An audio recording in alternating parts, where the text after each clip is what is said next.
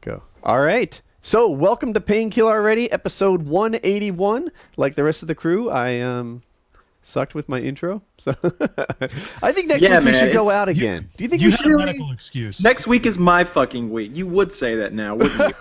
See here, like I intended to blast it out today. I was gonna sing to "Let It Go." I was gonna do a parody song, and I was in bed all day today with a migraine. I couldn't I have a better. keep a thought straight. Carry on. What if the three of us combined for a musical number, and maybe it was some sort of adaptation of that song that's like, "These are a few of my favorite things." I like the concept, but the timing is always off. That little delay that makes people think I interrupt really rudely. Well, we could record it beforehand. Oh, you know, we could yes. get in the sound studio, lay down some tracks. That's ambitious, but I like it. I like it. Even though none of us have a sound studio, and it would still Dude, you should somehow see. need to be recorded, synced, and then At played some on Woody's point, end and my end. I'm going to show you guys what I got going on audio-wise this show. With a little auto-tune, we'll all sound just fine, except for Woody, of course. I've stepped up my game audio-wise.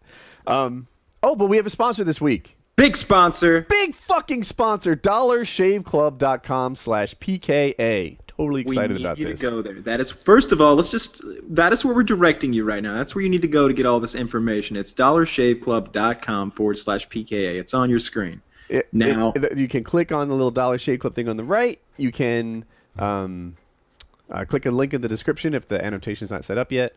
dollarshaveclub.com/PKA.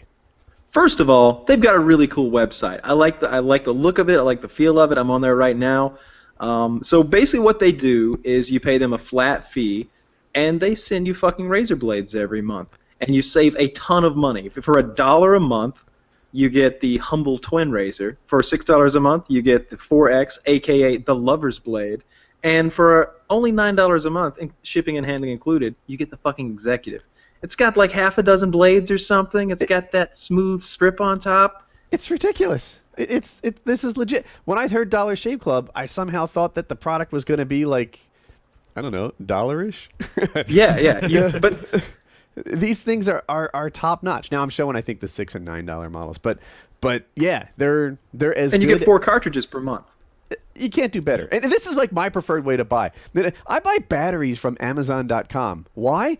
Because I don't do shit. Around the corner they sell batteries at the gas station or whatever, but I'm not doing that. I buy them on Amazon because it'll actually get done, and then someone will bring them to my door. Dollar Shave Club, same model. The shit will come, and you'll be all set. Now I'm gonna be honest. I don't think I've shaved my face with a razor in like a year and a half, 2 years or something. It's not my style. I usually use a trimmer, but when I'm shaving some other areas of my body, I think you want to go with the Lover's Blade because you want 4 blades. you want the smooth shave of 4 blades, and it's got the strip on top. I think that's the one to go with. Those are the only reason. That's the only reason I have razor blades. I think that's why they call it the Lover's Blade. I think so too. It even says at the bottom something about you will love this razor and your girlfriend can use it too. Mm-hmm. I think this is for your lady's vagina. So. Your vagina if you're a lady. Yeah, this is for your vagina, ladies. The Lover's Blade by dollarshaveclub.com. Not just only $6 a month, and you get 4 cartridges. Now, if your vagina is hairy enough to require 4 cartridges, we've got some other issues. All right. So we're gonna do this now. Vanna Yes. White has entered the room. So- We'll begin the show. Oh, Okay. is this Oh my how we're doing goodness. it? Where are we doing this? how Colin's like the porter. So we're using one of the razors from Dollar Shave Club, correct? What is this random thing? yeah, of course we are. I think we're gonna go with the top of the line. I'm only hoping. You don't want to use that vagina blade on your face? I kind of want to see the vagina. I want to see Woody's face vagina. The Lover's Blade. Yeah, that's me. All right.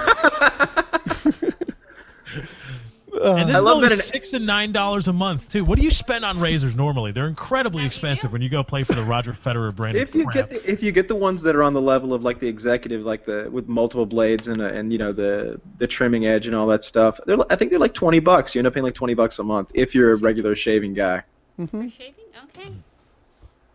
And most of us are. Now Jackie is now applying what is lovingly referred to as shave I'm butter. sure he's saying only wonderful things.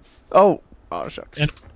And applying it wonderfully to Yeah, this reminds me, if you guys have seen The Office, of the scene where Michael Scott wanted to one-up Robert California's You want one of character these? that's played by Will Ferrell, and he has the receptionist shave him in the office. That's where we're going right now. All right. This is how we roll. Oh, and she's got the brush. And you see, it's being applied Power move. clear, and that's part of Dollar Shave Club's patented 6031-1 formula, which is formulated to be transparent and crafted for precision. See it better. You're shaving better, kids. We all got hair. You want to see it when you're So shaving. you're telling me that's the shaving cream, but it's clear so he can actually see the results. It's practical and cheap. I don't. DollarShaveClub.com. How much is it? /PKA. It's $8 for for what looks like a 6-ounce bottle of shave butter. All right. I like that. I'm interested in that. Maybe that would... Oh, that's a pretty big bottle. Okay. Yeah. It's legit. Non-irritating, safe for sensitive skin, fights razor bumps, helps prevent ingrown hairs, and Okay, I've never 100% done this satisfaction. Yeah, you want to... So ladies, you'll also want some Go of that. Go down with the grain. With the green. Save him. Oh, my goodness. Oh dear, here it is. I can't believe she asked that question.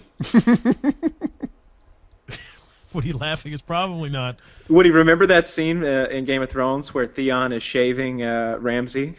Yeah. Don't laugh. Oh, that looks like a smooth shave. It does. It's coming off like butter, kids. That's why. Absolutely. It's dollarshaveclub.com/PKA. And we want you to buy this stuff. We all have these kits. We all got sent a kit, and I've already shaved my balls with mine. I'm going to be honest. And I want to say, not a nick, not one, and just completely smooth down there. Just really looking good. Wouldn't trust my nutsack with anything less. Exactly. Colin's And right after here. after she does this, Jackie is going to wipe Woody down with some one-wipe Charlies. That's a different portion of the show. Except for your butt. Don't And laugh. we're going to get to Deb. Woody, just think about her cutting your throat, and maybe that'll help you hold still. Oh, I can hear. It sounds like she's going a little bit against the grain there. Yeah, the neck grows in unpredictable directions. She'll It be does, all doesn't it? That sounds like a close shave to me. Look at the care she's applying. Right by the artery there. She's being very sure to get that area nice and clean shaven. I notice. Have you ever seen Sweeney Todd, Jackie? I have not. The demon barber of what is it? What street? Fleet Street. Fleet Street. Why are your eyes bugging out? right. You're doing great. because it's an hour and a half of Johnny Depp slicing throats with a razor. Insane. DollarShave.com, folks. /PKA. DollarShaveClub.com. DollarShaveClub.com. You've got to watch me. PKA. And you've got to watch their advertisements too. That's some of the best parts. Go to Right. DollarShaveClub.com/PKA and just watch their advertisements. That's it. That'll get you hooked. That's enough. You're like, this company is the best company for this kind of I stuff. feel like you need water for this. No, Yeah. this is working out great. I feel very comfortable. Yeah, Woody showed me that commercial, and I think my response was, I meant "That's to- one of the best commercials I've ever seen." I'm gonna link you the one from the One Wipe Charlie's that's entitled "Let's Talk About Number 2."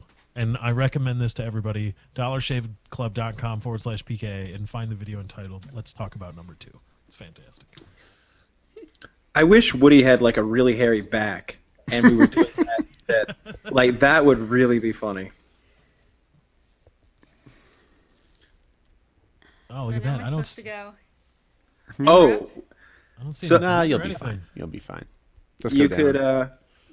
you could shave your armpits Wait a minute. Don't move!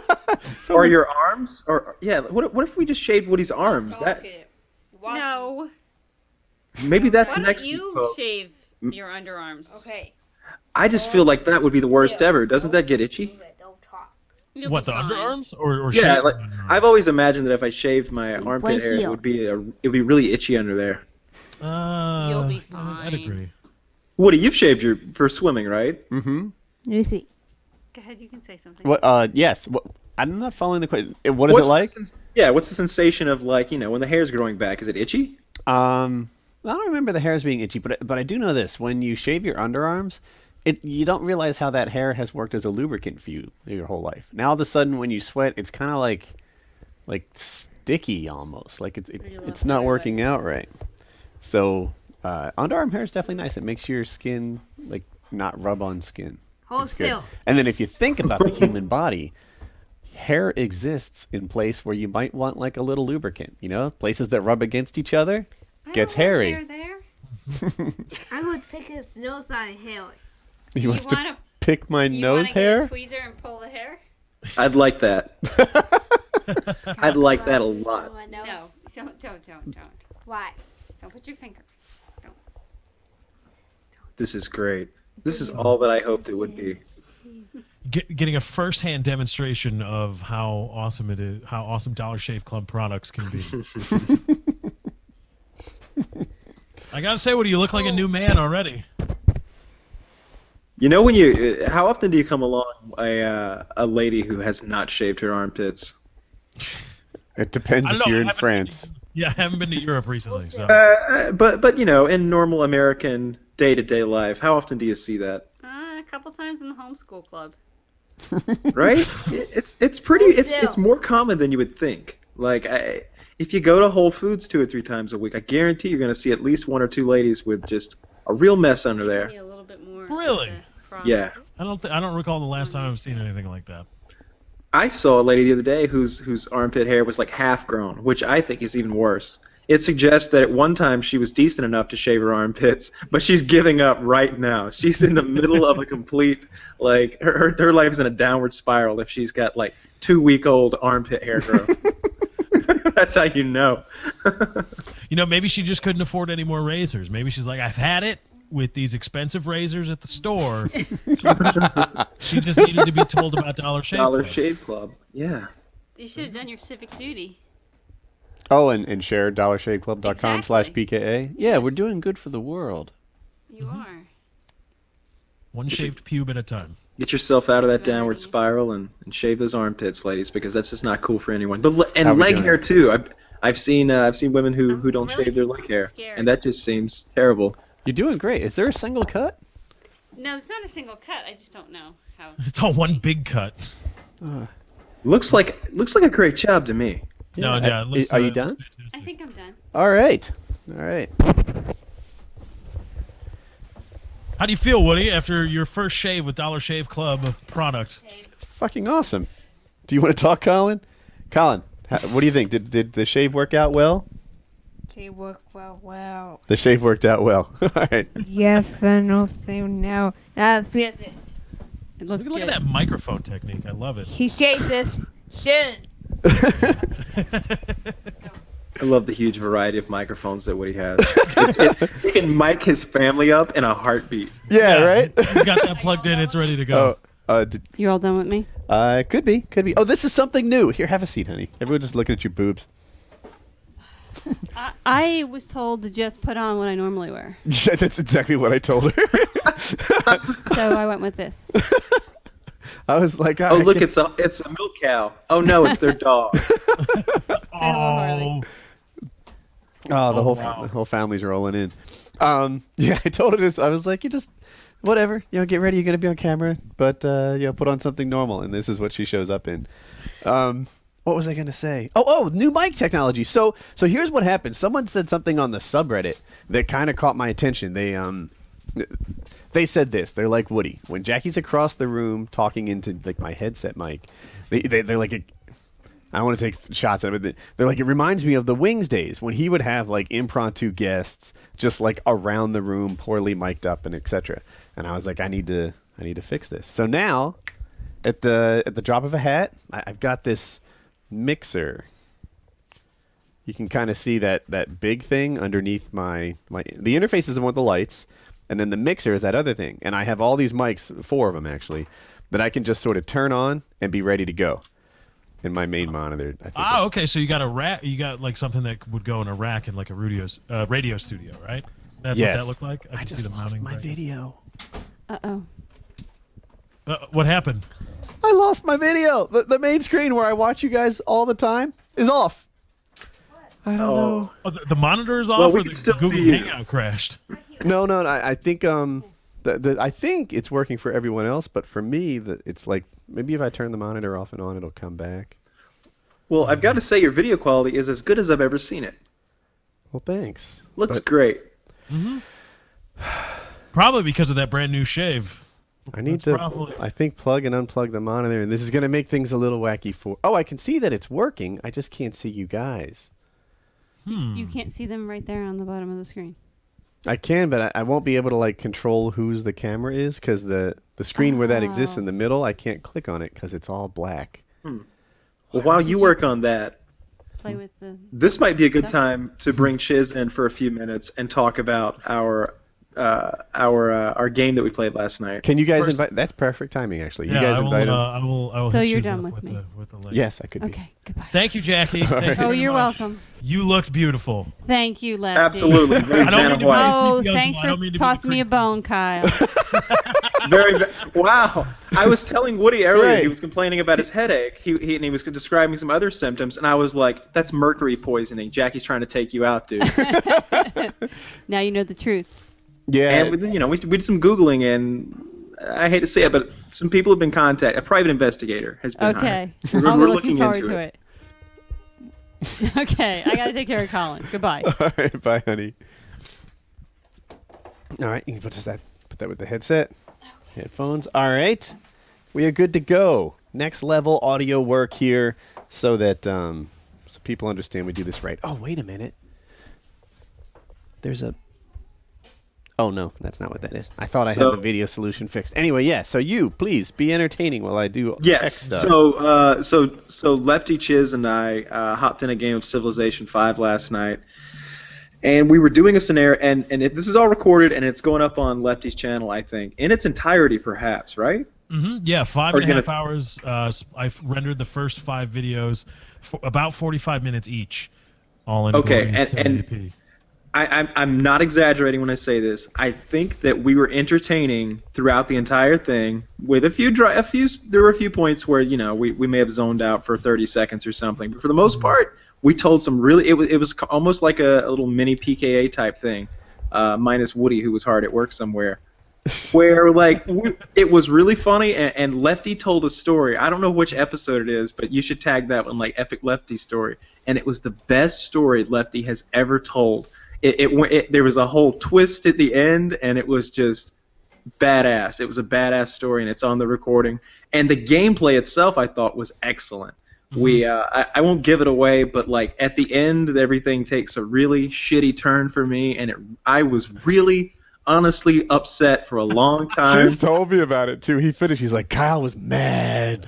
Apparently, Dude, I was so mad. It felt like I was doing everything right, and I still just kept getting shat on throughout the game. I didn't do everything right. I made some serious miscalculations, but I was on a good trajectory, and it was. Dude, I'm actually excited about these. cocksuckers. I'm actually excited about these razors. I almost said stupid razors, but like my life doesn't revolve around shaving. But I'm here like this is cool. Like I have awesome razors now. Like I'm gonna switch. And it's not just shaving stuff too, because Woody, you talked about the wet wipes thing. That's been something you've talked about for a long time as a substitute for toilet paper. Well, Dollar Shave Club has taken it to the next level with One Wipe Charlie's. These are things specifically designed to wipe your butt. Yeah, a man's butt. These aren't for cleaning up some small child, some baby poop. This is for a man-sized dump. One wipe Charlie's. Yeah, I haven't actually tried these yet, but I will give you my report soon. But Please live update us via Twitter about this like first test for the One Wipe Charlie's. actually, dude, this is they're good. Like Nice. it's almost like Get Jackie back in here. She's going to use that on you now. This is not like a paper towel. This is like a wash rag almost. Like Oh, really? yeah, like What's it smell like? like aftershave. And Ooh, I like that. all right, so this time I was able to rip it. I did it off camera, but like Oh, I wow. wonder So if it's like a rag. it sounds like looks cloth. Oh, what? Okay. Do you hear that? This is not like some bullshit. Some sort of woven fiber. This is next level butt wiping technology. All right, so Do you have to go right now? Could you go quickly and give us a report? Where we can... I don't think that's necessary. You don't think so? All right. I'd rather not. Anyway, dollarshaveclub.com/PKA. Don't forget the /PKA because we want our sponsors to love us. Yes, that's how they know that we're doing a good job in telling people about their product, and maybe they'll want to work with us in the future. Yes. If you went to dollarshaveclub.com and typed it in, but you didn't do the PKA, go back so they know. Absolutely. Sent you. Tell your friends about it. Get them involved. All right. So Chiz is here. So Hi. Chiz, we played Civilization for 5 or 6 hours last night. Indeed, we And did. I was absolutely gutted at the end of it, and I still don't feel much better. Why are you so upset right now and last night? Lefty, did you have a blast? I had a great time. I absolutely had a great time. Chiz, is your microphone a little low? I was just going to type it to him like privately. You could be louder, Chiz. I called him out. I'm sorry, Chiz. Is that any better? Oh, you God, motherfucker. that's terrible. It's the Google Hangout gain thing. That's what it's doing. That's No, I moved my gain. So while he works on that, basically the reason that I didn't enjoy it is because the first 4.5 hours of recording are me kicking fucking ass in every aspect of the game. I'm killing it. Have you Like, won a game yet? I've won a couple. Multiplayer game? He was on track to this one. No. Oh, on Here's track the- to. here's Aren't you the thing. adorable? Look, it's not like Call of Duty where you're like, have you won a game yet? It's like, well, yeah, I won 90% of like the time I've played. But then there was this 10% at the end where like they just decided to gang up on me, and their 2 inferior civilizations just crushed mine because of the the rule set we were playing. Because of the rule set we were Because of playing. the What rules. about the rule set? What about the rule set impacting? I think your- that since I had the Iroquois, which is a shit civilization, my special unit is the Mohawk. I can build a longhouse or something like that to build mounted units. It's a bullshit civ. It's bottom tier at best. You had Alexander the Great, arguably the 3rd best civilization in the game, and he's got South Korea over there. He's up in Seoul making like 50% extra science or something. He's got like 2 or 3 science bonuses. And I'm just in a shit spot too because we had this one city challenge where you can't expand to multiple cities. So you were kind of stuck with whatever resources were surrounding, your first city. You had to get everything else from trade routes, which Lefty dominated with Alexander the Great. And still, just by manipulating my build structure and my techs, I passed them both, and I was like 30% ahead of both of them. And then they just both built a And then you road. lost. Yeah, I lost. Yeah, you lost. So it Yeah. really doesn't matter what happened in the first half of the game. All that comes down to is the resolution. I don't care if you're ahead in the NBA by 60 points. If we go to overtime, baby, and I win by 3, that's still a win. I will say this: from the time they invaded my territory until the time when I actually lost and the game was like game over, was an hour and 45 minutes.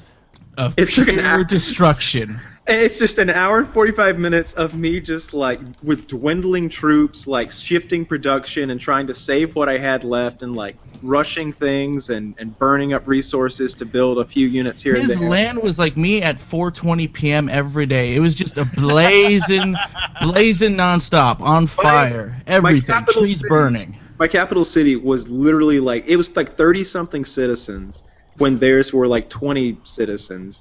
It was enormous. It was this enormous octagon of like upgrades and reinforcements and all of those buildings that the great people build, and they just torched every single improvement on every single square until like it was nothing but smoke. So I'm laying it down right now. Every fucking game henceforth, I'm fucking bringing the pain from beginning to end. I don't care if I win or lose. I'm gonna pick one of you, and you're having a shitty game. Your pain to I'm gonna him make must sure. be. Is that tickling me with feathers? Because your pain hasn't been brought through 6 games or something. I don't know. What is this pain No. you talk about? Oh, You- hail the these king. threats are all false. So who actually won the game? Oh, Me and after Lefty they- did. Yeah, after they beat me, they were like, "We don't need to continue this, do we?" And they just fucking quit. Win. We both raised the trophy. We They both called hosted the themselves cup. co-winners. It's like the because they Stanley defeated Cup. We Kyle. share it. Yeah, we Imagine if how that the happened Stanley in Cup Call of works. Duty. Imagine if me, Woody, and and somebody were having like a 3-person free for all in Call of Duty. They killed me, and they were like, "We're good here, right? We got rid of God." I mean, that's that. So don't tell me that I'm not good, because I win 90% of the time. But there's always some bullshit that turns. Wait. Did you fail math when going through high school? Because What I 90 mean is that 90% of the time in the game I'm ahead, Except for the and end. then things go really poorly at the end in ways that I could not foresee. You're also ahead in the score that we have no idea what it means or how yes. it's arbitrary score. There was a time when they were occupying my territory heavily and like burning everything in sight, and I only had like 4 units left, and they were all low on health. And I'm still ahead in the score, and I'm like, I wish there was just a time limit that would run out right now, and they just name me Emperor of the fucking world.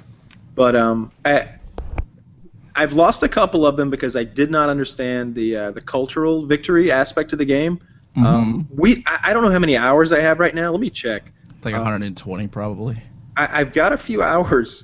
Let's see. I'm a Steam noob. I just want to go to this and. Earlier today, we were like, what time we were going to record, and there was some, we were going to wait a while, and Kyle was just like, no worries, I'm going to go run some Civ 5 strats for He's a been little on it all day.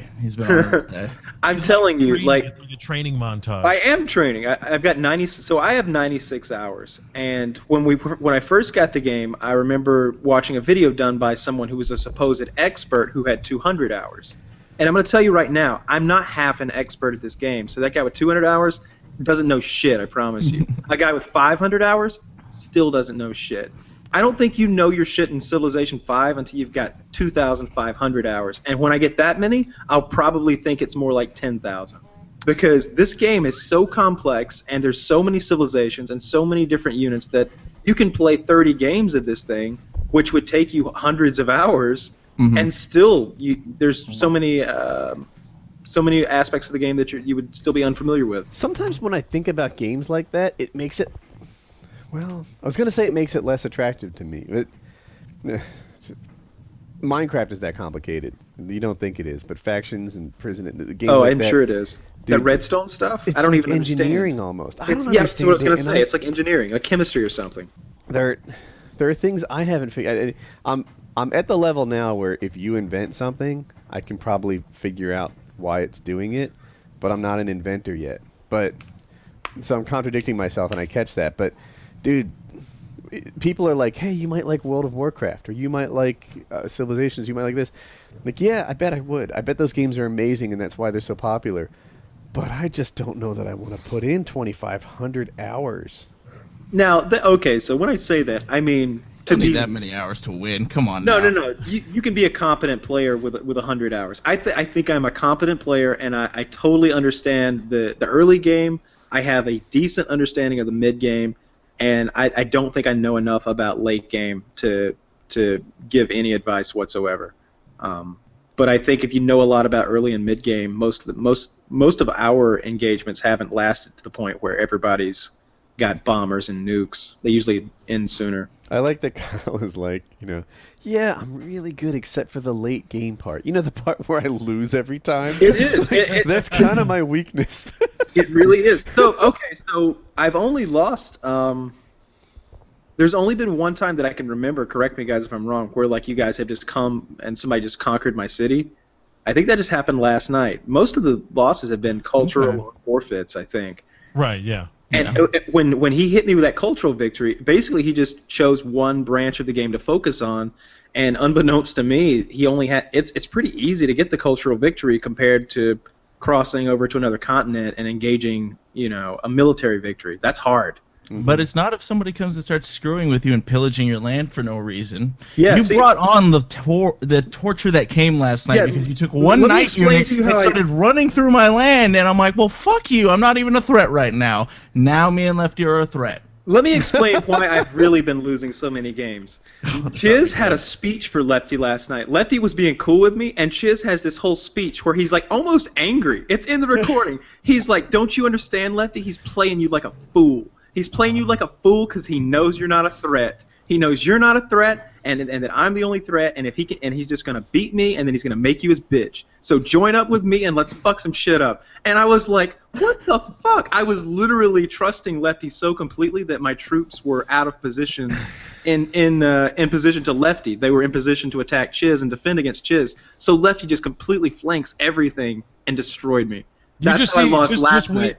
Just hang wait on. until you see the video. Just wait until you see the videos and see what I was doing when. I was amassing troops, waiting for that flank. I saw that flank. I had a road built. I was going to flank you before you were born. You had no idea what was coming. So you see it right there. Like it's every. Now the game before that, the one where I lost the cultural victory, I was way ahead in that game as well in technology and money and like military units. I had a ton of really powerful military units, and I had left my my left side once again weak to Lefty, and I had crossed the ocean to battle Chiz. And we were fighting like tooth and nail, and once again, I didn't know much about late game units. I didn't realize that tanks are shit against cities, so I sent like 5 tanks. I was like, 5 tanks can take a city, right? Especially with 2 or 3 infantry and a couple machine guns. Nope. And I got over there and I burned all his shit, and I slowed him way down, and they could have remained there. They could have backed out, healed, and then come back to pillage more, but Lefty attacks me from the east, and I have to bring all those troops back across the ocean just to keep my lands from burning. And while I was, at that point, it was like I might as well make peace. There's no point in, because it was just every game I've lost. It's because both of these guys are like, let's get Kyle. Well, no, in that cultural victory, I'm fairly confident. Even if you stayed and if Lefty did nothing, not even, attacked you or me, I still would have won cultural because you had because you had tank and rocket artillery. Here's why. Go on. Even with when Lefty attacked, I had to completely switch everything off of science and off of money and culture. Mm-hmm. I had stopped building units after that first wave hit you. The second wave that hit you were the ones that I brought off my border with Lefty because I trusted him for some reason. So I wasn't building any more units. I was focused on science, and I was warping ahead. I would have been able to nuke your city before you hit the cultural victory. Here's why I'm going with what Chiz says. He actually wins. I'm so happy with that game, and this is why I don't Lefty think. And Chiz have many victories. Even if you had nuked, even if Lefty joined and attacked me from the east, and both of you attacked me, I don't think you would have gotten it, even if you pillaged all my land, because I had enough money to keep throwing units there, and you would have just had to keep attacking the units. And I called it. I was like 31 turns. In a one-on-one battle, when I'm not focused on him, I'm moving advanced spies into your territory. I'm taking your allies away from you. I'm cutting off your resources. I think I could have choked you down, nuked you, and surpassed you in science. When everything got locked down, I just had built the first piece of the Apollo program. I had 5 more to go. I was doing 170 production. I was going to win. Beat it. No.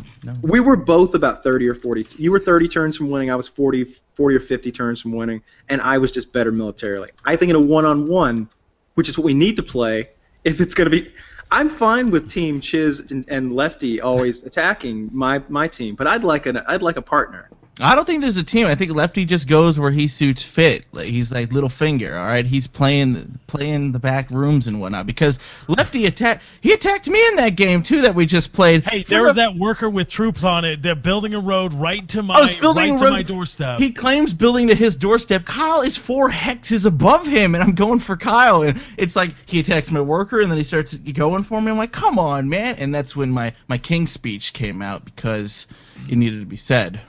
Yeah, but there were knights amassed on my eastern front ready, because for the longest time I was stacking knights getting ready to go because I wanted to go. I knew Kyle was building a ton of science, and he was way ahead of both of us. Yeah, his culture was like 350. He was that's always my strategy is to warp ahead in culture and tech and stuff like that. And I don't want to, because I feel like if you build a lot of those old ass units, they're going to become worthless pretty soon. Although with the upgrade system in this game, they don't. And that's one of the things I'm adapting to, is that it's okay to build musketmen because they'll eventually upgrade to infantry. But the problem is I never build an early army, and I don't continue growing the army because it costs so much fucking money. I had a thing. I wanted to talk about PKA plays a little bit this week. So In my dreams, it's something that happens every week. Like, it's roughly as reliable as Painkiller already, right? Do we ever miss? Yeah, sometimes. Sometimes we can't do a show. But by and large, this is a thing that actually happens. This week, Kyle, were you out of town helping your associate? I went camping. Okay. What was it related to YouTube at all or no? No, I just went camping. You just went camping. Okay. I for some reason I thought it was tied into you helping your associate. Yeah. So and that was like Monday through Thursday or something like that. I was gone Tuesday and Wednesday. Is that it? Yeah. Yeah. Oh. Back late Thursday, but you had the WoodyCraft launch. Yeah. So WoodyCraft, we launched our prison server, which is flipping amazing. And that for me is probably one of the biggest days for WoodyCraft since like our first launch. Like we normally put up a game mode in like 3 to 6 weeks. I think is that a good estimate, Chiz? Yeah. And this one's been 6 months. Like we've never done anything this ambitious before. And so that was Thursday that went live. It went live for premium ranks on Thursday. We tend to go thing. If you're watching this on Saturday, it's live for everyone, even if you've never bought anything at WoodyCraft. It's free for you. So anyway, so yeah, it was a really big day for me, and whatever. I want it to happen every week, but I'm also steadfastly like not trying to be the guy that schedules it. So yeah, I really want to do the Civilization PKA plays. The trouble is, of course, keeping it. We did the simultaneous turns thing. That's a big update. And when Lefty put this video up, that is a huge difference, Woody. Like, all of the waiting is gone. We set a turn timer for 2 minutes. That's the longest you'll ever wait. Between the time it's your turn and the time it's your turn again, the maximum is 2 minutes. So if you need like 10 minutes, then you just don't take full advantage of a turn. Yeah, exactly. It just cuts you off. And but that's rare. That never happens. Even in like lots of combat, that never even happened. But with the simultaneous turn taking, combat is a lot more skill based. So it's whoever can click faster attacks first. So there's some cool little like uber micro moments when I'm like I'm trying to do the best I can with like 1 or 2 units, and I'm surrounded by an army of guys. I was so gonna get that second great general. Kyle was like. He was giving birth personally to great generals in the late game. There were like 3 or 4 of them in a. There were 3. There was 3 citadels. It was just what the hell, and I was going for it, but he created the citadel before I could drag my mouse over and get him with a chariot or with a. Didn't really do any good though, right? The guy still lost. No, I didn't. I totally didn't. Yeah, you didn't lose? I feel like I placed second to Team Lefty and Chiz. Well, I guess yeah, because there's only 3 rankings and we got first. That's how the math does equate to.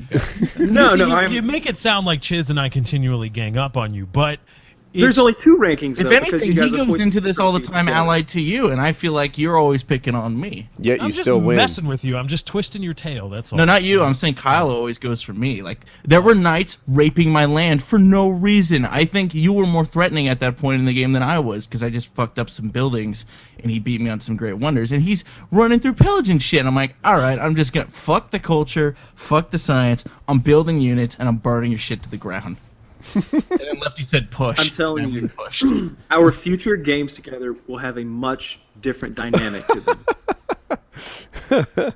I'm kind of enjoying this. So it's going to be on your channel this time, Chiz? Lefty.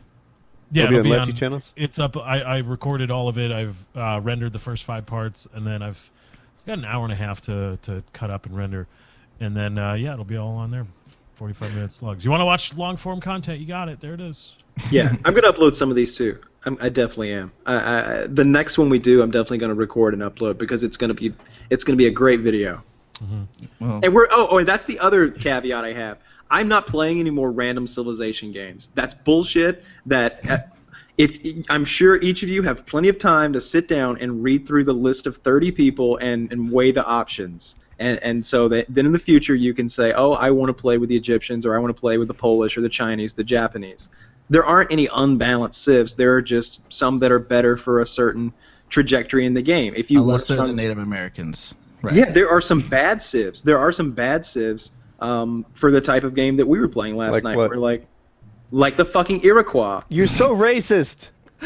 Yeah, fuck those fucking Iroquois motherfuckers, those redskin assholes. They got nothing.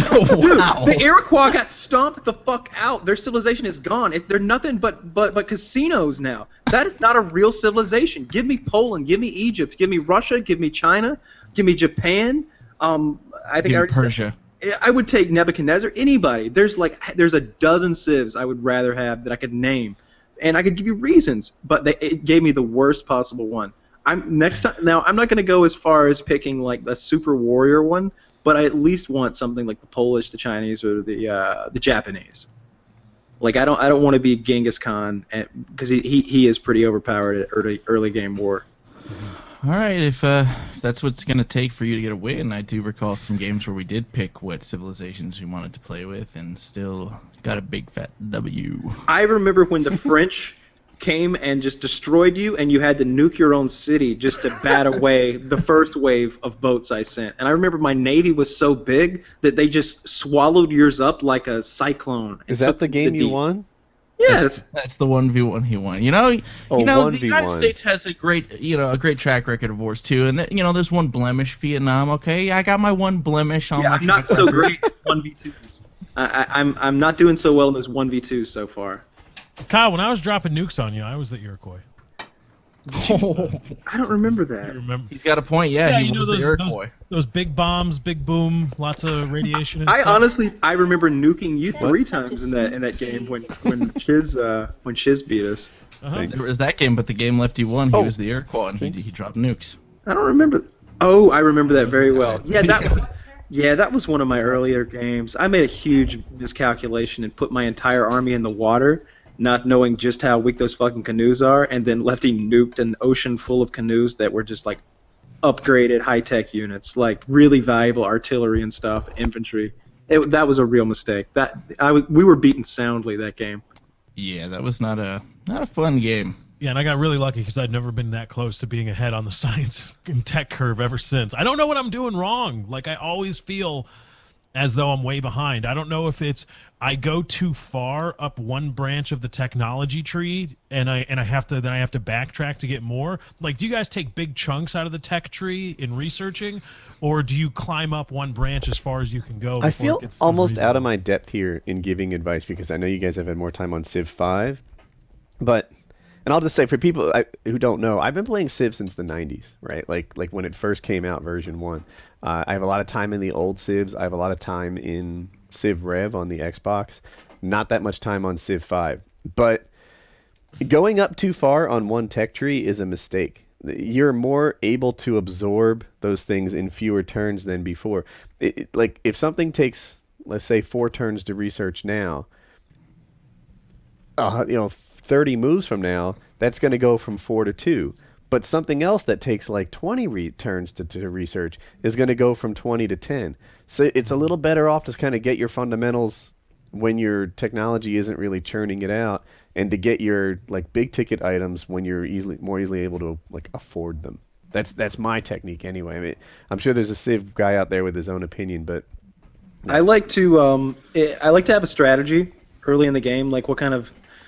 There's something that I'm moving towards before I start churning out units or before I start churning out a great wonder, and I have to make that decision like in the first 5 turns of the game. So if I really want to get ahead in tech, then I want to be able to build the great library, and I think I need writing for that.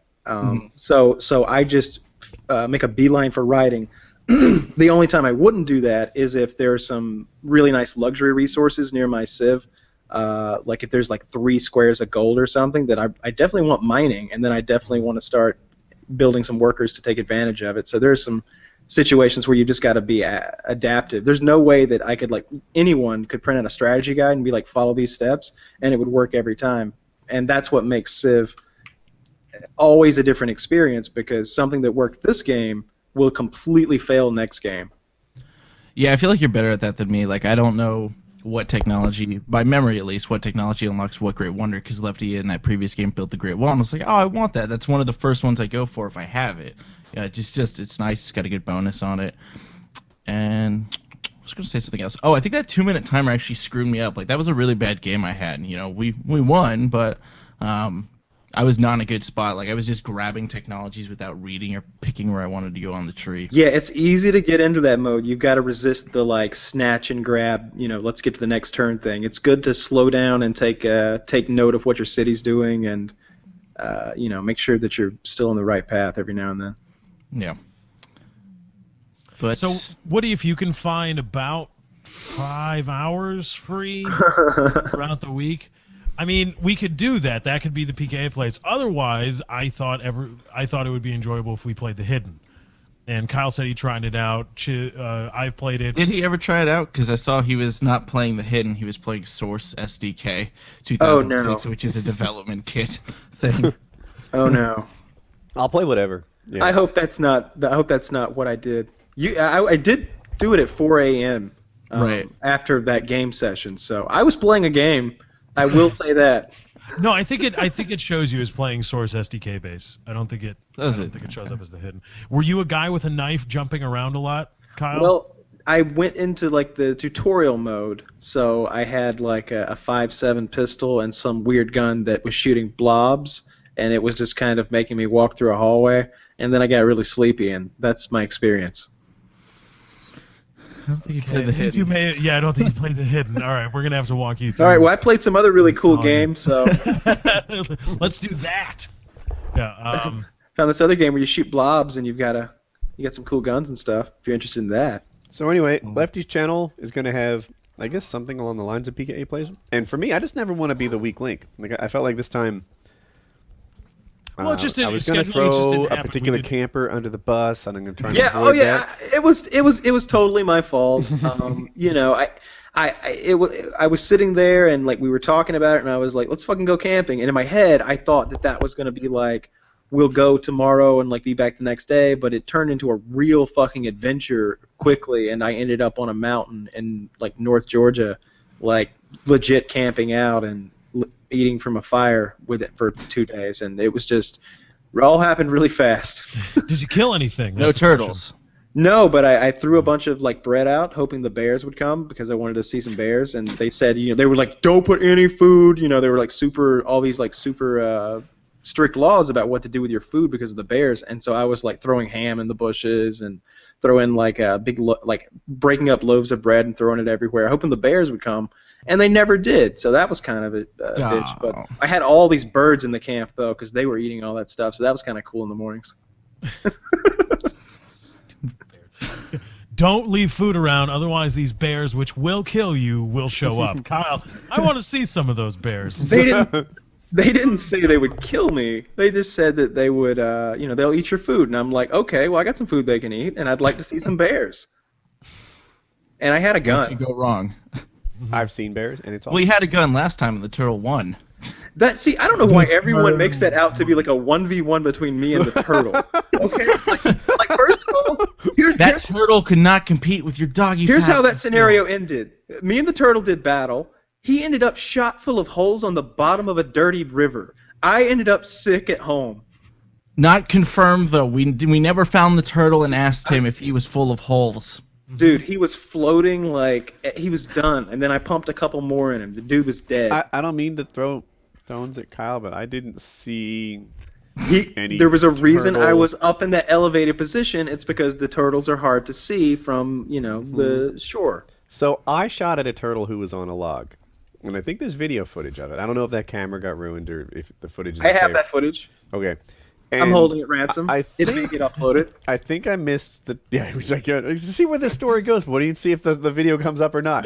But I was I don't think I hit the turtle. I don't think I hit it. Well, 22 doesn't necessarily knock anything off. But I shot towards the turtle, and then seconds later, the turtle either jumped into the water because it was wounded, or it jumped into the water because it didn't like the noise or something, right?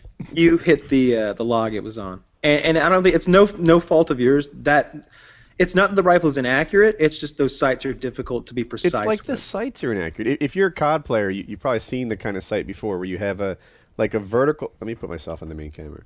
Where you have like a vertical thing and then a circle, and it's not. I'm not lining it up right, and it's just a little hard to have it perfect compared to like a U, where you know that the tip of the center thing goes directly between and even with the tip of the other thing, and then you've got it. This is like, oh yeah, somewhere in there. It'll hit a thing that's somewhere in your line of sight. I don't know if that's working right, but yeah, I much prefer the U kind because you know the 3 tops need to be in the right spot and it'll shoot straight. It's like a peep sight. What does that mean? A peep sight. That's the kind of sight it is. When you look through a hole in the back and you line up a point in the front, in the center of that hole, and then you put that on the target. That's a peep sight. Okay, so lining up a point to the center of a hole or a circle, to me, was a little hard to know you're doing it perfect compared to like line up these 3 prongs so that they're equally high, and you know it'll hit the thing that's in the top of the center prong. Like it's not my preferred sight, the peep sight, I guess. So anyway, and it was a fairly long shot. I don't know what to call it, like 25 yards ish. Yes, 20 yards, I would say. Okay. I'll get the video up at some point. I really will. Sure. And I'm pretty sure. I'm looking at the memory card that it's on right now. You're adorable. So, anyway, so I shot at the turtle. I may or may not have hit it, and then jumped in the water. Kyle, on the other hand, shot a turtle in the water. Right? This turtle is floating along the top. He shoots towards the turtle and says, "Hey, after I shot, the turtle was floating." That's not evidence of a kill. It was floating before you shot at it. And then the turtle's like, you know what? I ought to skedaddle. So then it's not floating anymore. This is an unconfirmed kill, my friend. Here's what happened. So the way these, and I could tell the people in the subreddit didn't understand this either. The turtles come to the top to kind of bask in the sun and take a breath. They don't stay up there long. Like they come up to the top for maybe 20 seconds, catch their breath, and they go back down to hunt for whatever they eat. And so if you shoot and miss, they immediately just duck down and they're gone. Like because there was a big it scares them. This one and that's what happened earlier when I missed a turtle when I shot the water and nothing happened. I was like I missed that one because he left. This turtle on the other hand, I squeezed the trigger, I made a good shot, and instead of maintaining his current position, which was kind of front higher than his back, so his head was above the water, but his tail was below. He just sort of floated flat in the water, and then I pumped a couple more in him, and he didn't retreat. And then I watched him for maybe 5 seconds, and he still just like floated there in a weird way, because he was dead. Unlike the other turtles who always just like get the fuck up out of there. So I was like, yeah, he's dead. He's totally dead, and he was, but he sank. He didn't swim away. He didn't escape. He's dead on the bottom of the river. Okay, so let's say it wasn't a 1v1 against the turtle. Let's say the turtle died. Let's say you lost the 1v1 to the river via dog paddling. Oh my Here's God. my question. So apparently I lost a 1v1 to a turtle. That's Kyle's side of the story. Now he wants to stream that shit. What kind of bullshit is that? He's threatening me. Don't think I won't stream. I As have long the as you don't footage blame here. it for the downfall of your YouTube channel, you're good. Don't worry about it. People subscribe. I shouldn't be picking on poor Wings. People subscribe to me for my shooting accuracy. That's what they like about me. If they know that I missed a turtle, I'm fucked. Sorry, Wings. Joking. I did not miss Damn. a turtle. And I will say this: I did miss a bird earlier in the day. I am blaming your sites mostly for missing it because I'm a decent shot. And this bird was just it was so tiny though. If I'd hit it, I would have felt bad, and I would have been embarrassed to like prepare it, to pluck the feathers and like pull its breast out or whatever, because it was literally like if I could hold it in my fist and you wouldn't know I had a bird. Like that's how tiny this poor little thing was. But I was so fucking hungry, and I just had jogged like half a mile trying to kill that damn stork bird, which was almost certainly some sort of like federally protected like. Kyle really is a good shot. So here I'll line it up, and I'll talk about me first. With the long gun and a scope, I think that I'm better than most. I'm not like special or anything, but I'm better than most. With a pistol, I think I'm normal, amongst people who know how to handle a pistol. And with a shotgun, for some reason, I'm well below average. I don't know what it is, but You're not. So the reason you're below average with a shotgun is you've never had any like training with that. Like you're just picking it up and trying to use it with your rifle and pistol skills, and it's a different It's a different thing. It's more feely, touchy, and Kyle was trying to show me Kyle can do lots of things. Like he can just throw things in the air, hit it with a shotgun all the time. He had when we went to your father's house, you had like a launcher of some sort, so he was able to hit skeet from a distance. Or he can do things like he'll pump a round, hit it with the butt of the gun, and then that'll make it like fly in the air, and he shoots it. And then pumps the next round that's just spent, hit that one and shoot it and continue that kind of like trick shot. He shoots the bullets shells as they get ejected from the side of the shotgun by like giving them a little elevation with the butt and re-aims it. I am not even close to that. If I just toss it up and try to shoot it, I miss more than you'd think. Like even a bad shot would hit it. There must be something mechanically wrong with me. But anyway, not that. I promise you, in an afternoon of like me and you on a skeet range, you would be a competent shotgun shooter. We should do that. We should go shoot sporting clays. I'd be down. I'd totally be down. But anyway, it as me of right now, I think I'm below average with a shotgun, at least average with a pistol, and above average with a rifle. Kyle is well above average in every discipline. I'm best with a shotgun, to be honest. Yeah, I'll agree with that. With a shotgun, look, if you go to a shotgun range and there's 30 people there, Kyle very well may be the best one. He'll just walk in and be better than all. With a pistol, I'm just average. I never had much practice with a pistol or use for one. It's kind of like it's like that Quigley Down Under thing when Did you win? You won that. All right, so we go to this like training facility, right? And there's all these cops there. There's like ex-military guys, and they do a shooting competition. And I talked about this once before. I did super well, and I show up. I look like I'm ready to go golfing. I have like the plaid Woody's Gamer shorts. Like I don't know if I'm wearing flip-flops or something. Everyone else is dressed like they're in the fucking Delta Force.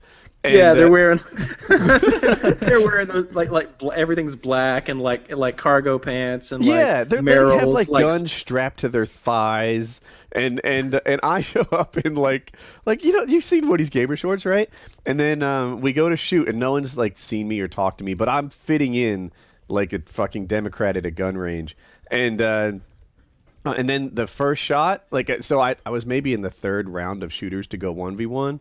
And it was so, like, everyone's struggling and this and that. And I asked him, we're shooting, like, steel dinner plate-sized targets from maybe 15 yards. Like, it's not, and I'm confident. I'm like, so where in the dinner plate should I hit it? Do you want me to hit, like, the top section, the bottom section? Like, what makes it fall over better? And they're like, dude, just try to hit it at all. Aim for the middle. And I'm like, all right. And I go up against this guy.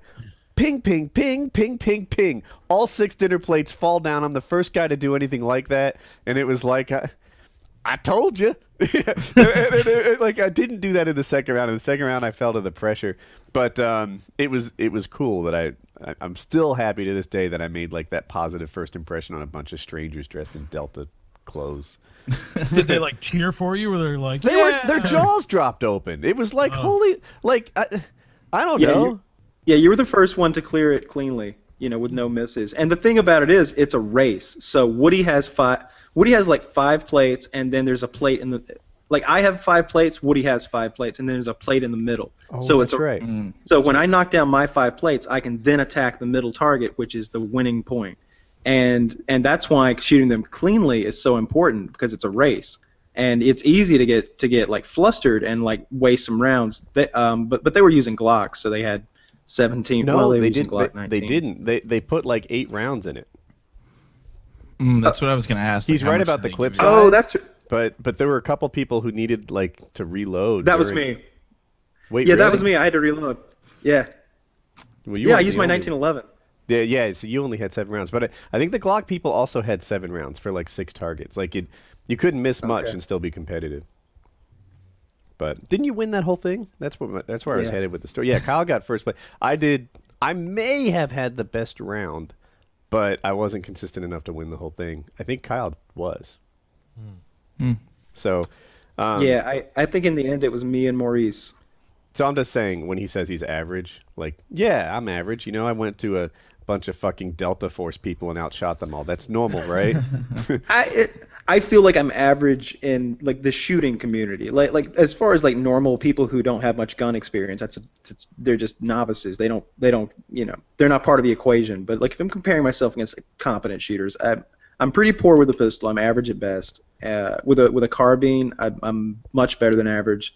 Long range rifle, I'm much better than average, and shotgun, I'm excellent. I think if I was to do it again and do it like during hunting season, we almost brought that gun for self-protection, and it was nice, in case we got attacked by a turtle.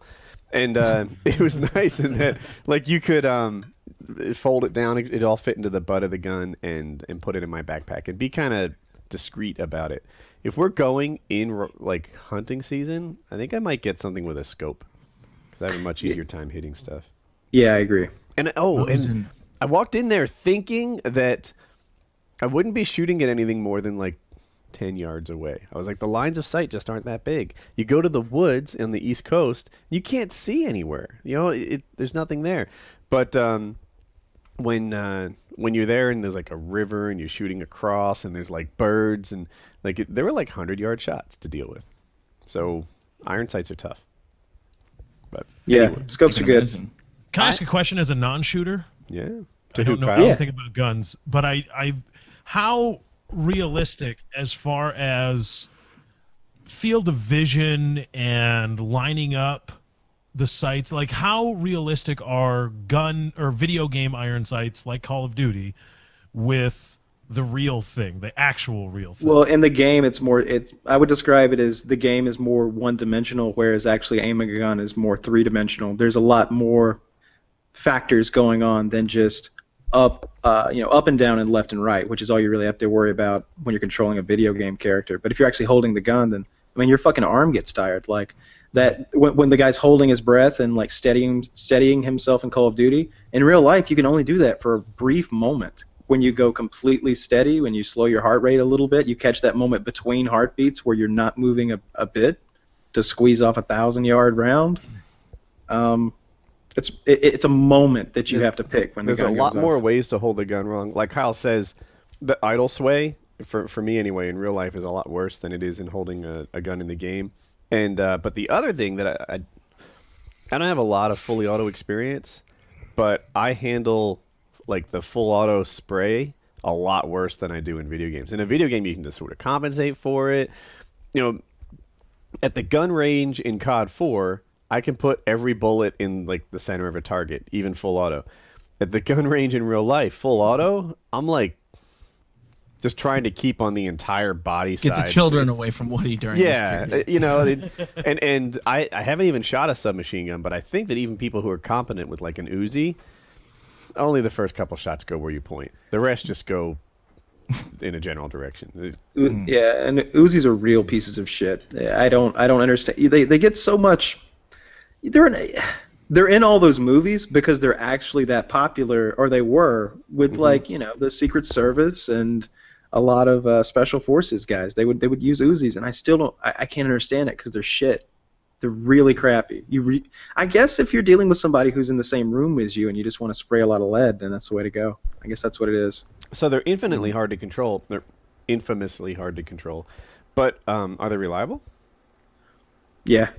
No. Well, that's another thing you look for. And they take pistol rounds, don't they? Yeah. Oh. All the SMGs do, right? Am I crazy? Yeah. I thought that was one of the defining characteristics. Pretty much, yeah. Do we need a topic? We probably do. Kyle, update on the Landlord situation. Someone, we're going to do something. My fear is that he may have filed bankruptcy. That doesn't get you out of breaking the law. Breaking the law. And Lefty was saying that we had to, or someone I was talking to was saying we had to petition. What was it, Lefty? Garnish his wages. Like the district attorney or something. We had to take it to someone like that. This sounds like attorney Lefty talk. I don't know. I know it was a while ago. What was the last you had heard? I'm not sure. Were you trying to press charges or get your money back? Either way, I would like to press charges in order to get my money back. So you want your money back and you want to make him pay. Yes, that. Yeah. I think you should probably just sit still for a couple of weeks because WoodyCraft's a little bit in front of you on this one now. We've taken the lead. I love that. I can't wait for that to come to fruition. It's already started. The attorney's letters have like arrived at people's houses. Ooh, I love that. That's when it gets real. Yeah, it's real. It's fucking real. And it's the internet is real. People got. I know. I'm just gonna catch people up for anyone who doesn't know this story. What happens is people at WoodyCraft sometimes they play the game. They're there for months. They make lots of little purchases. Now, there's no concept of donation at WoodyCraft. You buy things. You add it to your shopping cart. You check out, and then when you check out, you like go to PayPal. You sign in. You confirm it. There's 2 confirmation screens, like 20 clicks. You don't enter your own prices. You add it to your cart, just like Amazon. You can't accidentally overpay for something. They say this is $9.99, and you add it to your cart. So just to get that right, and then they use this stuff and they play for months and months and months, and then they're ready for a change, right? Maybe they're just done with Minecraft. Maybe they go to a different server. That's unlikely. We're the best on the fucking planet, and then some. But it's a lot like listening to a song, playing it for a long, long time, and then being like, all right, something new, and then pretending that it wasn't you all along. And then you say, like, all right, that was identity theft. It's not really me. I didn't do this, etc. And I feel like WoodyCraft had developed a reputation of being easy to steal from. And that's what we had to correct. That's why I mentioned it on Painkiller already the first time. Like, hey, you need to know that if you do this in my house, then, you're not just going to get away with it. We're going to bring in an attorney. We're going to garnish your wages. I don't know what your punishment is going to be. I mentioned that guy Cosmos. He did credit card fraud, and they took away his computer until he was 21. He's 16. If that's what happens to you, that's what happens to you. That's on you. I don't decide your punishment, but I do get to decide whether or not I roll over and let you steal from me, and that's not how I go. So, and they're like, Woody didn't even consider ages. I do. If a kid was like 8 and they did this, then I might understand it. I've had kids that were 8 before. But when a kid's like 15, you know exactly how commerce works. And, to buy all these things and then pretend it was identity theft, it's just theft. So, the letters have gone out, and a couple people are like making offers or trying to get out of punishment by paying us back, and we may or may not negotiate with those guys. Oh, so you've gotten counter offers. That's cool. Oh, yeah. You've gotten somebody's like, oh, shit. Of course. Yeah, because they're oh shit letters, dude. Like next come like when they service you, they like pretend to be pregnant, and then they servicing is different. It's much better when they serve you, and there's no denying that you got. That's step 2 to the people that aren't paying up. And and back on topic. Our attorney lives like down the street from our first. I guess I'll call him. I guess I'm his victim, but that's changing. He's going to be my victim. So my attorney lives on the same block as the DA for one of my ex-customers, and so we're actually getting some expertise on how to go after people criminally that have stolen from you, and I will share what I learn. That's awesome. Yeah, that's awesome. Mm-hmm. So, but that's the way it's got to be. You can't steal, man. There are ramifications for that. And just to reinforce this, dude, it's buying stuff at WoodyCraft isn't as simple as I'd like it to be. There's no one-click mistakes here. It's like 20 clicks and you log in twice. And these people are absolutely doing it on purpose. Then they use it for months. They right. You don't screw up this 20 times over the course of 6 months. I accidentally bought these for 4 months in a row. And the credit card bills are paid, aren't they? Yeah, the credit card Mm-hmm. bills are paid, and they enjoy the product for months. Like the case of Jumpman, which is the famous one. That guy played on WoodyCraft all the time. He would constantly make it rain. Yeah, there's no accident here. He went on our forums and said that he would pay it back. I'm sorry, it was my mistake, and then didn't. He's playing some sort of PR thing, and by the way, I don't know. He's widely not liked. People that know him don't like him. So anyway, yeah, these guys very intentionally bought. In Jumpman case, I think 50, 100, 200 purchases, like lots of individual things. it was no mistake. And you know, you think I'm your victim? We're gonna change that up. You know, it's not a mistake. DollarShaveClub.com, and go in there right now. DollarShaveClub.com/PKA. Check it out. There it is. So And buy some razors. I want some feedback from you guys. And if you guys want to make some videos of yourselves shaving with some Dollar Shave Club razors, we could probably feature those and talk about those on a future show. I like Put that. them on I the tell you what, subreddit. if you pimp DollarShaveClub.com/PKA, I'll like your video and notify my subscribers about your channel. Ooh. But Assuming if you that it. cut yourself, he's I not gonna- might jump in on that. I can't say. for Yeah, sure. I feel like I overcommitted there. I don't know how many I'm going to Yeah, get right, like- bombarded with, but But you've got to make you got to be getting shaved with a Dollar Shave Club razor and talking it up. yeah. Make a sincere effort to make a cool video, like that guy that did the. Remember the guy who made the video about Wings' death and how tragic like he felt, and he tried to kill himself by jumping like 3 feet into water and stuff. Yeah, if you do something on that level, I will absolutely tell people about your video. Or the Chief Running Mouth PK survival trip. Yeah. That guy was really good. So do a good job with it, and we'll hook you up. The one wife Charlie stuff is for a different website, not for YouTube. I don't want to see that. That's between you and your toilet. That's good.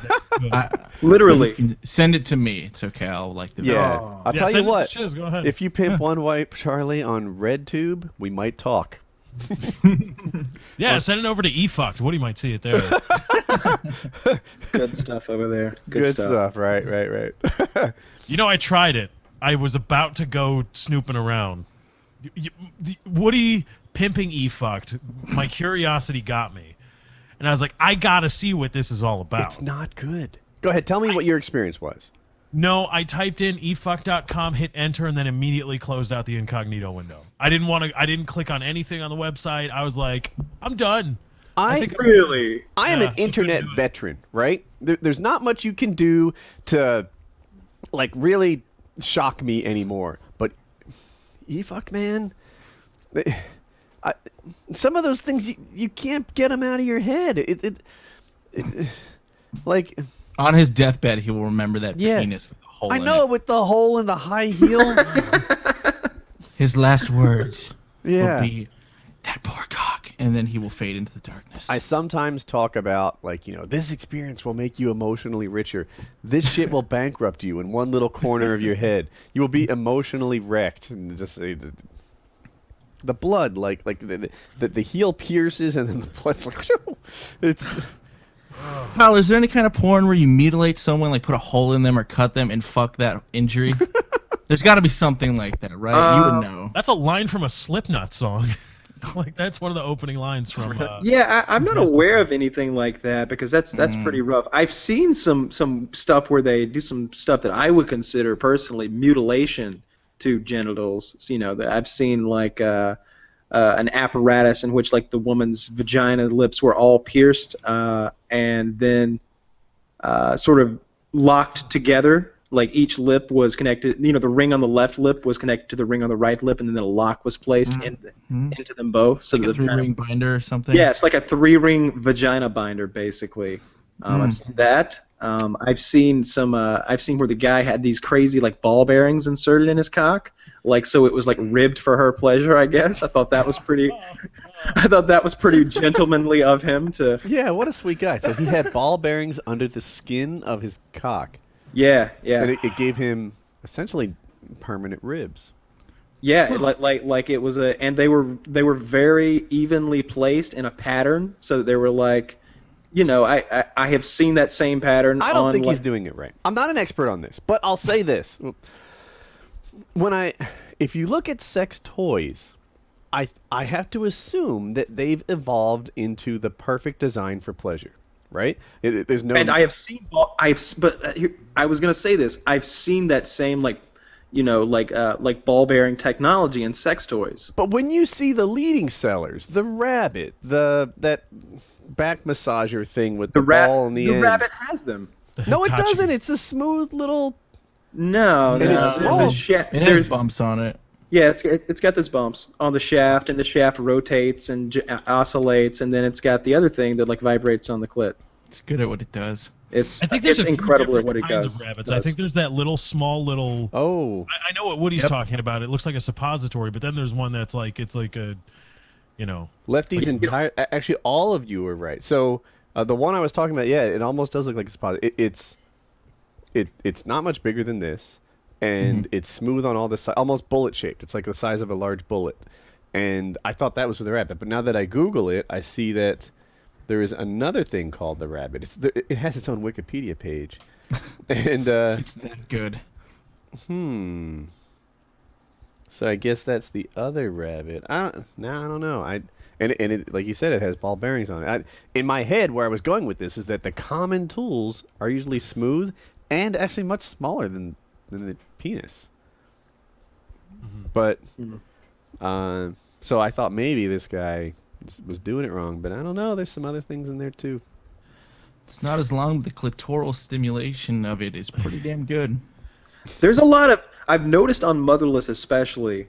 Motherless used to be some stuff that I thought was funny, like there'd be like people getting fucked by horses and stuff, or like some guy would get caught with his pants down trying to fuck a goat, and then the goat would like beat him up, which is hilarious.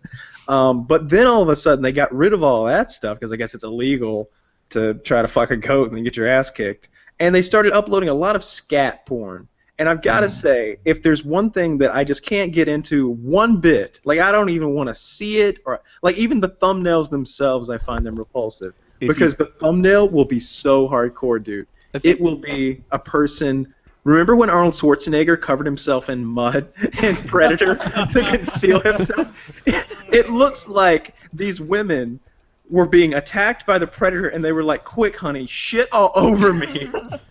So I can conceal myself from the Predator. Scat porn is poop porn. People who get a kick out of pooping on each other, going Predator and smearing it. Poop's not a turn on for me. Not a bit. A lot of the populace would agree with that statement. That's just kind of like, I wonder what's in your mind, not necessarily wrong, but what in your mind makes that like, yeah. What about it? I love that Lefty refuses to judge the scat porn.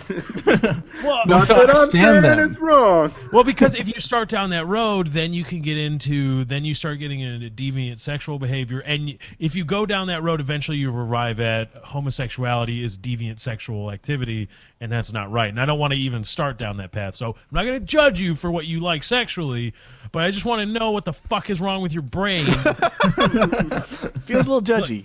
Yeah, go ahead, baby. Take a big old dump on my cock. I want it. Oh, it's all steamy. No, that's just. Speaking of E-fukt, I thought of you when I read about some chick killing herself. It was really weird. Wait. Who did you think of when you read about You, a female? Woody, because you're Me. talking about. Okay. Talking about some of the casting couch stuff that you watch on E-fukt, or maybe it's Kyle that says that it's like sometimes heavy hitting stuff. Yeah. One of those girls killed herself. She was 18 years old. She did casting couch like porn. I don't know if it was casting couch. And she did it, and she was a recent high school graduate, and she started getting Facebook, Twitter tweets, and like Instagram messages from people from her high school that found her porn, and she shot herself. Why do people got to do that? Why is it if you find someone did a porn, you have to berate them until they do something horrible? I have found people that I have found people that I know on a variety of places where they shouldn't have been, and I never say a word. I've seen people in. I have found people in pornos, and I've been like, "Holy shit, that's that person." Never say a word. I'm a secret keeper. But yeah, these kids just harassed this girl, and for a while she was trying to be like defiant about it, like you're not going to keep me down. But then she just then she killed herself. It's tougher than people might guess to like most people have never been hated by 10,000 people on it in a single day, and they think, oh, it's the internet, it doesn't matter. It does, but so all right, on one hand, you're right, and you have to be kind of strong and push back and ignore it and let it go. On the other hand, like, you know, it'd be an unusual person that gets that level of hate and doesn't care. I mean, just put it into real life terms. If you had 10,000 people come to your door, ring the bell, and say, I fucking hate you, what you do is bad, kill yourself, 10,000 people do that in real life, you'd probably get depressed. You know, the internet is some distance, so words don't hurt as much, but cut it in half, that's still 5,000 people fucking with you. It chips away at everyone to some degree. It's And you're never gonna get Kyle to upload again. Good job. I'm definitely not picking on him with this line of thing, but Wings of Redemption made a Facebook post. Was it today or yesterday or something? Yeah, today. Today. And essentially he said, look, people are giving me a hard time about being heavy. I'm not doing any more vlogs. I can't take it anymore. I'm going to become a Let's Play channel. I'm going to crank it out in that direction. That sounded like a masturbation reference. But he's going to... And, his Let's Plays don't get as many views as his vlogs do. People really like his vlog stuff. But there are some people who enjoy giving him a hard time, and he just wants to, he's choosing the videos that get roughly... Is half as many views? Is that a fair estimation? Yeah. Yeah. He's choosing the videos that get half as many views because he feels like he'll get less hate, and he'd rather go that way. Right. I think that it sounds like, well, what he's saying is that he doesn't enjoy making those real life videos. They're not worth the emotional toll they're taking, and what he would rather do is be a Let's Play channel. And hell or high water, that's the path he's going to take, and that's literally what he's saying. He's like, if I got to shed 30,000 subs, I'll do it. And he's been saying that for a long time, that he wants a Let's Play channel, and I hope he does well with it. And if you listen to this, Wings, what I'd love from you, please, play some games that we'd love to see you play. Play Fallout, but do Fallout on the PC with some mods. Do something new and cool with Fallout or Skyrim or BioShock Infinite, something like that. Some cool new-ish game that's 2 or 3 years old, and I'd love to watch those. Or a new game would be a new game is the way to go. I know he's doing some Wolfenstein now. Yeah, I'll watch that shit. Mm-hmm. Yeah. But stay current. I think he knows a lot of this, so I'm not telling him anything new. But search engine optimization is huge, and think about what people are searching on now. Some games that aren't brand new but are heavily played, like I'm saying League of Legends. I don't know if that's a good choice for him, but people might be searching on that today. It doesn't have to be a brand new game. It just needs to be a relevant game that people might want to be still playing and doing his thing with. But what was interesting about this, why I brought him up, is that he's choosing to go in this direction, even though I think he knows it's a tougher road to hoe, because it's just going to have less hate. And this poor girl that did porn, Wings, he doesn't want. It's emotionally difficult to deal with. Yeah. And where did we get to when we all of a sudden now, if you do porn, you're some awful person? That's like, what are we in 1955? All of a sudden, people in open relationships, open marriages and stuff, and all of a sudden, some chick does a porn, and it's just, oh, you Stoner. whore, slut, bitch, cokehead, whatever, and it's just, what the? Never mind, they don't say this to the guys. Probably, if you know a porn star, if you know a male porn star, you're like, oh, bro, I love looking at your huge cock on video, bro. And question yourself on that, but don't judge me. They don't say it to the men, but to the women, it's just, Sasha Grey is, I think she went back to college after leaving porn. She's well-read and things like that. There are many porn stars that totally break the traditional Sasha porn Grey star mold. That's why she's interesting. So I don't know if you've ever seen her art. Incredible. She, if you ever see her do a video, she is extreme out there, right? There's nothing that she doesn't seem to absolutely love, including some stuff where she's not being treated great. She just wants to be treated worse. I saw a comedian who was like, you might think that you're, he's like, I like sluts. I absolutely like sluts. Sluts are my thing. He's like, now you might think, I don't know, I get pretty wild. It's like, no, you don't get wild. When you give head, it's because you think, my guy likes this. I hope he would. When I get head from a slut, it's because She can't live another moment without a cock in the back of her throat. She needs it. You know, you might do anal 4 times a year because your boyfriend or husband thinks that it's nice and it's a change of pace. This other person is thinking, I wish there were 2 dicks in my butt. Yeah. So Sasha Grey... If only there was another one. Yes, if only there was a second one. Sasha Grey, at least on camera, I don't know how she really feels, is that second person. She's the one who wishes that, you know... If only this penis were 16 inches long, so I could be a genuine sword swallower. If only there was a second penis on this guy, so that I could have 2 in my butt. Like, she's that guy, but she's also really well read. She's also really intelligent. I first learned of her when she was interviewed on some like television talk show type thing, and you hear her speak, and she was getting kind of beat up on, like ganged up by 4 people, and she's used to that though. So, but she handled herself really professionally, and in the end, you're like, you know what?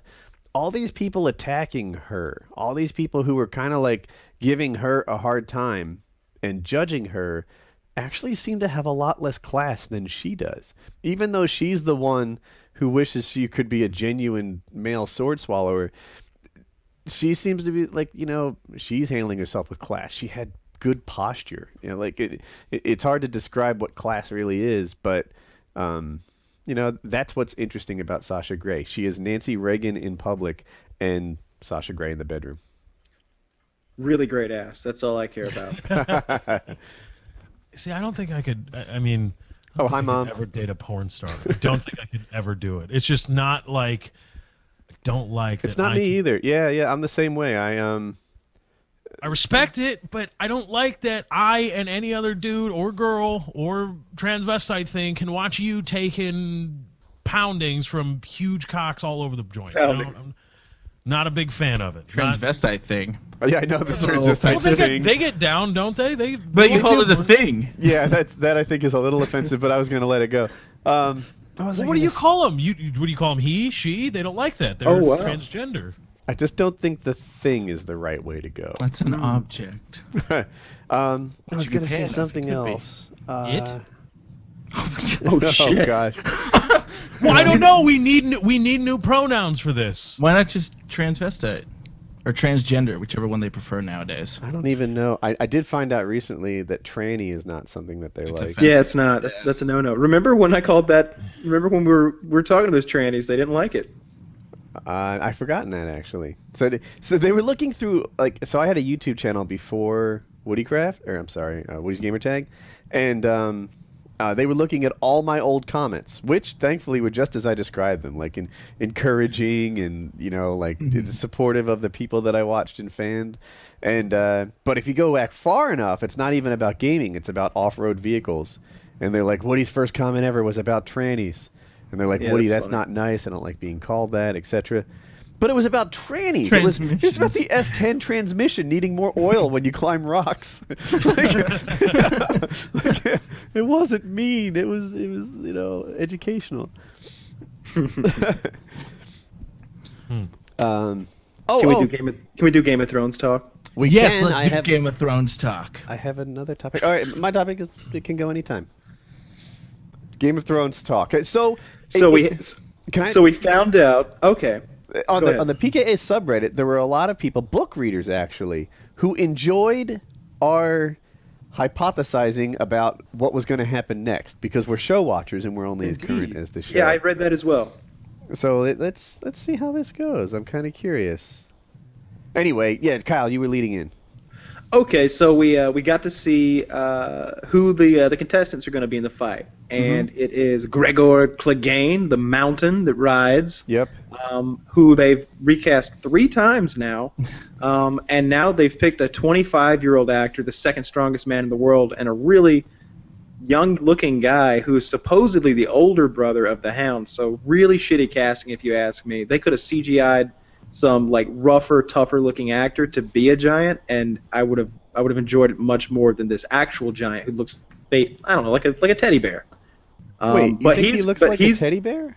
Look at a picture of that guy. That Okay. guy's Okay. face. While you talk, I'm gonna find one for the. Apparently, crowd. in the books, he's some like madman. Like this is the guy who burnt his own brother's face off over a toy at a young age. Like this guy is a psychopath. Like really fucked up. He's crazy. Like foaming at the mouth, nut job.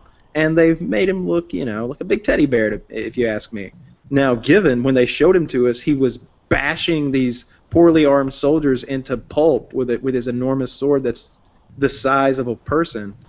But All right. This is what Kyle describes as a teddy bear. I'll give you guys the link. his face, not his body. Obviously, he is. He is kind of like chubby in the face, cutesy a little bit. He's not intimidating. The original Mountain he had something more in the face that was scary. But this dude is like, what, 7.5 feet tall? Yeah, No, I saw a picture of this Oh, guy. no. He's 6'8" or 6'9" or something like okay. that, and like 300-something pounds, and he's just wow. Yeah. That's just a big human. Such a teddy bear, this guy. How many calories do you think he eats a day? A bunch, I would say. One Lannister? All right. And season 1 was your favorite Mountain? Yeah. I haven't seen the second one, I don't think. If I did, I missed it. When I I feel like he was focused in season 1 and season 4 the most. I'm having a hard time getting the right Mountain. Yeah, It's what like you're I'm getting looking the for same guy is no matter what. Remember the scene where he was like, sword! And they brought him the sword and he cut his horse's head off after he lost the joust? Yeah, I think I found it. I don't know. They all seem kind of ridiculously badass to me. Okay, so Carry on. So I guess we should throw out some. Well, let's cover what we learned this week, and then we can talk about some predictions for the future episode and try to keep that tight. All right, so we learned that we're going to have some slick expert in poison go against the Mountain. The slick expert in poison. Oh, who also, by the way, is good with small arms like daggers and such. No, he's the spear. So he's the fucking like dragon from the east or whatever. I can't remember what they call him. The serpent or something like that. The viper. That's what it is. He's a spear, a lance. So he's going to be spinning around and doing crazy stuff with a lance much quicker and faster and against the Mountain. I was referring to the scene where he was in the brothel and he used, I think, 1 or 2 daggers, stabbed the guy in the hand. I think it's a much better tool in close quarters than a broadsword. Remember? Yeah, I remember that, but he's not going to be like in a brothel in close quarters when he fights the Mountain. It's going to be in an arena. And We're talking about the prince who's bisexual, right? Yes, That's the guy. yes, Yep. yes, Prince Oberyn. Okay. He's totally going to have the crazy lance for the battle. Yeah, he might. I don't know. But anyway, the guy has skills, and like you said, he's the speedy one. I don't know if he's an expert in poisons. So they kind of covered that. They made sure that it was known. I don't know if it's going to play a role in the fight, but I wouldn't be shocked. Yeah, that didn't stick out to me. I don't think he would poison the Mountain. I think he's an honorable guy. I think that because that's what he's been preaching the whole time. He's like, where I come from, maybe we do fuck our sisters, but we do like we are bisexual, but we don't murder babies and Beat stuff our like women. that, and beat our women and stuff like that. But don't I won't judge. He's just honorable. I think he's an honorable good guy. I don't think he's gonna poison the Mountain. I think I hope he kills the Mountain. I'd like that, but I don't know what's gonna happen. What do you think is gonna happen in the fight? That's a good question. I think it'll be similar to the last challenge, where the cell sword was like faster and used the environment to his advantage, and he was a little not fully honorable, and that was one of the ways that he won. Whereas I think he's going to win, and Tyrion's going to survive, but I'm not sure. Go on. But what do you mean by define win? The Mountain will die. Is he going to kill the Mountain? Yes. Okay, so your prediction is that Prince Oberyn will kill the Mountain that rides outright, and he'll be gone from the show. You have to Yep. win, don't you? It's trial by combat. I think that whoever's judging the contest has the. I think if he got him into submission, whoever's judging the thing could give a thumbs up or a thumbs down. I vaguely remember that's what happened in the last trial by combat with Tyrion. It seemed like his sellsword was ready to kill the guy, and he looked up, and they were like, "Do it!" And he fucking killed him. Yeah. Threw him out the moon. So I think he's going to kill the Mountain. I think the other thing is more interesting is the overall story arc. Again, I don't know the future, but the Starks seemed out of it when Rob died. Right? You know, the Red Wedding, Rob is like the lead Stark. He was the bright hope that the good guys were going to take their power back. And then he was gone, and you're like, wow, now it's just Sansa, who is, you know, who at the time was this worthless meat. Lemon cakes are my favorite. Right? That's her only line. Like, if you pay attention, if Sansa is in a scene without lemon cakes, it's fucking shocking. They were even on the inventory of the ship that took her to Aunt Lysa's house. There were lemon cakes at 3 Lysa's. crates. There were like 3 scenes. There's one scene where Shay was like, she won't even eat her lemon cakes. And it's like, and Tyrion's like, they're your favorite. And it's like, what? So what the fuck is the lemon Sansa cake? has been Is this pulled Atlas? out, enough with the fucking lemon cakes. But Sansa has been pulled out of, you know, this horrible situation where King Joffrey was like having her clothes ripped off as a punishment, where she was embarrassed, where like everyone in the world, with the exception of Tyrion, was an enemy of her. Now she's in Winterfell. Now Littlefinger kind of loves her. Now, you know, she's being a bit more clever. She's kind of tactical. She can tell a lie, whereas previously all she could really do was say platitudes. Sansa, to me, has become a player in the Game of Thrones, whereas previously she was a pawn. And then you have the little girl, Arian. Say it again. Arya. You have Arya, who you know, was previously just like a little baby. Now she has a list of people that she wants to murder, and unlike me, she's making progress on her list, and I respect that. She's just ripping it up, and I love that about her. So you've got Sansa and you've got Arya. By the way, Jon Snow, he's moving into a position of power at the Wall. You know, whereas previously he was just like emptying chamber pots and stuff like that. Now the guy volunteers to lead, like I was going to call it a crusade, but we'll say missions, and he goes and he gets them done. And while the people at the top of the Wall seem to want to, you know, hate on him, the people who also work in the Night's Watch, they're all rallying behind him, and he's getting a real power, and that's pretty awesome. So, so Jon Snow is becoming a force in the world. Sansa is emerging into a force. Arya is emerging into a force. Bran's a ward that can control people, and he's turning Hodor. And of course, Hodor is a bitch in his soul. Right? There's no getting around that. But if you swap him out for Bran, all of a sudden, Bran is not just able-bodied, he's like a superhero by taking this bitch and inserting some fucking testosterone into his system. So Bran is a player in this thing. And then the guy no one's talking about we don't even know if he's alive or dead, but there's an Uncle Stark somewhere who was in the first season, who was influential in getting Jon Snow to become part of the Night's Watch. Now he's just up north. I picture him, like, you know Game of Thrones? On Helm's Deep, there's that elf character and there's the dwarf character, both competing over, you know, who's getting the most kills. And you think the elf is going to win because he's some sort of superhero. But what actually happens is the dwarf gets tossed into the orcs, and you assume that he's dead. Hours later, he emerges, and his number's like in the hundreds. He was just single-handedly winning like 19 V1s out there going to... That's how I picture Uncle Stark, whatever the hell his name is. I'm so bad with names. Right? I'm not even positive that character is still alive, because there's so many characters, and there were so many characters that look like that guy, you know, wearing a fur like coat type thing with a beard and long hair and kind of grizzly looking. There's like 18 of those guys, and they're all named John or Robert or something like that. So, and they're all lords. We've got the uncle, we've got Sansa, we've got Arya, we've got Bran, and Bran's little brother, who I don't know, whoever the fuck that still kid a pawn. is. Fuck that kid. Yeah, fuck that guy. I hope he dies soon. And but they're all sort of emerging into a stronger position than they used to be. It was Robb, who was winning every battle against the Lannisters, and King Joffrey died, and then you think that, you know, well, they've you know, beheaded the dragon, the Starks have nothing left. No, Starks are popping up everywhere, and they're kind of succeeding. So that's a thing. Yeah, the Starks are definitely... I said it a while back that I felt like the Starks were really poising themselves to make a comeback this season. And, you know, I knew they weren't down and out, because on the emblem for the... You know, when the show begins and the captions roll or whatever, you know, there's that giant Game of Thrones emblem, and it's got the... You know, the Starks wolf is still up there. It's one of the 4 main houses that are represented there. So I think Arya is really turning dark, and she's going to be a really, really cool character. It's a shame. I almost wish there would be a point in, like, book 4 or something where, like, 2 years pass, and like Arya's like 17-year-old Arya, who would be a competent like hardcore swordswoman. It seems like at 13 or 14 or whatever her character is supposed to be, she's just never going to be much of a threat.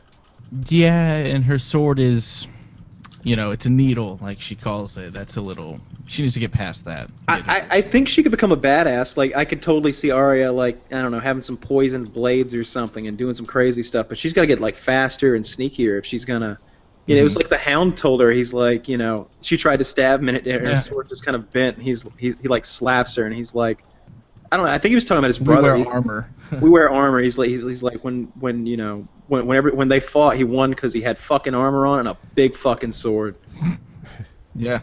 But that was a hardcore scene when she killed that guy. She was like, I remember him. He said he fucked me bloody with a stick. And the Hound's like, is he on your list? She's like, can't be. Don't know his name. He's like, what's your name? and the guy like a fucking moron goes, Rock.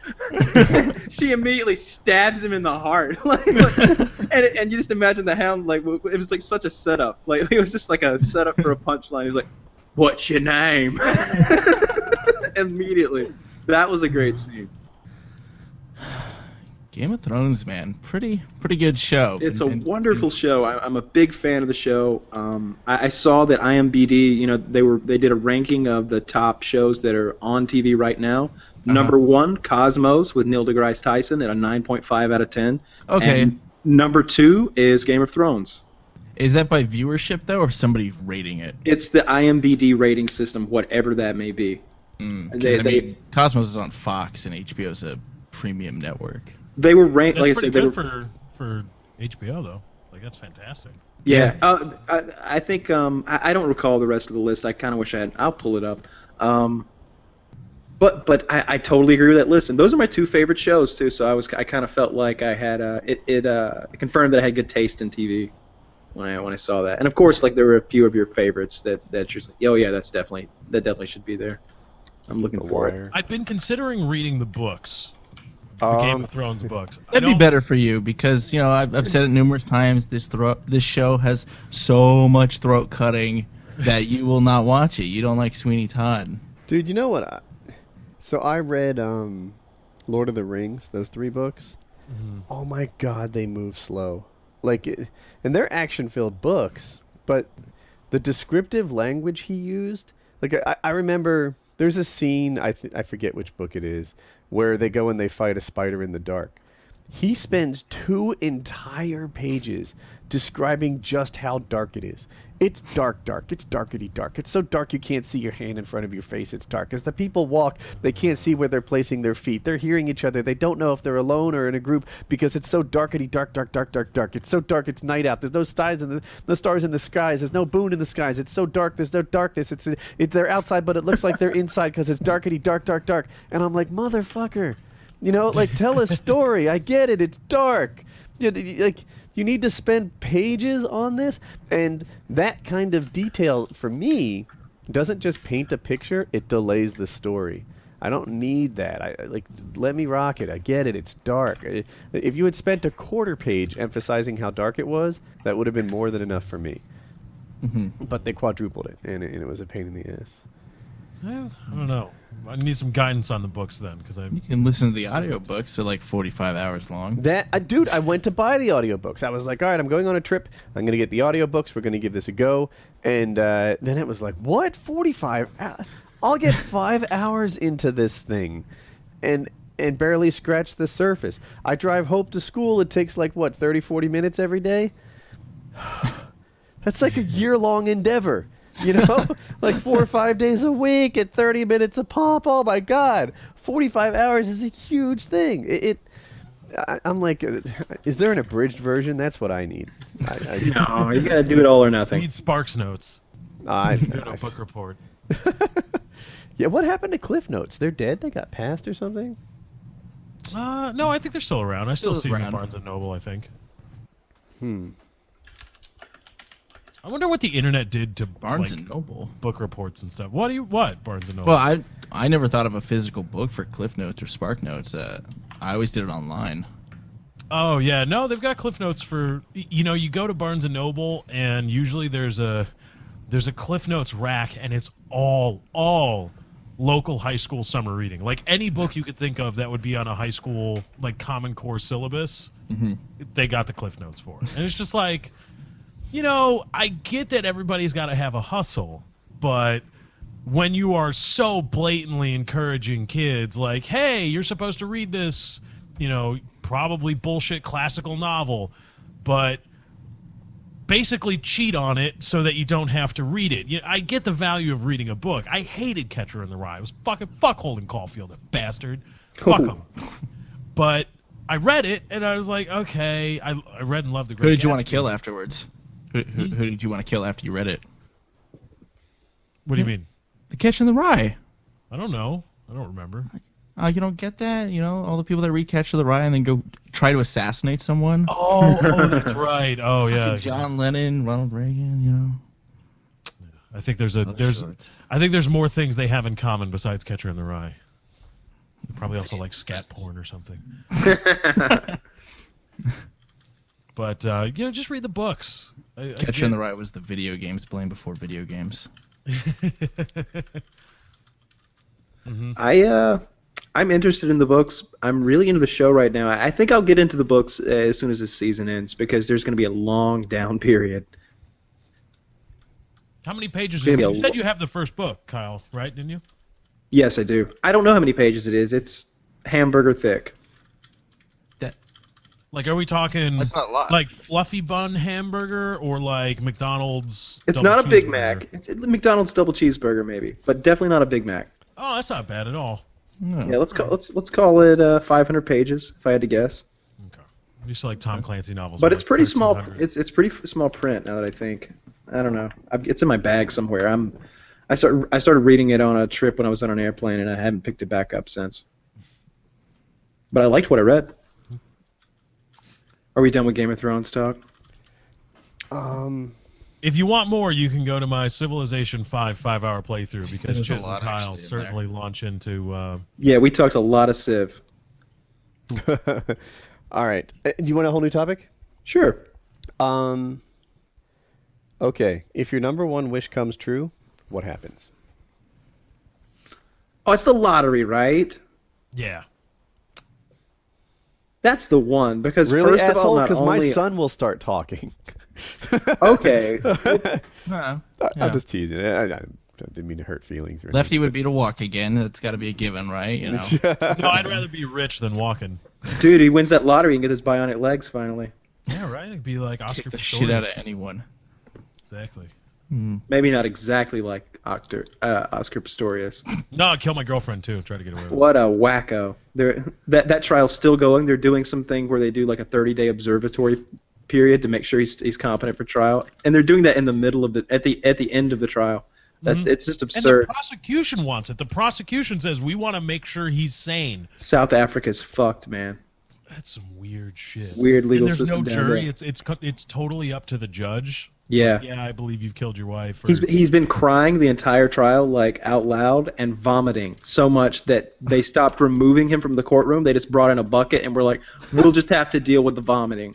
Like that's part of now the trial involves vomiting, just so everyone knows. Don't be surprised or stop anything for Oscar's vomiting.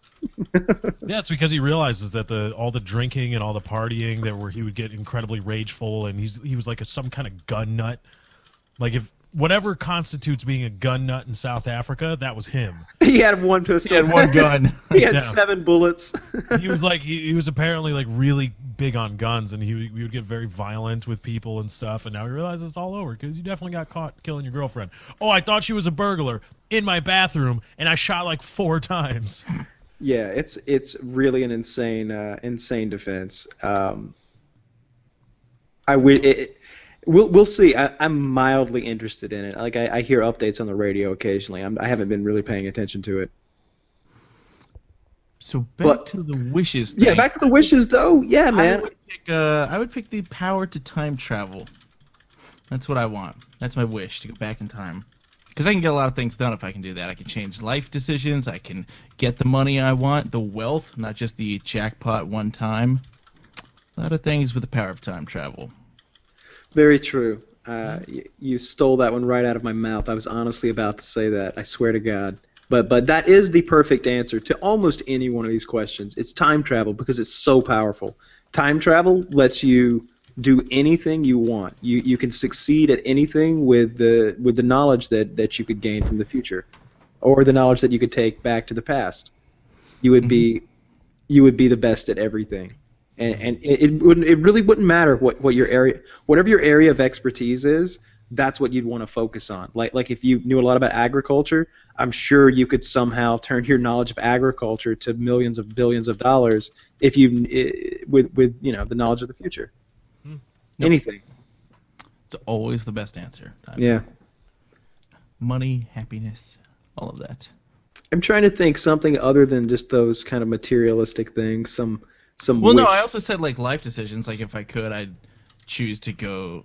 I don't know if I'm that wealthy, would I still go to college? But there's other things in there, like maybe focus on working out a lot more, or continue a sport I was doing back then while I invested too. Once you've got that much money, you can make donations to like Harvard and places, and they'll give you a fake That's doctorate. true as well. Yeah. Yeah. Yeah. How many doctors does Bill Gates have? I don't know. I was watching. Do you know who Charlie Day is? Of course, I know Kyle does from. That's the guy from It's Always Sunny in Philadelphia. Yeah. Yeah. And he just got an honorary doctorate, and I was like, God, I wonder if. Sometimes I daydream about being one of those like celebrity commencement speakers, and I recognize I'm no Charlie Day. I'm not all twisted about it, but I'm like, well, who do they get? Maybe in an off year, like Oprah says no, they go down. Charlie Day says no, they take it down a step. Philly D says no. Woody's Gamertag is there for you. Well, where did you go again? Where did you go to college? I went to a couple schools. I went to William Patterson first, then I went to Drexel and I got some degrees there, and then I went to NC State. So, what great, big, famous people came out of those schools that are more worthy than Mr. Million Subs, best server in the multiverse, amazing podcast? It's really WoodyCraft.net that gets you commencement speeches. I can't name them. I mean, I think NC State had like a vice president or something. Vice, get that shit out of here. Yeah, right? Yeah. How many subs did he have, really? And you can only go to that once like every 5 years in terms of giving commencement speeches at your alma mater. Otherwise, if they bring you out every year, it's just a tired shit. When I graduated at State, Merv Griffin was the commencement speaker. Oh, nice. Yeah. Fancy. People got angry. He was really political, and he was super liberal. And North Carolina's not really a liberal state. And yeah, he was hated. He was booed. It like made the news and everything. They're like, people hated Merv Griffin so much. Let's make a story out of it. But yeah, I would love to do a commencement speech. I think it would be cool. Sometimes I like start brainstorming on the topic and how it would go, and I go. What you do is you start out with definition. You start out like perseverance is defined in the dictionary as this or that, or. So Lefty, what's your wish?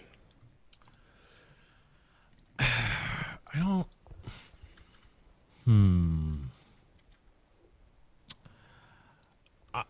I don't know. Like I'm having a hard time peeling myself away from the material stuff. I know. Because, Daniel Tosh had a great bit where he's like, money can't buy happiness. Do you live in America?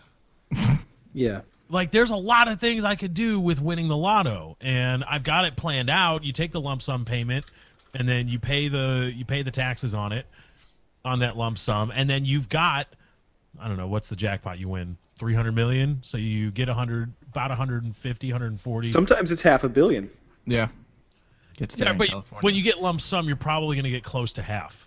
Obviously. But what chump is not taking the lump sum? Who wants to pay out their lottery winnings for 40 years? I've often considered the payout over the 40 years because, if I wanted now, like I'm totally going to live to 70 if I've got $500 million. I would like to have that extra money, and it's going to be fed in there, so I can't fuck it up. There's no way I can be that guy who like won $100 million and blew it all in 3 years. And my family is super fucking set up for the next 40 years, guaranteed. You gotta fuck up pretty bad to burn through $100 million. But people have done it. Yeah. It's true. There was I a know. guy. There was a guy who was a garbage man, and he won like $9 million, and like See, a year that's later, he was a garbage man again. That's the thing. This is gonna sound bad. I don't care. But the people who win the lottery typically is not someone who's working at like Google or something. It's a always stupid someone tax. in the slumps, in the slums, right? They're like getting 40,000 a year, if that, and they always win it. It's never someone who's already in a good position in life. Now, maybe because they don't play, and there's a lot more people in those, poverty areas that play it, so the odds are that way. But I've never seen anyone who's like, I have a secure job, and I won the lottery. It's great. Yeah, it's not often doctors and lawyers who win the lotto. It's people who don't have much experience with a lot of money to begin with, and there are many stories of people blowing through enormous amounts of money. Do they do the thing in your area where whatever convenience store sold the winning lottery ticket, they get to put up a sign that says they sold the winning ticket? Yeah, and That is sometimes great. sometimes they'll have up a really like weak one. It'll be like $100, and I'm like, you're advertising that somebody once won $100 here. And bother to cash it in. Yeah, that's pretty weak. Yeah. I play the lottery occasionally. I have really bad luck at like games of chance of any kind. I've played roulette a couple times. I always had this mindset of like, fuck this. I'm gonna put like $500 on black. I'm gonna you don't double your money because of the zero and the double zero, but I'm gonna multiply my money by 90% or something. And I'm gonna walk away. And every time I've done it, I just lose, and they take all my money, and I walk away. I think Woody watched me do that once. I did. I've seen that. We were at like the Foxwoods or something outside Chicago, and Yep. put $500 on black, red, and I'm just like, God damn it! All right, we can leave. We can leave now. Yeah, there was this big thing. Bet on black. Bet on black. It's the coolest thing. Everybody bet on black. And then he does, and it was red. It was like, oh man, the movie's got me wrong. Yeah, it was a real shame. And I had already decided that win or lose, like I was gonna walk away with whatever happened after one spin, and it was really sad. That's And I've done that a very couple of terrible. times, and I lose every fucking time. And I always pick black, so Well, I can't change now. Like if I start choosing red, then immediately it's gonna be black, and I'm just gonna. so if you ever go to Vegas or Atlanta with Kyle, always bet on red on the wheel. Yeah, if you're betting with me, go red. Go red. They're independent events. This would be another good time for you guys to go to dollarshaveclub.com. Speaking of red, don't cut yourself while shaving. Go to Slash. Dollar Shave Club. PKA. Spend some of those lottery winnings on some shave butter or some one wipe Charles. Have your manservants shave you. I thought that shave butter was pretty cool. The concept of a clear shaving gel product is a new one to me, and it makes a lot of sense because with shaving cream you literally can't see your face anymore, Right. or whatever else you might be shaving. Totally awesome. Dollar Shave Club. DollarShaveClub.com/PKA. Got to get that /PKA. Get on it. Yes, that's the important part. Yeah, Most important. if my number one wish came true, it'd have to be Colin being fine again, right? There's nothing that I would like more than that. And Don't- time travel actually doesn't fix that problem, right? It's something- Yeah, you can go I back and didn't fix think that. superheroes were in the intended scope of the question, but I guess we can go with that. Hey, wishes. But yeah, time travel in a context like mine would be really selfish. Like, yeah, let the kid just be what he's going to be. I've got time travel. So yeah, and then I guess in theory you could like change the conception date or something, and he'd be a whole nother person. But I really quite like him. He just needs to talk better. So so that would be that. But if I wasn't in that situation, right? Let's pretend that I didn't have that to deal with. Hell, I guess it'd have to be the money thing, right? I don't think you have to. Yeah, I don't think you need to do that. Yours is perfect. Okay. You're we had the opposite problem. All we could think of were materialistic things. Yeah. You had a very selfless one. We're vapid and Very shallow. noble of you. Yeah, Yes. You're a family Your man. honor tree will be full. Yeah, I didn't choose to help anybody. I wanted to win the lotto, motherfucker. I Well, wanted you to jump chose to a, help yourself, so I want to jump a jet ski over some naked women and not care what happens. and throw him off a balcony. too. Nice, Dan. Nice. That is true. Whatever happens to these naked women, so be it. It's fate. Naked stunt women. I'm sure that's a thing.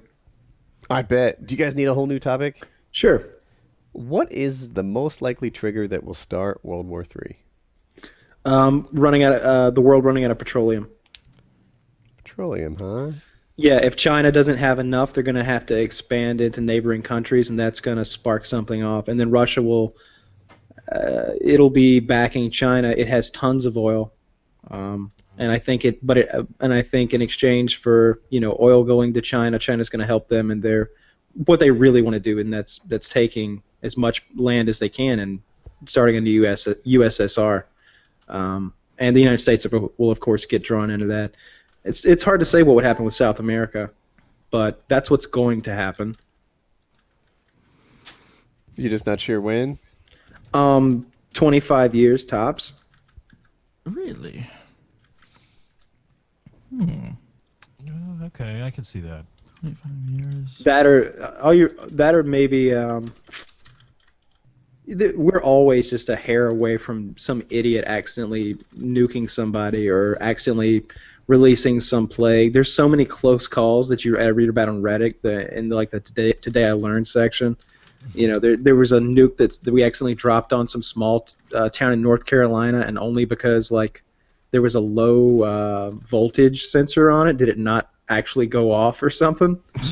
There's been tons of situations where we were just a heartbeat away from kicking off World War III, and it's going to happen. It's going to be really bad. I think a warmongering president will eventually get put back into power, and either Russia or China will step on somebody, and because we always have to be the world police, because he's a warmonger, he's going to drop a nice bomb on them and start bombing civilians.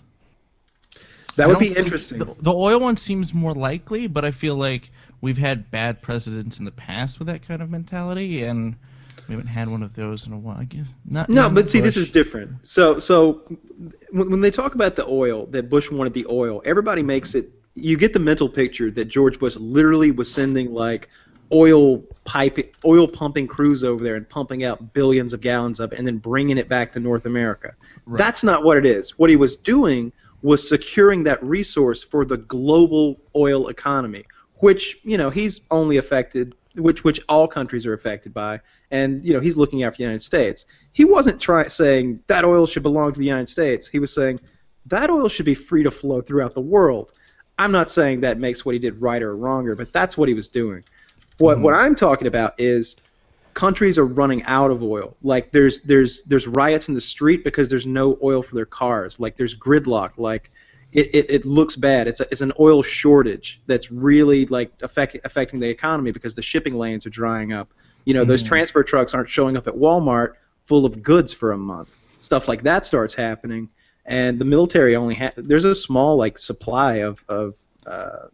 I feel like if that happens, we'll have a strategic reserve. We'll have an insurrection more than anything if that happens. If things aren't getting to the United States, we're not. No, it happened in the 70s. We just waited in line. That's all we did. Yeah. If it got bad enough, there are some countries that'll just go to war. When it's not a matter of diplomacy and we just got to get these countries to pump more to us, which is what was going on in the 70s. When it's a matter of there's only 80 quadrillion barrels left, or whatever the number is. Let's say there's only 50 billion barrels left, and the United States wants them, but China wants them more. I could see a serious global conflict going on over the last few billion barrels of oil, which doesn't make any sense if you think about it.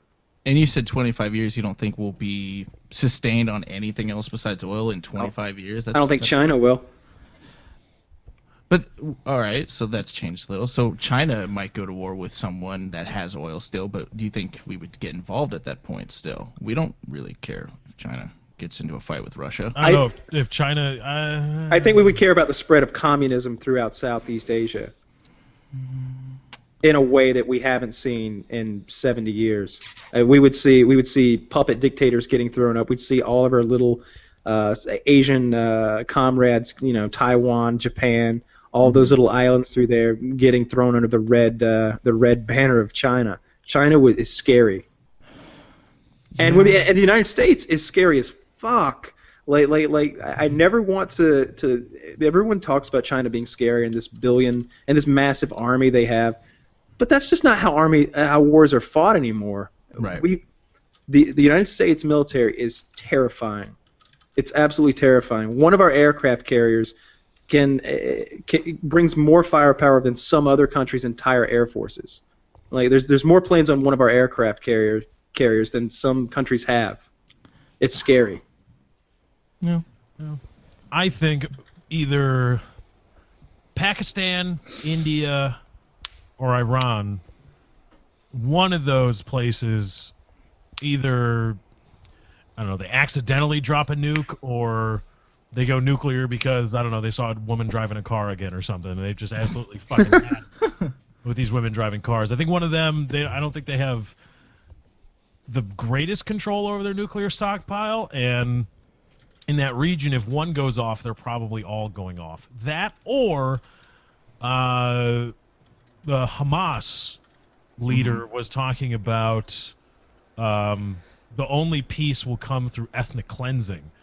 And I think the Israelis are crazy enough, and they have enough support from Zionism in the United States that they will go nuclear to protect themselves. And if they go nuclear there, all bets are off, because that would be Jews trying to cut out the heart via nuclear weapons of Islam, and then you just throw in every Islamic State is united in About 1 billion people against the Israelis, and of course the white devil America that supports them blindly because for some reason. Why?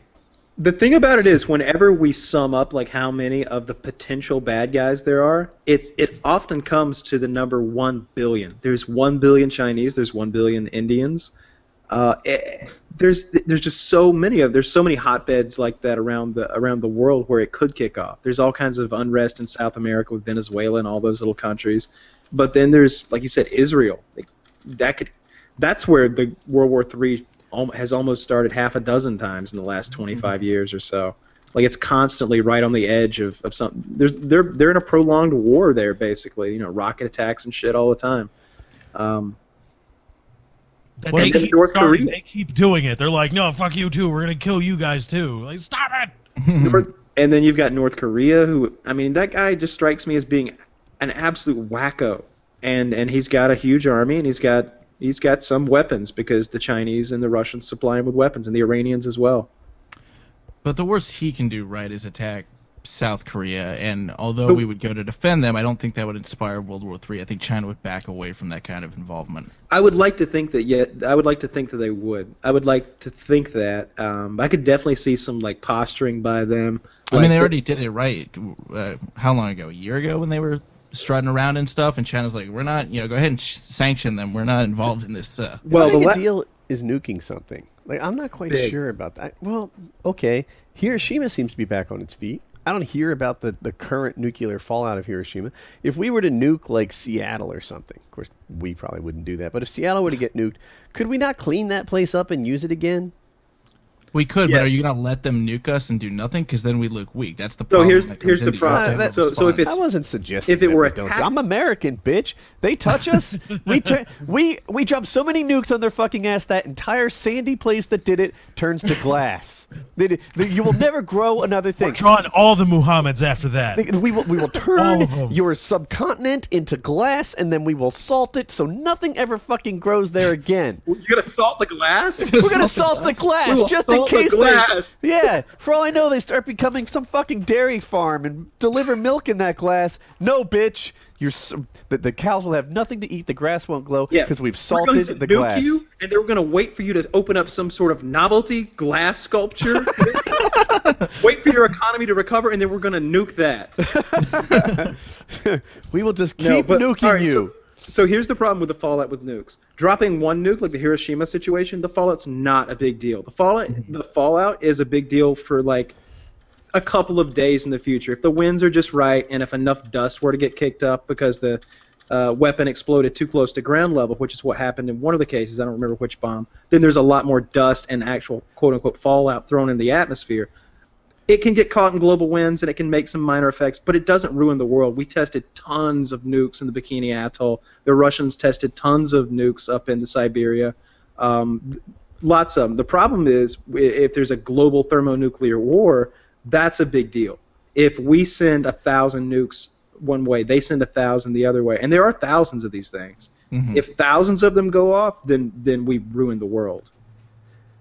It's like Book of Eli times. Like it's a real wasteland. It's like Fallout times if we launch that many. But it wouldn't be a bit. If it were more acceptable, maybe we drop a couple megaton nuclear weapon on a small little area. Just blow up an area the size of a small town. I can see that. I still don't have my arms around how big a deal the fallout is. I get it; it kills you forever, etc., etc. It seems like places that have had fallout have kind of bounced back. Like 3 Mile Island, that's not even a thing anymore. That's Chernobyl different as well. Still is, but Well, that's the thing. They couldn't retaliate with a nuke back, though. If this happened today, if one nation drops a nuke on somebody else, you're telling me they're not going to open up the silos and I retaliate? don't know why with you equal guys are talking proportions? about retaliation. That's not even the topic. The topic is how big is the damage. It's not big at all. It's not big if you're shooting. with a nuke. It depends where it is, because the reason Chernobyl was so big, I read, I think Kyle and I probably read the same thing. The reason Chernobyl was so big was because, well, it was a fuel site. Like, it wasn't just there's not that much And it was radioactive material. It was an explosion of the nuclear fuel rods at ground level, and it was a massive explosion. And you had heavy metal contaminants that were irradiated in a big area, and it was super concentrated. And those workers they sent in all died. And they just kept going in and pumping concrete. They just covered that thing with millions of yards of concrete. That's how they fixed it. They just kept pumping concrete onto it to seal it off. That's a different scenario. That's super concentrated nuclear fuel. Most nuclear weapons don't do that. Like, if it was America, could we not just remove, I don't know what it would take, I'll make it up, 10 feet to the top of the ground? Bam. The whole place, we've lowered It doesn't by 10 irradiate the feet. soil like that. What's that? These things go off in the atmosphere. They go up way above ground level. The ground isn't irradiated. Like the radiation would be gone in a matter of weeks. So I think what you're describing is a dirty bomb. I'm not an expert on this, but I think that's no. A dirty bomb is when you take nuclear fuel that you may have salvaged from a plant and you add spent uranium, and you add high explosives to it, and you make And that's you just sort of spread the garbage. Yeah, you're right. That's what happened at Chernobyl.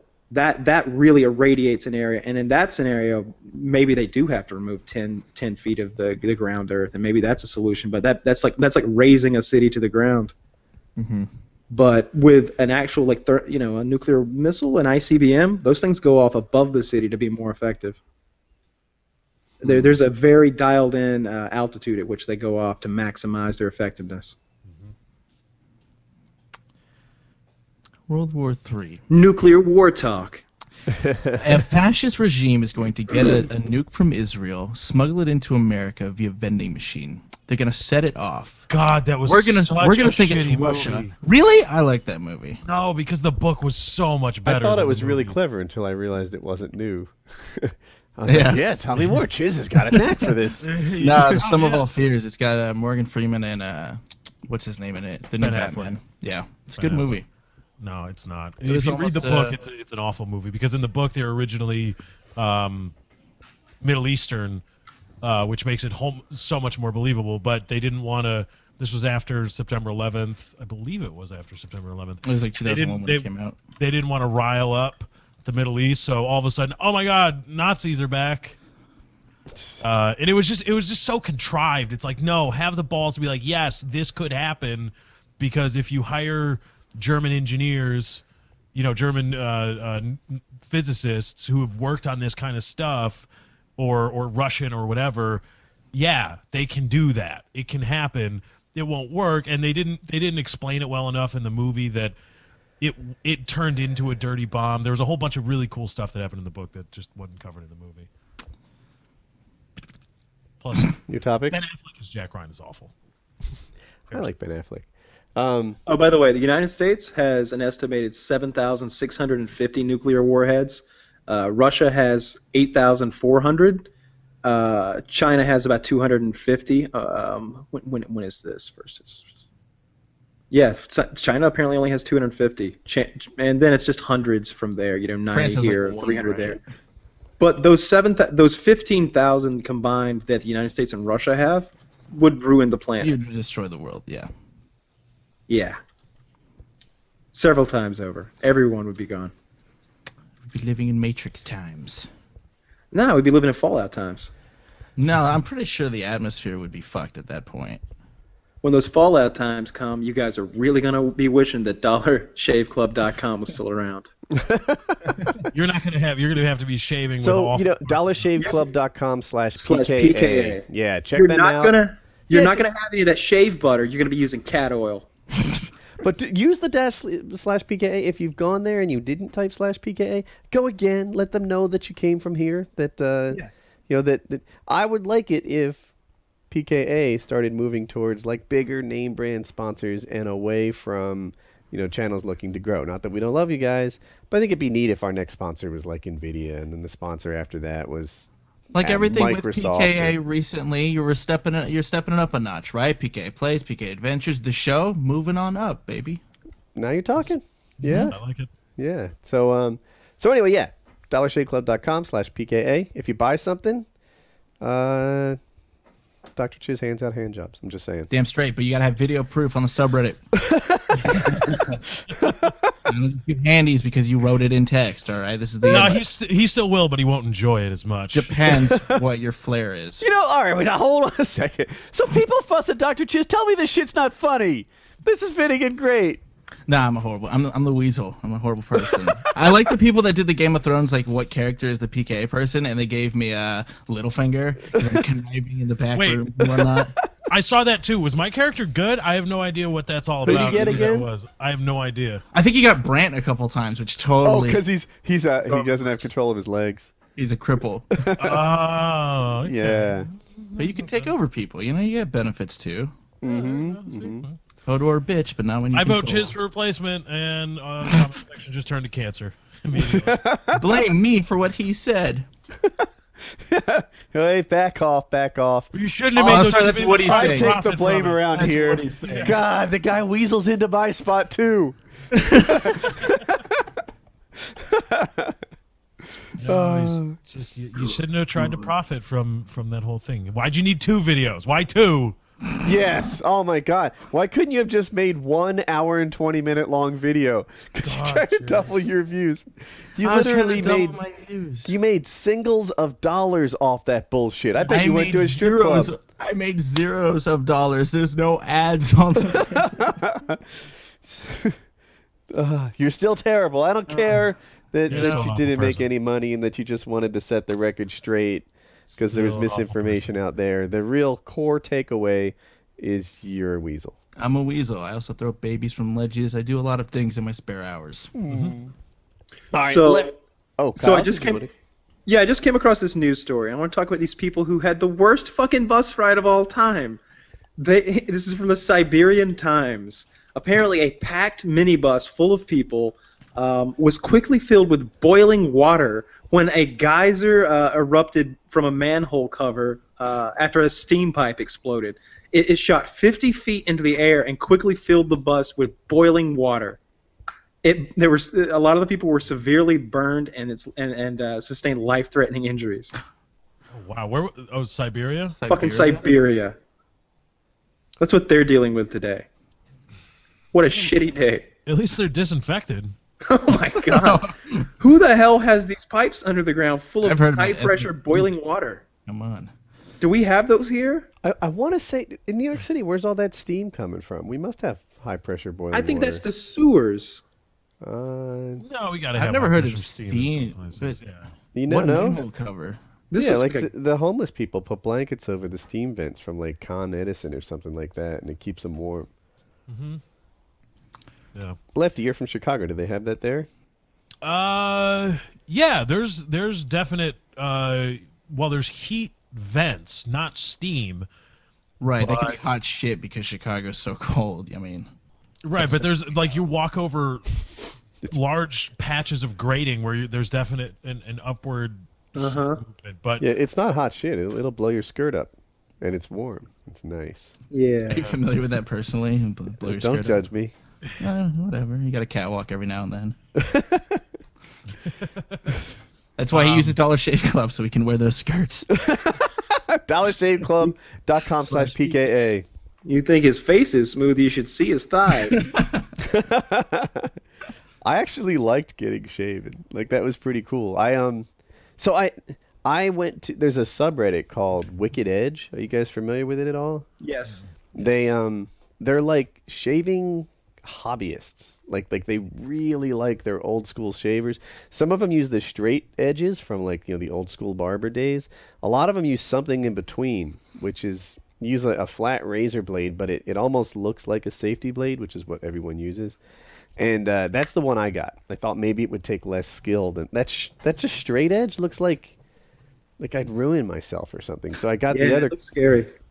So I got the other kind, and I used it for a couple of weeks, and I was just I ditched it. I went back to my electric shaver because I just didn't like. Is this a skill set? Do I need to toughen my skin? It was horrible.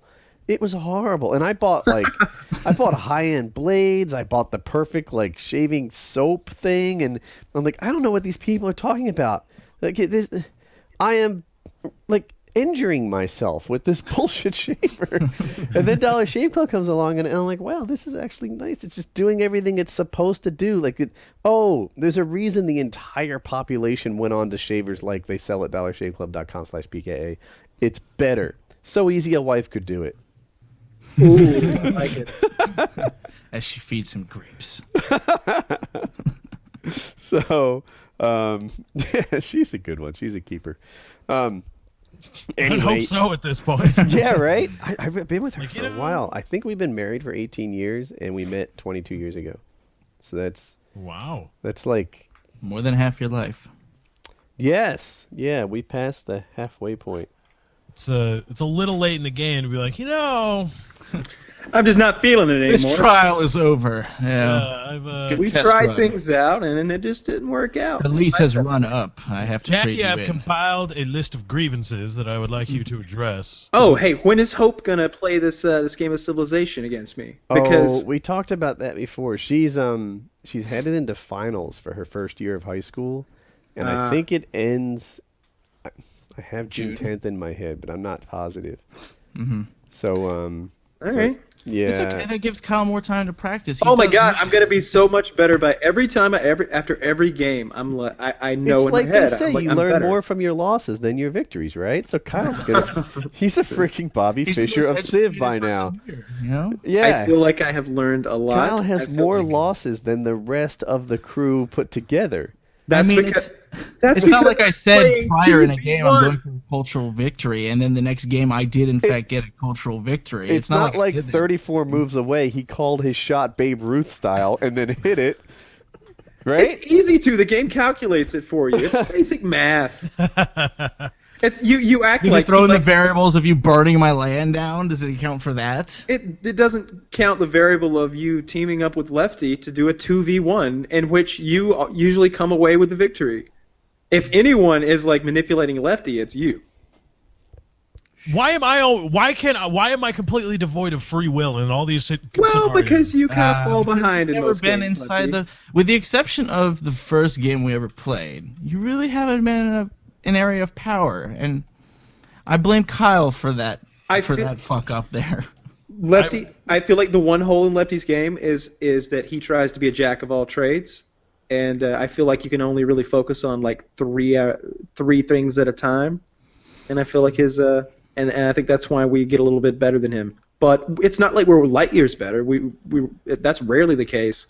Kyle's got science on lock. I got to focus more on that because whatever it is, he's always ahead. In fact, you've beaten me a couple times, Lefty, on Science Generation.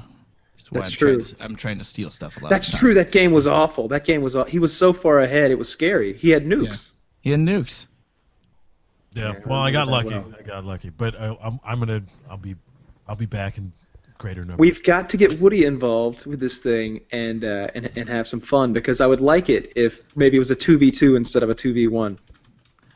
I don't know about how Woody stands on things, but if I were a betting man and I was him, I'd go with the people with the proven track record. Oh my God! I want to win, right? Like I don't go to watch my team lose. I go to watch them win. You want to play after this? I always want to play. I have no problem crushing your soul under my. Alrighty then. Alright. I'll record a video and I'll upload it. I feel ASAP. like there's this notion that I'm like the guy who's not doing PKA No, plays. no. Not amongst you guys. You guys know better, but the audience might think that I'm somehow like not. No, I've never said no to these things. I'm there. Yeah. Yeah, We kind of have impromptu games of civilization. Exactly. These are impromptu Civ games, not scheduled things. And PKA plays should be more like PKA in that, like, all right, we're going to do this. Is everyone available Tuesday at 2 p.m. and we'll make it happen and work our schedules and get it done. It can't just be like, hey, 15 minutes from now, who wants to play a 13-hour game of Civ? Because that's not fair to people who are busy. And we do need to start at like 2 p.m. or something like that. That would be a perfect time to start. It would be like you could have lunch, then we could start the game, and best case scenario, it's over in 5 hours. So just people know I'm not some sort of like PKA plays dodger. I'm not the one that was missing. No, it was my fault this week. Yeah, thank you, Kyle. But yeah, I'm there, and I just like at my life isn't set up right now to give like 6 to 13-hour like batches of time without notice.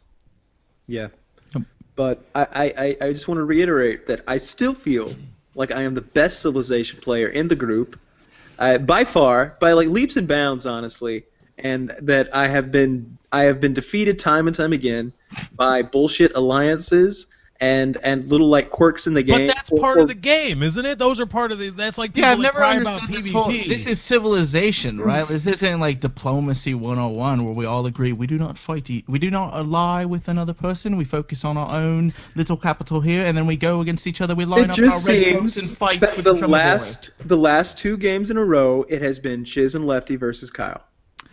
You act like that, but if we're gonna go with the I'm doing great for the first half, Lefty is with you for that.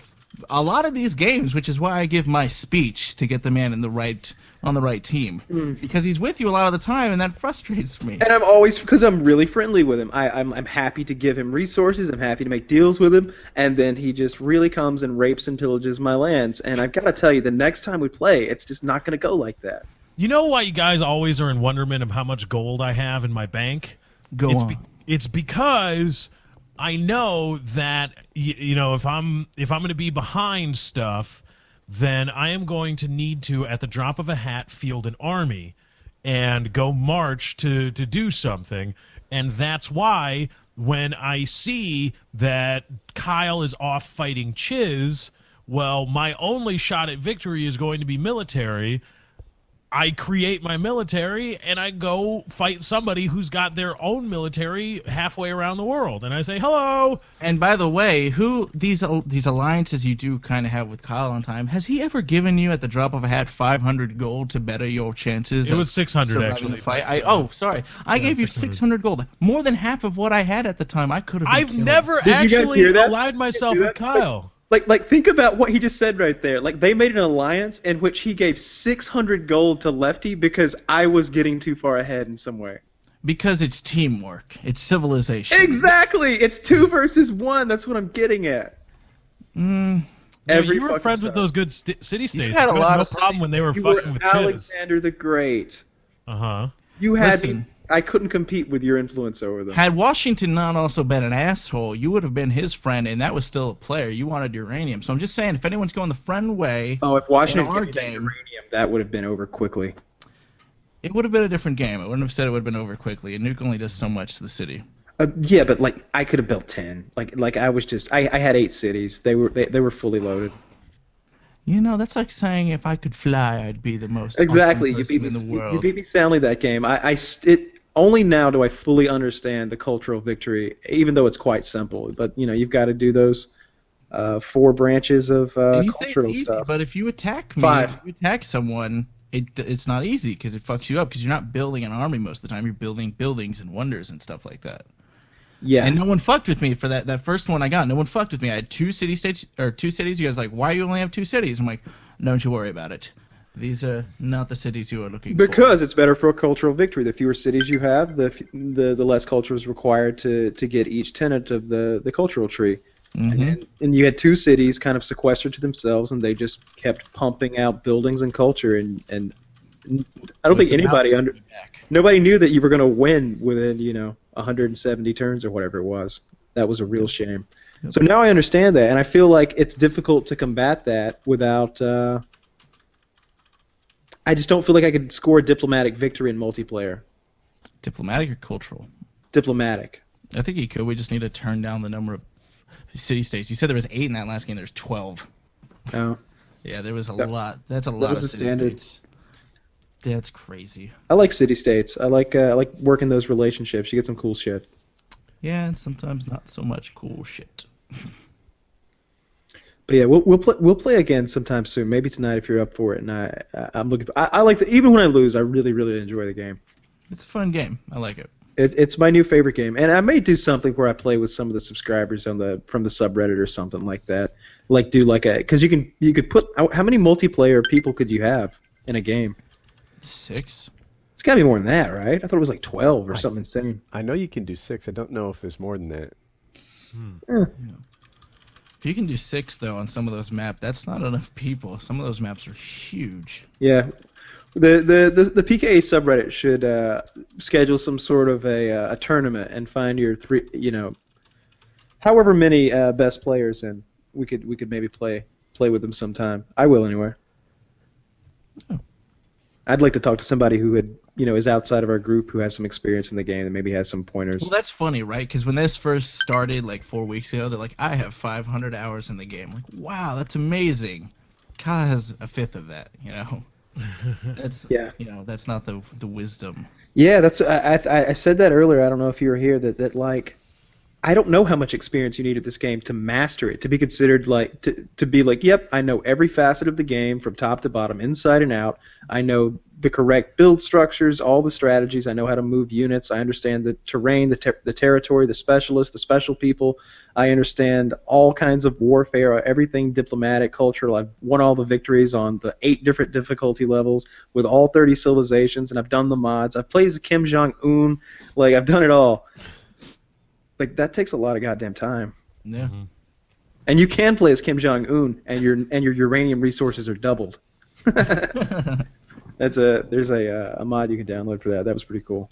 That steampunk one sounds interesting. It is. I'm Is there not sure Star if it's Wars one? multiplayer.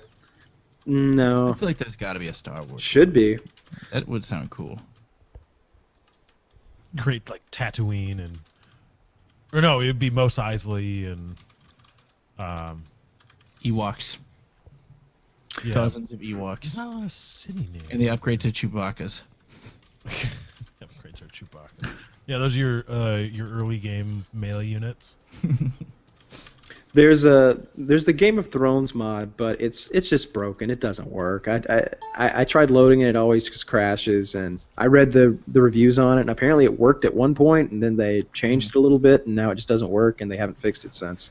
Speaking of mods, I think you're more advanced at this stuff than us. I mean, we could do it, but you're actually going out and making mods and whatnot. And you mentioned Left 4 Dead 2 at one point. There's a really good Lord of the Rings Left 4 Dead 2 mod. It's a campaign, and it's got the textures, and you run through. That's what I love about Left 4 Dead 2 on PC.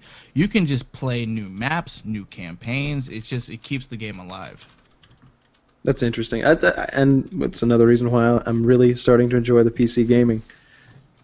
Well, welcome to the master race. It was all the more funny with a cigarette in his mouth. Yeah, PC gaming is a lot of fun. I'm playing Wolfenstein. I like that, the reboot of the Wolfenstein. How's that going? Yeah, I played the 2009 one and I loved it. Not a lot of people did, but this one's it's like a reboot, right? Because I mean they throw the timeline out. Right. Yeah, you're the you didn't win Hitler or you didn't beat Hitler, so it's like 1946, and you're B.J. Blazkowicz, and you're going in there to do some good stuff. But I like the homage to like the old Wolfenstein 3D, because then you get to choose the when you choose the difficulty, the guy's face changes, and they've got all the standard stuff, like don't hurt me or whatever. It's a lot of fun. Yeah, I beat the 2009 one on Uber. That was one of the hardest games I've ever beaten on the hardest difficulty for the achievement. Like, because this dude has like, I don't know if they have it in this game, but they messed with the dark magic of Wolfenstein a lot in the 2009 one. Like, you would go into this realm and it was all blue and you had these powers, and you beat a boss that has all of these powers, and it was like so unbelievably difficult. And does this one have multiplayer? No, not that I found. Really? All right, I actually like that. You They like shoot that? more. Yeah, because they shoot. Well, I like it because it means they focused on the single player a lot, and I like the story of the Wolfenstein series, but also because the 2009 one came out with shoehorned multiplayer, and there's 2 achievements on there I'll never get because it's dead, and it's like get 1,000 kills on here and revive 25 people, and it sounds weird, but that's a blemish on my achievement hunting. Yeah, people. I don't know if everyone knows. Chiz was an achievement hunter for some time. You have what, 60,000 achievement points, maybe 50? Something like that, and it stopped really when I started doing YouTube. I just, I played games to get recording to talk over and stuff like that. I didn't have enough time to start beating games and 100%ing them, but I still love doing that stuff. PC needs it. Steam by Xbox. Valve by Xbox. Yep. God, now I want to play Wolfenstein. You guys might have. It's late to start a Civ 5 game. Thank God there's a save function. It's just you guys. It's okay. I understand. I have to research my strats, get them all up and ready to go. Just pick Alexander the Great again. It's one of those easy ones. All the city-states love you, or Egypt has 20% production for building wonders, which is what I had that one game. So.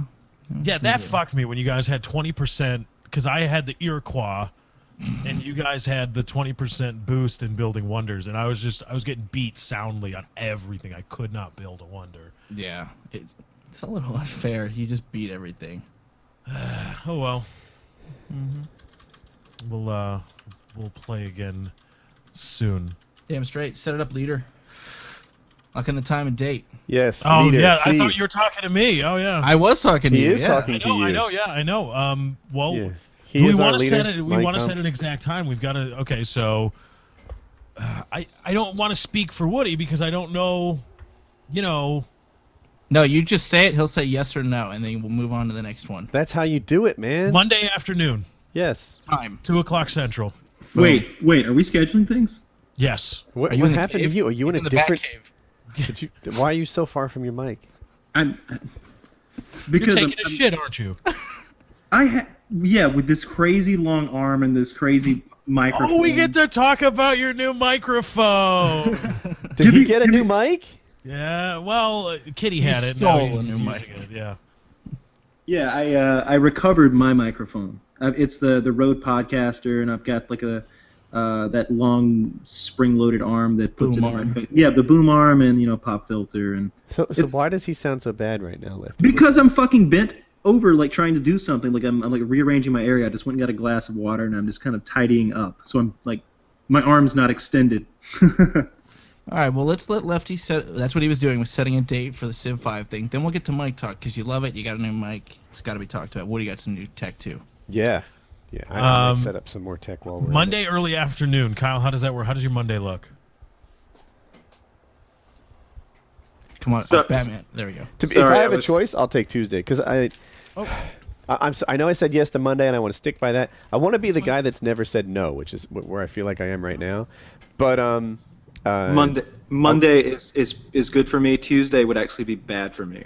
Wednesday, I can make Monday if I'm forced to. What Monday's not? Oh wait, you just said Monday's bad for you. You know what it is? It's I didn't make feedback Friday, so I tweeted to everyone that I'd make mail Monday instead. Yeah, I saw that. And I was going to do that Monday because weekends are such a big deal in WoodyCraft. WoodyCraft.net, best server in the multiverse. And I suppose I could, get it all done. It's just easier on me if I only have one thing to do that day outside of my normal work instead of two. Okay, so what is the date of Wednesday? Wednesday I will tell you. Is The 28th. damn it, Chiz. Clocks. I'll be cutting it tight because I'll be waking up in Atlanta and coming home. Yeah, I think How I about can. Sunday? I could do Sunday. This Sunday? Yeah, the day after people see this. Yeah, I don't have anything going on Sunday. Sunday's open for me. Every other week I have an event, but this week the event is the launch of our new prison server, so Sunday's fine. Okay, yeah.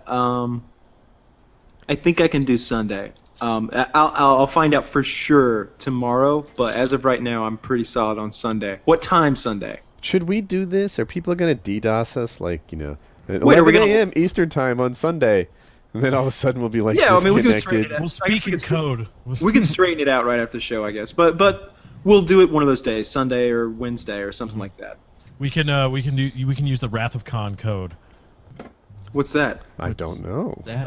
Like fixing the forward shields will take 2 days. Oh yeah, I love that. 3 days. Oh, speaking of which, new addition to Netflix, guys, is Star Trek Into Darkness, the sequel of the Star Trek reboot. It is excellent. I don't know why. I think it got some poor reviews from some Star Trek fans. But they were wrong. It's really, really good. They were wrong because I really love the reimagining of Khan and how they there's. I won't spoil it. If I go any farther, then I'll spoil it. But definitely watch it. It has some. It reminds me of Star Trek 2 a lot in some ways. It kind of mirrors it a bit, and I liked that a lot. And I thought the old school fans would love it, but I guess they didn't. And Star Trek. I'm sorry, my mic touched something. The Star Trek 2 is the original Wrath of Khan. Yes, which is, in my opinion, the best Star Trek movie ever made. To me, I think both the reboots are better than any of the originals. I think I'm in the minority for that, and both the reboots are better than the original. And I think the first reboot I liked even more. I was so amazed by the way they did it. I liked that.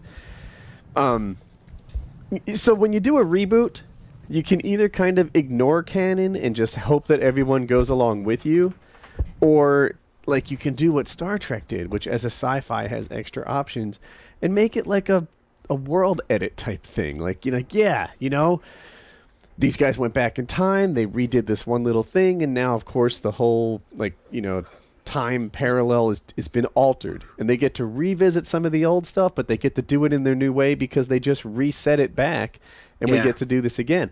I thought that was amazing. Batman did a reboot, and all of a sudden, like that silly penguin shit, where they're just like, forget about that. Let's pretend it didn't happen. We're doing Batman again. Batman is fantastic, not knocking it, but as a reboot, like they didn't explain the reboot. They couldn't. In Star Wars, they explained the reboot, and I thought that was so clever. I was so amazed by the whole way they did it. I thought agree. It was great. 100%. Like the way that they did it is perfect, because otherwise it's like, the story's already been told. William Shatner has told us everything there is to know about Captain Kirk. We know who all these characters are, and we know their storyline. Like they have some major events that occur in their lives that are canon. Right. But what they did is so incredibly perfect that it completely alters the timeline. But you get to see the pieces fall back into their familiar places, but they're a little bit different for the journey, for the whole space-time continuum alteration thing. And I think it really breathed a lot of new life into it. I love it, and I love that. What's his name? Who the old Spock? Leonard Nimoy. Leonard Nimoy being in the films is excellent. Like I love him talking to his counterpart. I loved him in the second movie when they're asking him for advice on Khan. He's got a quick little speech about just how evil Khan is. It's great. I love the two new Star Trek movies. I like seeing the Kobayashi Maru. I liked it. Yeah, that was great. That sequence. I didn't even see the original film. I've just seen that one scene, and I was like, okay, you know what? I respect tipping the hat to that. That was awesome. Yeah, so for those that don't know, the Kobayashi Maru it's part of your testing from Starfleet Academy. It's something that Spock wrote because he was an instructor there, and it's basically a no-win space battle scenario where you have to go in to rescue some friendly people, and you're suddenly surrounded by superior forces, and there's no way out. You're going to die, and it's all about dying. It's just accepting that that sometimes there are no-win situations, and it's about dying smoothly, I guess, in the right way. And understanding what that feels like. But Captain Kirk, historically, in the old films and everything, all the canon, is the only man who has ever beaten the test. He beat it. He's the only guy who ever did. And there's a part in one of the movies where Kirstie Alley's Vulcan character asks him, like, how did you beat it? And he's just like, kind of smirks, and he's, I cheated. Because it was an unfair test, so he figured, I'll be unfair too, and he cheated and he beat it. And they put that in the first movie as, like you said, a tip of the hat to the old guard. And There's tons of those in there, and I love that Kirk is kind of like a playboy, like he's fucking two-tailed women at the same time in the second film. Like, that's great, because that's what Kirk did. He went around the galaxy, he fucked green women, and he beat people up.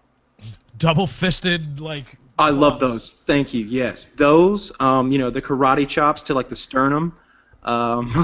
Those ridiculous kicks where you hold like a bar above your head and like double kick them. Yeah.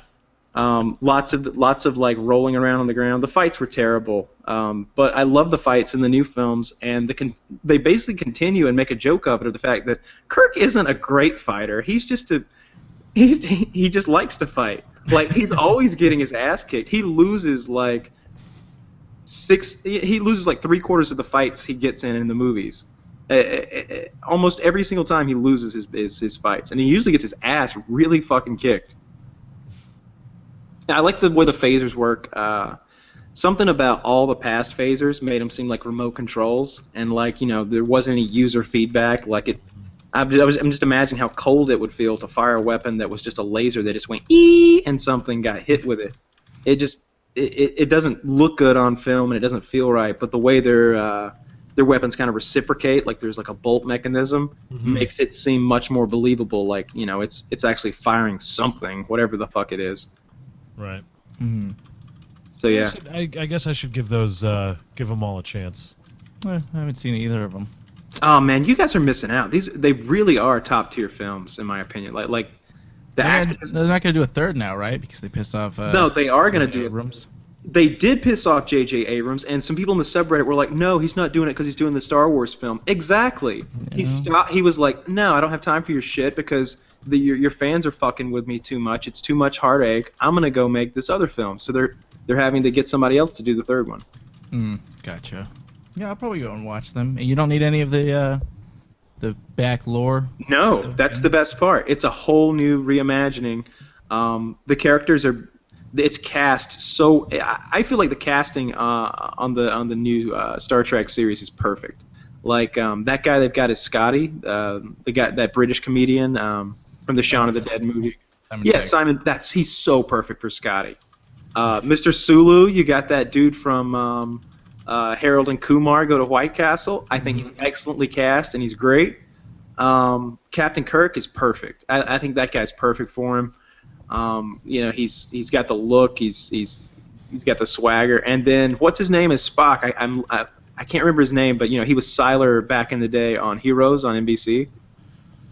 He looks like Spock. His last name is like a Z in it or something like that. It's like I can't think of his name. I don't remember, but I know.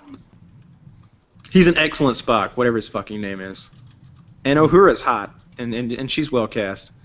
I really like the show. I'm hoping the third movie. I don't know who's going to direct the third movie or who's writing it, but I hope they continue with the same level of excellence. James Cameron. God, if James Cameron put his... I don't know if... I know what James Cameron's doing right now. What is he doing? He's making Prometheus 2. Oh, God. So bad. Why was it so bad? Why does Such a everybody piece of react that shit. way? Oh my god, it was so slow and bland and horrible. Are you really going to gloss over the fact that the archaeological expert that Earth chose to go on this mission? Earth chose this guy. He's the best archaeologist on Earth. Got lost in the cave. He got lost in that spaceship. He got he is the explorer that Earth sent. Like, this guy should be like James Bond, fucked like a conquistador, and like made a baby with like all the Apollo crew. Like, this guy should be on his A game up there. Like a ninja scientist genius. Instead, they cast a character who seems like a dumb guy. He's got... Yeah, like a dumb guy. Like, he's even got he's like a tough guy, like jock, kind of like douchebag kind of dude, like a ruffian kind of guy in a world, he's not an intellectual. He seems like an outlaw. Yeah, he seems like an outlaw, brutish type of guy who should be in the loading docks moving boxes. Instead, he's like on the forefront of the scientific expedition that is incredibly important. Getting face-huggered. Yeah, it didn't make any sense. And then the guy who got the guy who got face-huggered, or whatever that was, that acid lamprey, before it mutated. He was like the biologist. He was the biologist that Earth sent. This is the guy that Earth chose because he knows the most about other life, the theory of other life forms and biology and how life forms work. And the first thing he does when he sees this worm emerge from ooze is try to touch it and try to poke it with his hand, and he's looking at it like a kid who's like staring at a lollipop. And you're just like, that is not what they sent. Steve Irwin is what they did. Like this is gonna end poorly. You sent the fucking crocodile hunter and like a bouncer to go meet alien life, and they got destroyed.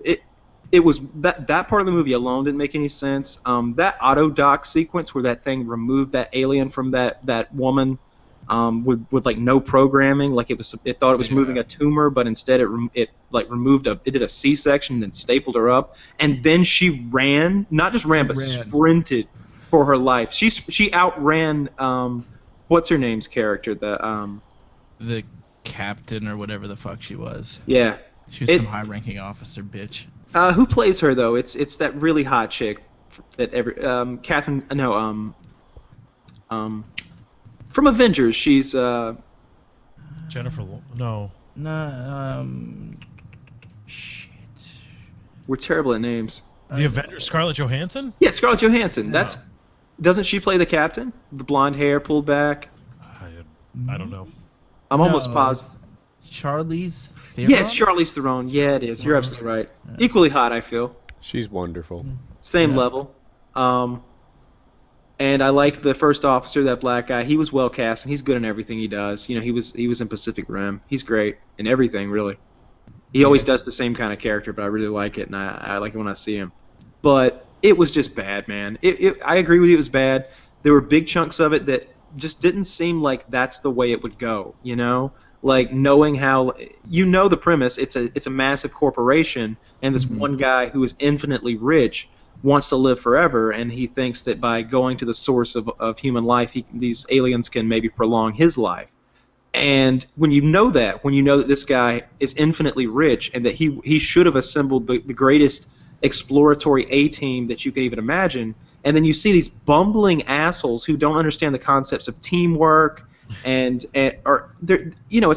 like the cast of a scary movie, the way that their characters are so poorly written. Somehow gets emotion and jealous and whatnot. Yeah, like really petty shit. Like in and they'll see something out of the corner of their eye and they won't say anything. Where it's like, no, these are scientists. They'd be like, hey guys, everyone, bring your lights and weapons. I see something over here. No, in a coordinated group. Yeah. You guys with the guns, you get in front. Let's split up. Oh my god, that never happens in real life. Dude, it has a 7 on IMDb and 65% on Metacritic. That's too high. It's a 50% movie, if anything. It gets that from the special effects, I feel, which are incredibly good. It's a big story, and if you just look at the broad strokes of it and you don't nitpick it like I do every movie and TV show I watch, then you could enjoy it. I enjoyed it. I did. On the second viewing, I thought it was pretty. I liked it less, and I will watch the second one because I'm a huge Alien fan, and I've seen all the Alien movies multiple times, and I think Ellen Ripley is one of the greatest characters ever written. Yeah, and I guess it'll pick up where the last one left off. What's her face is gonna go with him to the origin planet supposedly, and I'm sure everything will work out over there because they're so nice on this planet. I'm a big fan of like storylines that have those massive implications, like the idea of finding God or something like that. If they're gonna do that, if they're gonna attempt to put that on the screen, I'm there to watch it. Mm-hmm. So yeah, James Cameron will not be helping with Star Trek. If I had to bet, I'd say Star Trek 3 is gonna be subpar. It's gonna be below the level of the second. Michael Bay brings you. Oh God, please God, no. Yeah, I don't know. I don't know who would ruin it more. James Cameron or Michael Bay, because James Cameron would try to make Star Trek Vietnam again, just like he did Avatar, just like he did fucking any space movie he does. Give that shit to Jon Favreau. Give that shit to Jon Favreau. He made Iron Man. He can make this cool too. And Jon Favreau did Iron Man? Yeah, he did 1 and 2. And look what happened when he didn't do 3. It's really what a bad. shitty film Iron Man 3 is. Iron Man 3 is fucking garbage. And They I don't- have the I bet most it's iron suits in that movie, and it is the worst fucking Iron Man movie. It was like it was so poorly written. I swear to God, I don't consider myself good at writing anything, period. But I could have sat down and I could have come up with some better ideas that would have been more entertaining than that bullshit. There are big chunks of Iron Man 3 that degrade the entire superhero genre, in my opinion.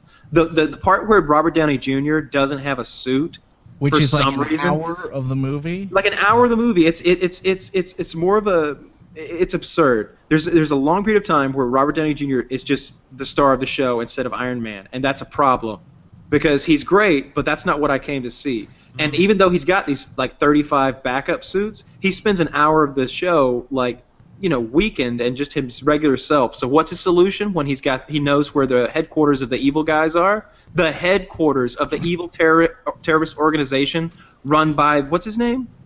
Oh fuck! I don't know. The Mandarin. The Mandarin, yeah. Who looks so fucking hardcore, and it's such a great villain when you first see him. When you first see him. Yeah, yeah. And so Robert Downey Jr. goes to Home Depot and like Radio Shack, and using, you know, I guess he's just some sort of Bill Nye the Science Guy genius.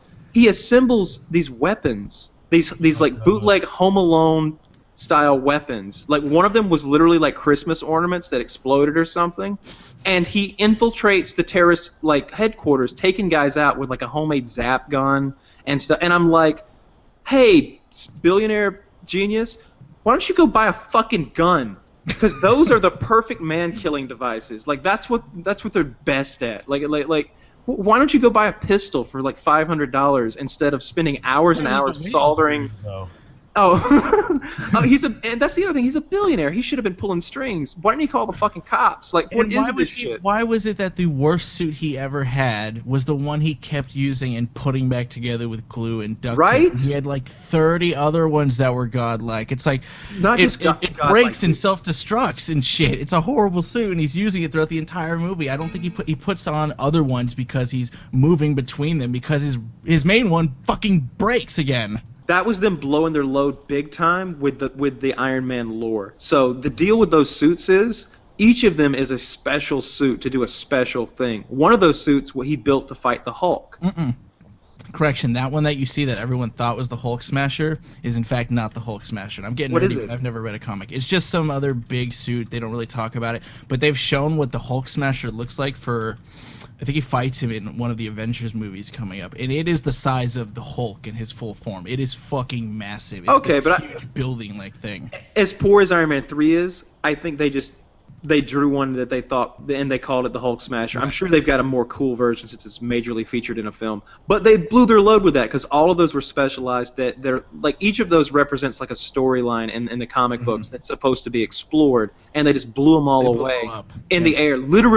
Literally blew them all up. And each of them is an Iron Man movie into itself because each of them is a story about how he ran into a villain that he needed a special suit for.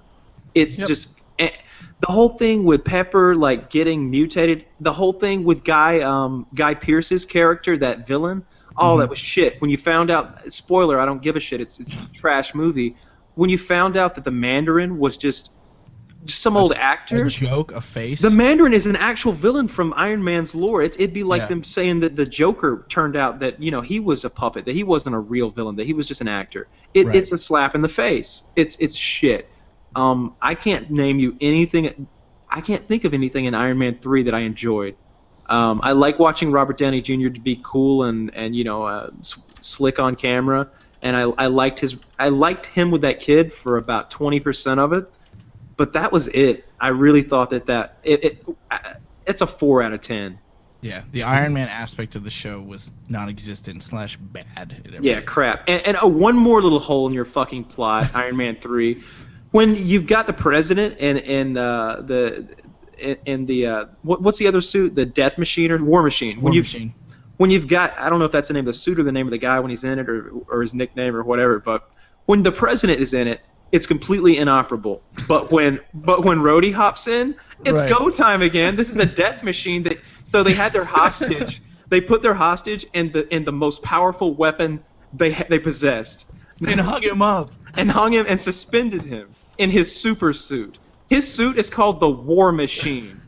That's what they put that's what they put the president in before for their like crazy burn him or whatever. execution. Yeah, they're gonna like burn him alive instead of putting a bullet in his head like 10 scenes earlier. It's just such an absurd movie with And so Don many Cheadle's plot like, holes. "Oh, sorry, President," and takes the suit and fucking starts fighting shit. It's a horrible movie, and I love Robert Downey Jr., but he can't raise that movie by himself. No, and that I can't believe that he even agreed to that scene where his suit comes to him a little bit at a time, and he has to fight with like one leg and like a crotch piece and one hand, and it's just embarrassing to the whole superhero genre.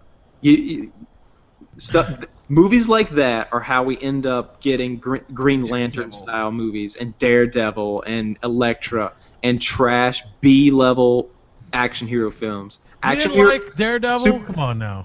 Comic hero movies should either be dark and ultra realistic, or they like a graphic novel or like Batman Begins, or they should be incredibly flashy and beautiful like the Avengers and like Iron Man 1 and 2 and like the Thor movies are. The last Thor movie was great, I thought.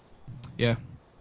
I like how his brother played a role in that. And I've been looking at like the films that are in production or are slated for production, and in the next like 2 years, like by the end of 2015, like after Christmas 2015, there's like 15 comic book movies coming. There's an Ant-Man coming. There's a Justice League coming. The Wonder Woman movie is getting a lot of talk. I think that's actually going to happen. Are you excited for Guardians of the Galaxy? Because that comes out in a couple months. You know, I'm not familiar with that at all. But I'm gonna give it a chance. I noticed that one guy that's in it, who's like the main human character. He's from Arrested Development and Parks and Rec, right? Yeah. And he was talking about like they asked him how he got so buff for that movie because he's ripped. He's like full on like 6-pack and big pecs and everything, like action hero body type. They're like, how did you do it? He's like, well, they write you a check and you sign a contract and it says if you don't look right by this date, then you're fired and you owe us this money. And so you hire a personal trainer, and you don't lose your job. And I was like, wow, that must be crazy. Yeah, and his real life situation is the opposite of that. He's kind of maybe a 15 to 20 pound overweight looking kind of guy, kind of like a couch potato stoner type character, because that's what he plays on the show. Right. And he got ripped up for that movie though. And I've seen the previews, I've seen the teasers. I'll definitely give it a chance because I think it's got potential. I'm up for. I like the superhero movies, but if they go, I found the reason I hate Pirates of the Caribbean is because it's just a little too Disney. It's a little too goofy and zany for me. Like I remember there's a scene in the first one where she hits a guy in the head with like a pot or a pan or something, and they make like a cartoon style sound animation, like dong, and it's like, nah, I'm checked out now. I'm not suspending my disbelief anymore because that was a cast iron frying pan. She should have just cracked his skull, and this should be a horrible moment in her life now that she remembers forever because she just full on whacked a guy with a cast iron pan in the back of the head. He's dead now. Like instead, that character's there in all 3 movies. I can't get those are trash in my opinion, and I don't think. What's that fucking talentless hack who renounced his U.S. citizenship? Johnny Depp. Johnny Depp. I don't think Wow, talentless hack thrown at man. Johnny Depp. Yeah, thrown right at him because you know what? He plays one character, and that's weird, eccentric guy, which is who he is in real life. And I'm not impressed by that. You're as good of an actor. Robert Downey Jr. What are we talking about? He's got one Vegas. character. Fear and Loathing in Las Vegas. It's different though. It's Robert Downey Jr.'s character is multifaceted and quick-witted and beautiful, whereas his character is. I would compare his acting and his characters to Arnold Schwarzenegger and his characters. Sure, they're good. Sure, they're good characters. Sure, he does them well, but they're all the same motherfucker. They're all the same weird, tortured soul. Edward Scissorhands and the Demon Barber of Fleet Street are the same motherfucker.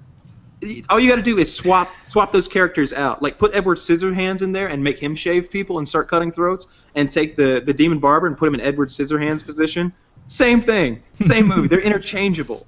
And who's that motherfucker who always directs them? And he's married to Helena Bonham Carter, and he also casts her every time. Tim Burton. Tim Burton. You know, man, I'm wishy-washy on Tim Burton in general. His movies are just they've got a definite charm to them. They all seem to have a really similar creepy formula. The original Batman wasn't that bad. It's one of his best. That Yeah. and Beetlejuice, Second one, I think is one of his best too. Beetlejuice is good. But some of his stuff, I'm just like, nah, man, you're just being, I don't know. You seem like a hipster to me right now. You're being weird for the sake of weird. Weird for the sake of weird, yeah. Like you're just, you're as entertaining as Marilyn Manson right now. Like slow it down, make it more creepy and a little less just weird for the sake of weird. All right. I guess I'm not watching Iron Man 3 then. Speaking I of, just want Sherlock Holmes 3. Give me Sherlock Holmes 3. Give me Robert Downey Jr. and Sherlock Holmes 3 with Jude Law, and I'm happy. I love you.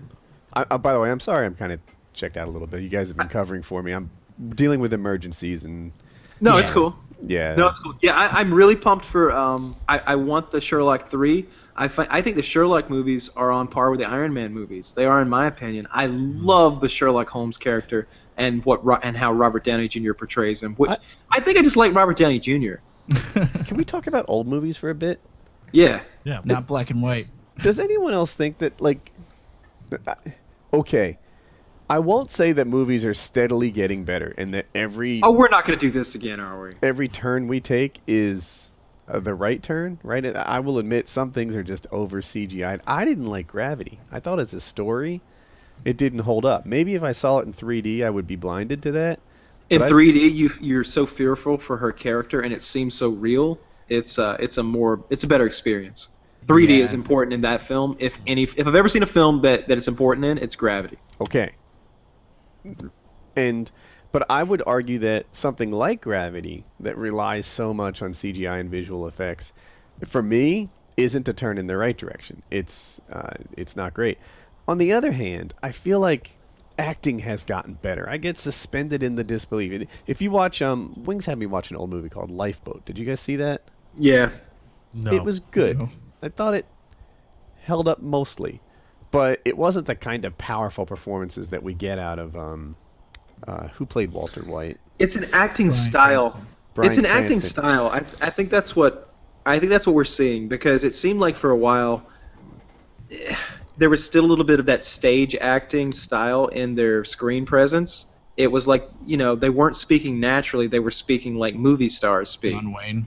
Yeah, well, John Wayne's not that bad about it, I didn't think. It's you go back and watch him. It's different. It's not so natural compared. I to thought what it you was see more in about the these movies. gravitas of his character. It was like an old-timey way of speaking in third person, like he was just bigger than life. And that's the way I felt about him with that. But like if you watch like To Kill a Mockingbird, and you watch how they talk to each other, it's somewhere between a stage performance and modern film. It's not the same kind of realistic conversation that you see in a modern film. And we've hashed this out before, but I'm in agreement that while there have been masterpieces that have been made for 50, 60 years, there are more masterpieces made per year now, it seems. Yeah, and I don't know. I like not just the CGI, although I think the visuals are part of a movie. I think the acting is more passionate. The storyline, the pacing, all this stuff has gotten better than it was a long time ago. I think, like you're saying, there's more masterpieces now than there were before. Something like Batman. It wasn't just... I think Batman was a great movie. All the reboots have been fantastic. It wasn't just the fact that the visuals are better than they were before. I feel like I'm just more sucked in. Heath Ledger's performance as the Joker was outstanding. It was second to none. There's character development in a superhero movie, and that's rare. In a lot of the shitty Batmans. Now you had it in Batman Returns with the Penguin, and that's what made that movie so good. You felt for the Penguin. Danny DeVito pulled that shit off. He acted well. Tim Burton directed well, and that was an excellent film. But if you look at like Schwarzenegger in one of the later films, he's like, "Free, everyone freeze!" Well, that stupid fucking like blue light on his teeth. It was just bullshit. It's such crap. You didn't care that his wife had been killed, and that's what was motivating him. And you're supposed to. You're supposed to feel sorry for Mr. Freeze. That wasn't there because it's Arnold Schwarzenegger. It's not Heath Ledger. The Batman movies were excellent because the acting was excellent.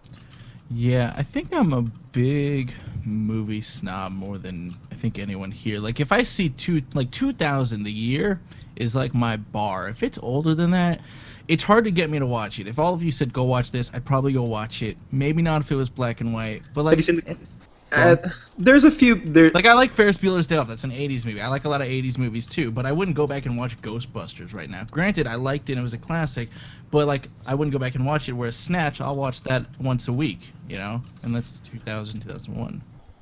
Yeah, I don't know. It's hard to get me. Once the further we get down, the shorter it moves along. Like 2000, that's the cutoff. there are spurts of movies. There's these years, like the year Forrest Gump came out.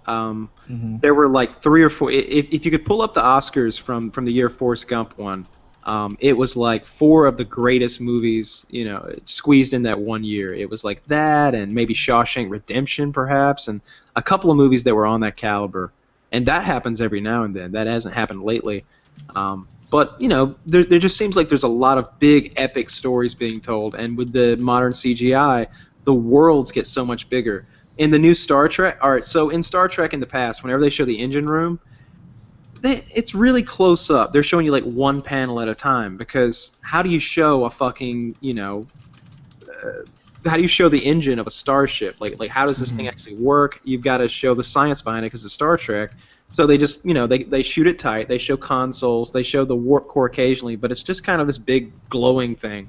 In the second Star Trek film, they give you a look at how the core works, and you're like, holy shit, that kind of looks like stuff that I've seen in real life. Like, yeah, it looks like they've got like a bunch of nuclear reactors that are different somehow, and they've got them all focused in one little beam. Okay, that makes sense. And it's enormous. The engine room has these huge bins of like radioactive materials and stuff, and the whole world is bigger. The starships are enormous. You see a starship crash into a planet, and it's colossal.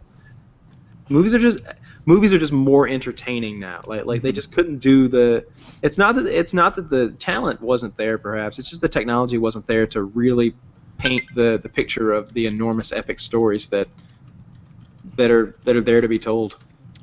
By the way, 1994, the Academy Awards Best Picture was between Forrest Gump, 4 Weddings and a Funeral, Pulp Fiction, Quiz Show, and The Shawshank Redemption. It's a good year. That is a good year, That is actually. a good How did year. that come up? I'm so, look, Forrest Gump I won. want to apologize to all the viewers. I hope you understand.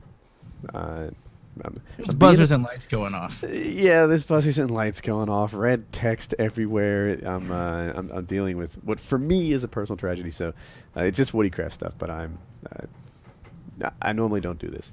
No But, big deal.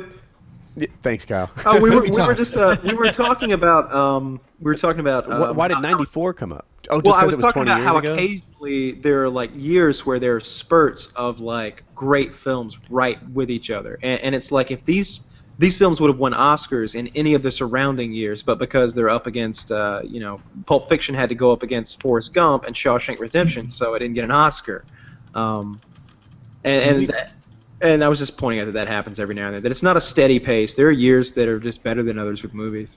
Yeah, like last year, like we have that a lot more nowadays. Like, you know, they'll put up the Avengers to something else that they're all amazing. But like last year, I think it was like Runaway Slave and Gravity, and Gravity won a lot of those, I think. I Or guess 13 Years a Slave. 13 Years a Slave, and I didn't watch that. Like everything in those award categories, I was like, I'll give it a Gravity because I've seen it, and I guess it's cool on the CGI thing. I watched it from home, so like Woody said, the story isn't that great. But that was a slow year, if you ask me. It was 2013, at least in the award sense. I thought that the Dallas Buyers Club was really good. Yeah, you said that was good. I didn't see Jared it. Leto plays a tranny in that movie, and his performance is excellent. And then Matthew McConaughey obviously won the Best Actor Oscar over DiCaprio, and probably deservedly. I mean, it was a strong fucking performance. It was really good. McConaughey's a hell of an actor. It turned out that he could do more than take his shirt off, huh? Yeah. Yep, good for him. I give it Good. to him. Yeah, I liked him all the way back from School Days. You know that movie? Yeah. Yeah, he played the slightly older guy who was like, you know, the thing I like about these high school girls, I keep getting older and they stay the same age. Same age. Yeah. He was great in Contact. Oh. I totally don't know. I like that Nazi movie. content? With Jodie Foster. Jodie movie was Foster. so Oh. bad. It is dumb though. It's like we've spent $1 billion building this high-tech space There's device. another one! There happens to be another one being built this whole time in secret in Japan. Go was use li- that one. It didn't make any sense. But the part that was cool was how it worked, right? It was like those last, I don't know, 20 minutes of the movie, right? Like they don't think she went anywhere. She did though. It was like there's Yeah. like 6 days worth of tape on her head cam, but she just fell straight through the thing. That part was cool. The 2 hours leading up to it were pretty bad. Pretty bad. There's no. Yeah, it's pretty sketchy. It's not a great film by any means. Like it tries to cover, you know, the intricacies of wormhole travel and time travel and all this stuff, but it talks a lot about it without ever really talking about it. And it's just kind of like, oh, it happens. Like, oh, okay. What well, are thank some you for the confusing scientific movies? insight. Like we talked about I've Primer. got one. I've got confused. Oh shit! It was Primer. Yeah, we were I think we're all familiar with Primer here. You've seen it. except Lefty. Never seen it. Oh, a shame, Lefty. Oh. So Primer is an experience. I won't attempt to explain the plot. It has to be fresh on my mind to say it clearly, but I have wrapped my head around it very well before. And they But don't it's- really talk Wait. about When the you say science you've wrapped about your it. head very well about it before, does that mean you're not currently wrapped around it? It's like imagining Everyone how. reads up on it after they watch Okay, it. so No, imagine. Go ahead, Here's go how it works. Imagine the plot to Primer is a knot. I have untied that knot before, but the cables may have gotten a bit tangled, and I would have to think pretty hard to like. Yes, Feel it all out right it's freaking difficult. Primer. So I watch Primer, and I feel like I understand how their version of time travel works. I get that. Totally, I got it. understand. Like even now, I think I do, and I understand like how you get sort of the advantage and leg up on. But I can't watch Primer and know what version of history or what person I'm seeing all the way through. And Right. and every time I watch Primer, I hit the Wikipedia page, which is actually pretty good for decoding it, so I can re-understand it. Like, wait a minute, was that copy 1 of him or copy 2 of him, or like what was happening here? And like Primer is that's as smart as I can get. I don't know, but other movies that are hard to understand. I don't know The if hard- Sphere. I was gonna throw out Irreversible and Memento, and it's it's not that you don't. Memento is Irreversible. Irreversible. You kind of pick up pretty soon that it's everything's going backwards, and it's sort of a backwards mystery. Yeah, it's really Irreversible. I think we've talked about this in the show before. That was the most horrific scene I can recall. Monica Bellucci, who is so goddamn sexy. If you want to think, I'm just going to name some things you may have seen. If you watched The Matrix 2 and 3, she is the Merovingian's girlfriend, who in one scene in the bathroom is wearing a latex dress, and you can totally see her vag through the latex dress. And then she was also in Inglourious Bastards. She was like that Nazi's French translator. And there's a scene where he's like banging her doggy style, and you get to see some nice cleavage action. Big fan of Monica Bellucci. Nice. Wait, bad. which movie is that? Inglourious Bastards and Matrix 2 and 3. Matrix 2 is the one with the vag scene, and it's very about brief. what time on the DVD? What time? After they make the girl come with the cake code. Yeah. It is Matrix 2, right? Yeah. Yeah. That's when they talk about it, like, Yeah, I want it a was kiss from you, you know. Yeah, it was. It's in the bathroom. She comes in and wants to kiss him, and she walks right into the men's room, which is superpower move. Great, awesome character. How about American Psycho as far as difficult? There to you go. understand? Fuck yeah, American Psycho. That's a good one. That is a film that, unlike Primer, is up for fucking interpretation.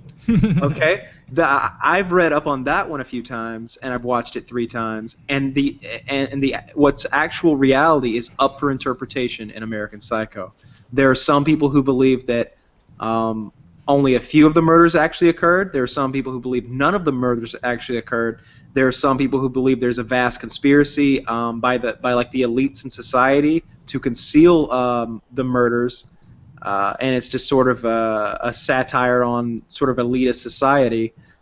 And it's really hard to work out which is true. It's a great watch though, if you just don't want to overthink it. Mm-hmm. Yeah. Like, there's some people that think that he just killed the bum. and that's it. And the rest of it is a fanciful, like, what if I could act out all my desires? Yeah, and there's this weird situation that's a bit to wrap your head around, because I don't know about you, but like I forget characters' names in movies. Like it's hard for me to remember someone's full name and like tag their character with like that. I don't with really that name. have that problem. You struggle with that? Yeah. I'm kind of a name savant. I'm not a name. So there's this aspect of American Psycho where they keep confusing him for this other guy, and so you're like, wait a minute, well, is he that other guy or is he himself? And they're just confusing him for this other guy. And like, what's going on here? Is he imagining that they're confusing him? Like what's going on? It doesn't make any sense. And it's a very confusing movie. It's open for interpretation. I think that's the final result. But Primer obviously can be.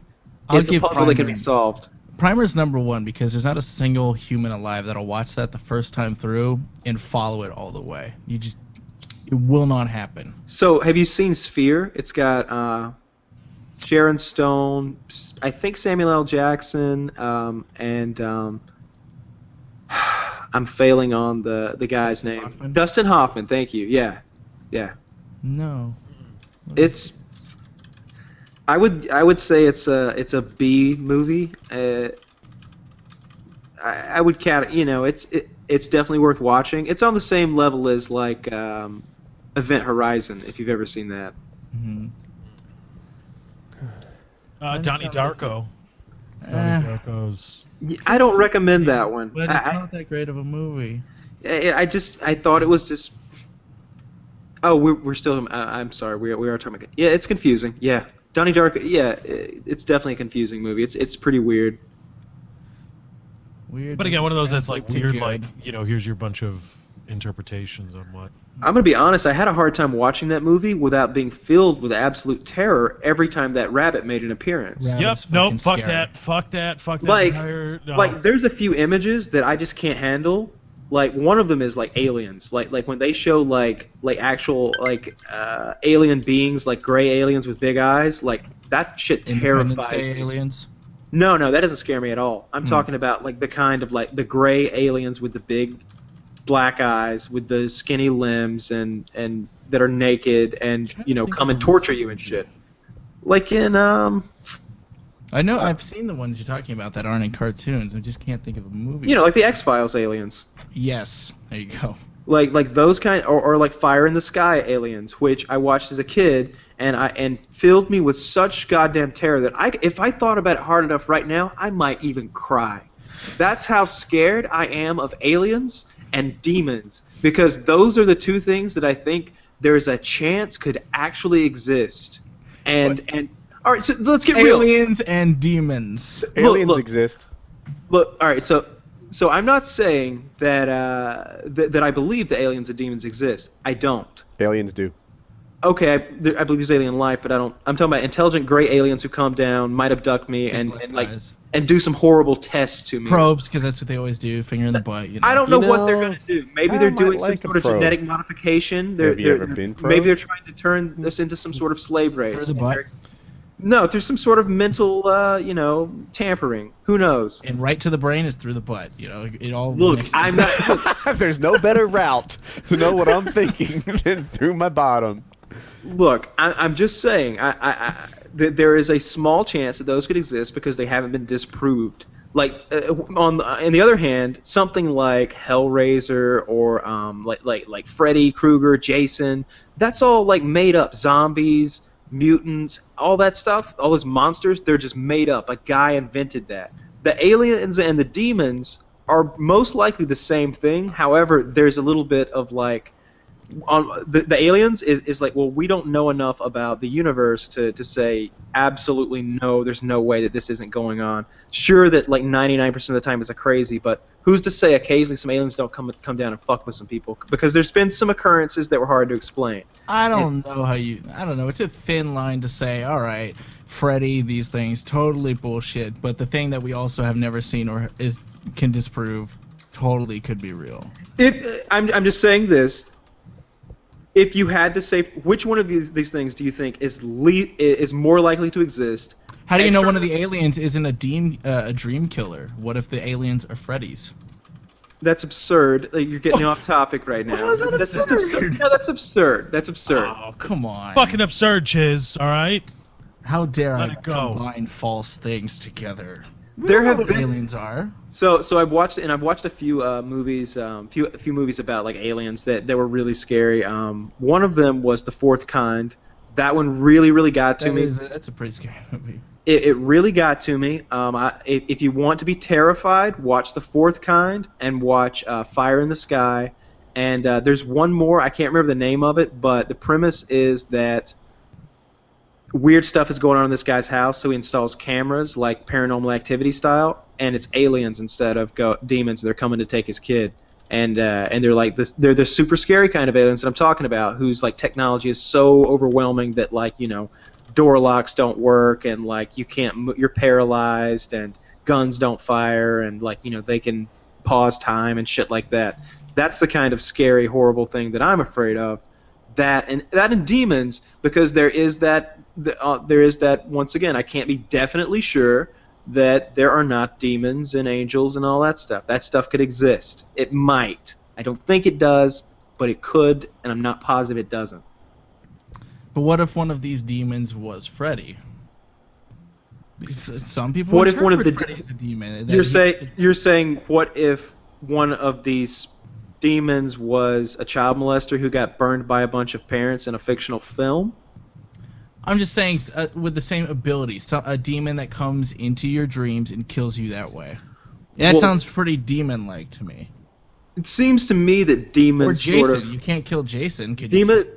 demons are the demons that I'm talking about are the kind who either want to possess a person and take over their body and do horrible things to it and to the people around them, and cause pain and suffering and fear, that feed on some spiritual being that feeds on human energies. Okay. That's the fear. And I think it's much more rational to fear those things, and I think you'll agree if you really boil it down, it's much more rational to be afraid of those two things than it is to be of some Frankenstein monster. That's complete fiction. I just think you lose a lot of people in the argument when you group the demons in with the aliens. I'm with you. I'm with Chiz on that. I like aliens. It's a numbers game to me, right? Like, let's say there's a 1 in a million All right. chance. I'm willing to take it back. There's a 1 in a million chance that a planet will be the right distance from a heat source like Earth and Sun that spawns life as we know it, right? And I don't know. We're carbon-based life. There's some silicon-based life. I'm not sure. That's outside my area. But to get a planet that has a proper climate, 1 in a million chance. I made that up. There are trillions of stars and planets out there, which means there should be tons and tons and tons of opportunities for an Earth-like thing to happen. And there's some sort of luck and some consistency that we haven't been hit by more giant asteroids that make you reset and start over. But just as a numbers game, it's like, all right, there's a 1 in a million chance with infinite chances, it should happen. That's my thought on the aliens thing. They recently found an Earth-sized planet rotating a yellow sun at the correct distance. They call it, I don't remember the term for the distance that it is, but it's the correct distance around its star that it could support. Liquid water could pool. That's what it is. Is it called the habitation zone or something like that? Perhaps. It's an M-class planet. We're all Star Wars people here. Star Trek. Thank you. I didn't mean to say Star Trek. So anyway, aliens going to happen. Demons, that feels completely like a story to get children to behave. It really... I think when I say demon, I'm encompassing some sort of energy that is sentient. I think demon could be, what humans have been calling it when they experience it occasionally throughout time. But So all talking of about those instances could be a chemical mental, imbalance in the brain. mental injuries, totally, mental illness, all those things, epilepsy. Right. There's tons of things that could be contributed to it.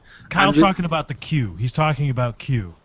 That's what he's talking about. Just a race of super beings that are neither here nor there and able. Yeah, to they're not matter. They're energy, an energetic life, and a life form that's energy.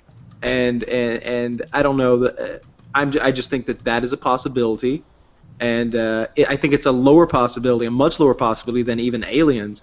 If I think the likelihood, I like to do this, the likelihood that there are aliens that are coming and like occasionally taking people and doing weird shit to them, it's less than 10%. It's probably less than 5%.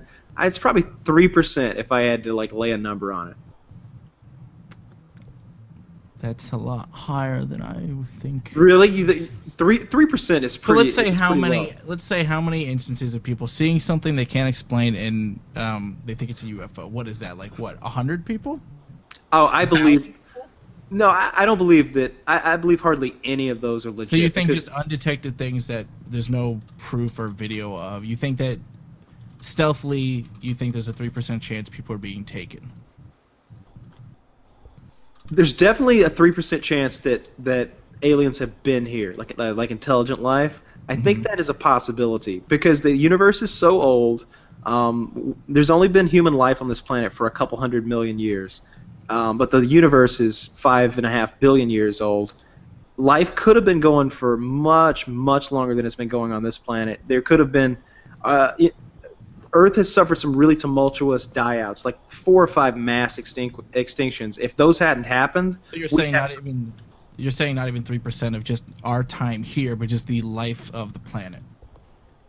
What I'm getting at with that is that there could have been a planet out there where they didn't get reset. Maybe they've got some sort of conditions where asteroids are less common, where there weren't volcanic conditions that killed out 90% of the life.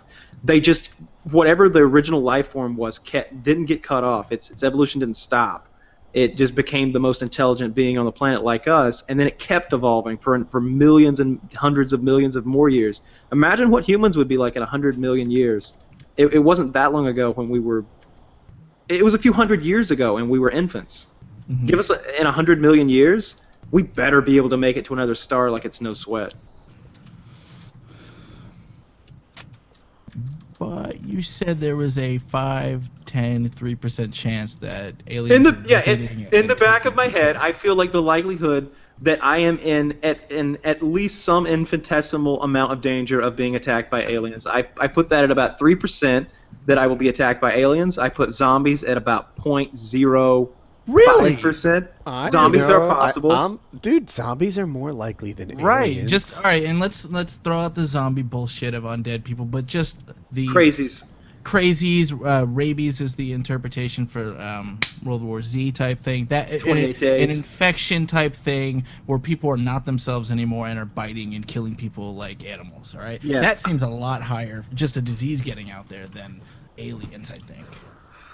I don't know. That's where I place it. I just don't think the zombie outbreak, world extinction, crazy shit could happen. I think there's just too many of guys like me with guns out there who would just put down the insurrection quickly, and that'd be that.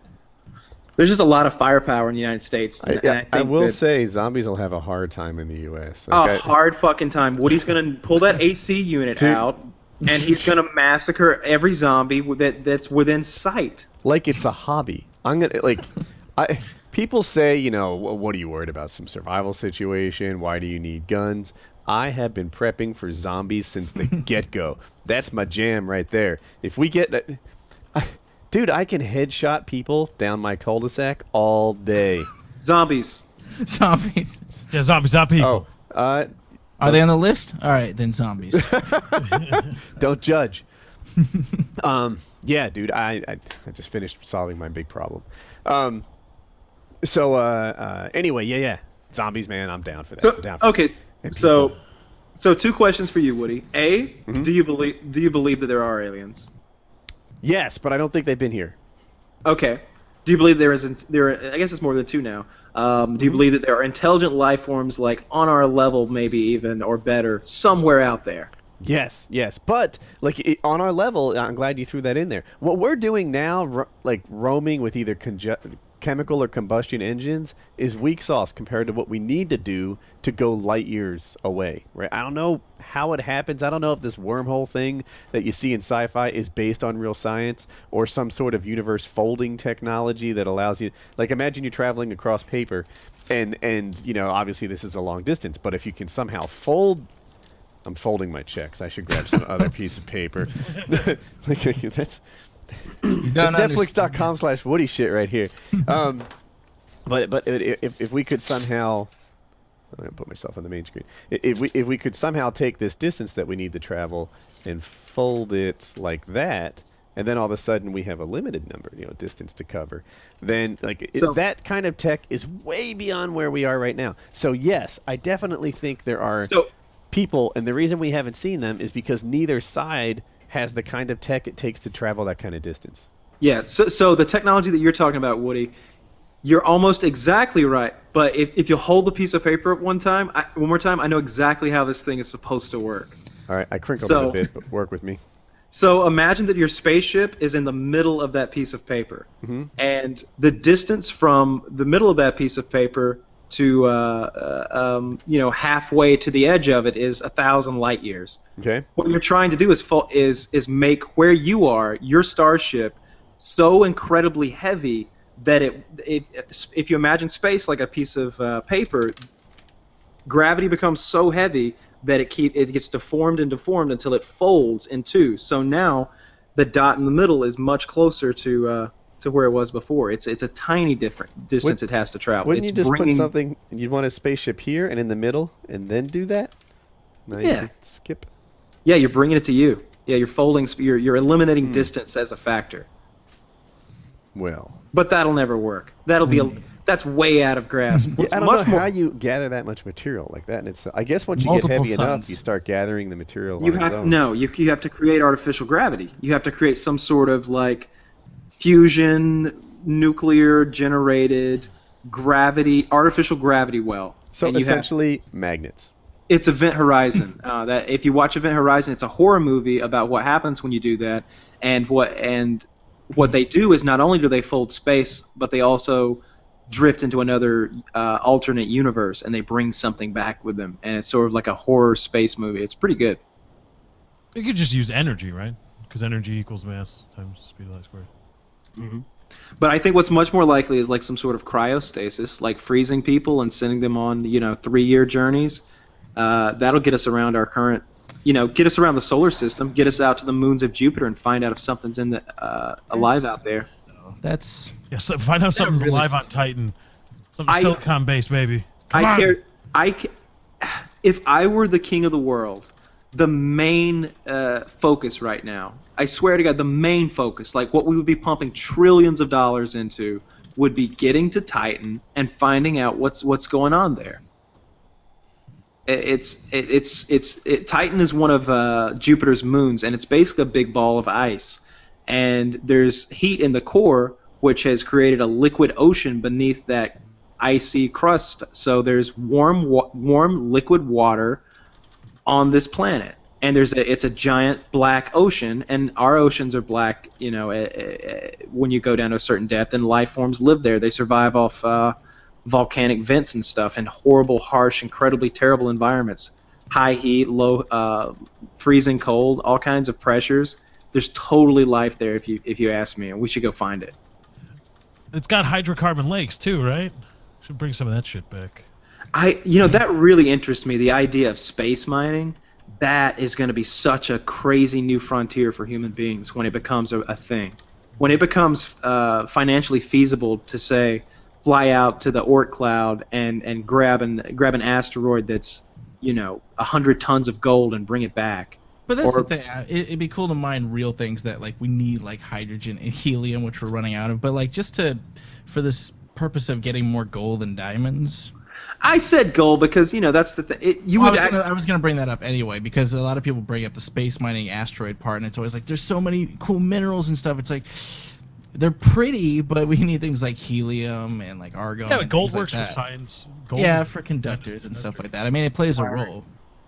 But any number of what are rare earth elements, but aren't so rare up there. There's tons of those rare earth elements that we use in electronics that are in limited supply.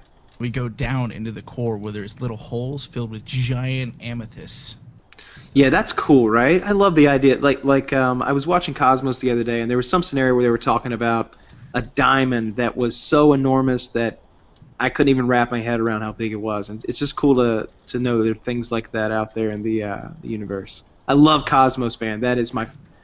I won't say I like it better than Game of Thrones, but it's definitely up there. I love that. I watch every episode twice. I really enjoy it.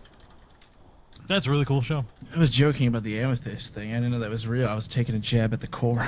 No, that's legit. The core is silly, okay, but there's some real stuff in there. The core is incredibly silly. It's one of the dumbest fucking movies ever. Like Aaron Eckhart and Horseface McGee are gonna bore down to the center of the Earth and set off this incredibly precisely coordinated chain of nuclear weapons, impromptu. Like that wasn't even the plan. They were like dumping. They're like they literally drive their whatever this vessel is, which is super experimental, into like the liquid core of the Earth, and they start doing a lap around the thing, and they're like timing with like a pocket watch or something how often they release a nuclear weapon from the rear hatch. Which, why is that vessel even equipped to do such a thing? They explain why. It's because if it gets cut or whatever and heat gets into it and stuff, it naturally breaks off that part of the ship. That's an absurd feature. Why? Because it would fuck up the whole ship then. That means that the whole ship has to be like where are the engines at? Like there's an independent propulsion system for each. It functions on. Oh well, that I don't know, but I mean. Like that's not how a train works. You've got a caboose, you've got passenger cars, you've got engine cars, you've got the locomotive. It's a whole thing. You can't just like pop off parts and expect it to keep rolling with no issues. It did anyway. They drop off all these nuclear weapons in this perfect like circular sequence, and then they detonate them at the perfect sequence so that it's like. And that wasn't even the original plan, if you remember. No, they had it wasn't. Just one big megaton, and we're like that. Just set off the ones. Like that won't work. Oh no, we got to do this thing and set off the small ones. We have just enough uranium or whatever to. Yeah, to they up. I forgot about that. They somehow like jerry rigged like half a dozen nukes like out of one or something. Like they do nuclear science in the back of their like. With their weapons guy dead already. He was the one who got trapped when a part got ripped. Burnt alive. And here's the thing about the core. The way you die, you get melted alive in like molten steel or rock or something like that. That's how you're going to go. And there's a scene where somebody has to like go in the back to fix something, and his suit like protects him to like, I don't know, 700 degrees, and it's like 2,000, and he's roasting in there while he does work. And I'm like, I'm going to be honest. I would have stayed in the front and been like, I'm not drawing straws. I'm not. You couldn't drag me back there to save the day. When we get out of here, call me a pussy because I don't think we're going to make it. But I'm going to burn fast, not slow. So I'm sitting my ass right up here in the front. I'm drinking 2 bottles of water because I don't think you're coming back, Jerry. Good luck. like that scene was absurd. That guy's a real hero because there's some things where I'd be like, yeah, I could see throwing myself into danger for something, but that's not it. It was his ship. It's all he had. Fuck that shit. Listen, man. I admit it's a really dumb movie with like no real science to it. I'm not even done. Something about it I like. They set off the nuclear weapons in the perfect chain to like restart the rotation of the Earth, which was fucking up the magnetic field and making these crazy electric storms and earthquakes and like weather patterns. It's absurd science, and it was all happening in a really fast period of time. And they set it off, and Hilary Swank and Aaron Eckhart actually make it out. They like bore the ship through some crack in the Earth, which apparently leads all the way from the core to an ocean, and they complete the journey that took them like days to get down there in like a matter of seconds. Like they like bob to the top of the and then they're flat on the bottom of the ocean. So what do? They call the whales. They call the whales.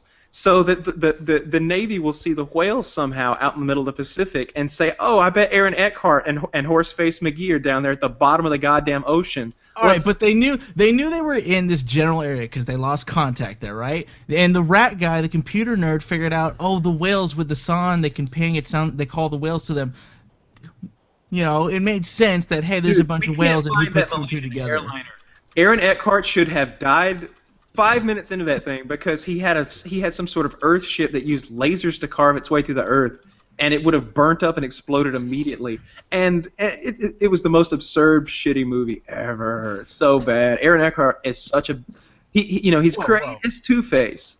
Okay, he's great as Two-Face. I like that. But name me one more good performance from Aaron Eckhart. He makes shitty C-level movies. He was in what was the most recent? He was in White House Down.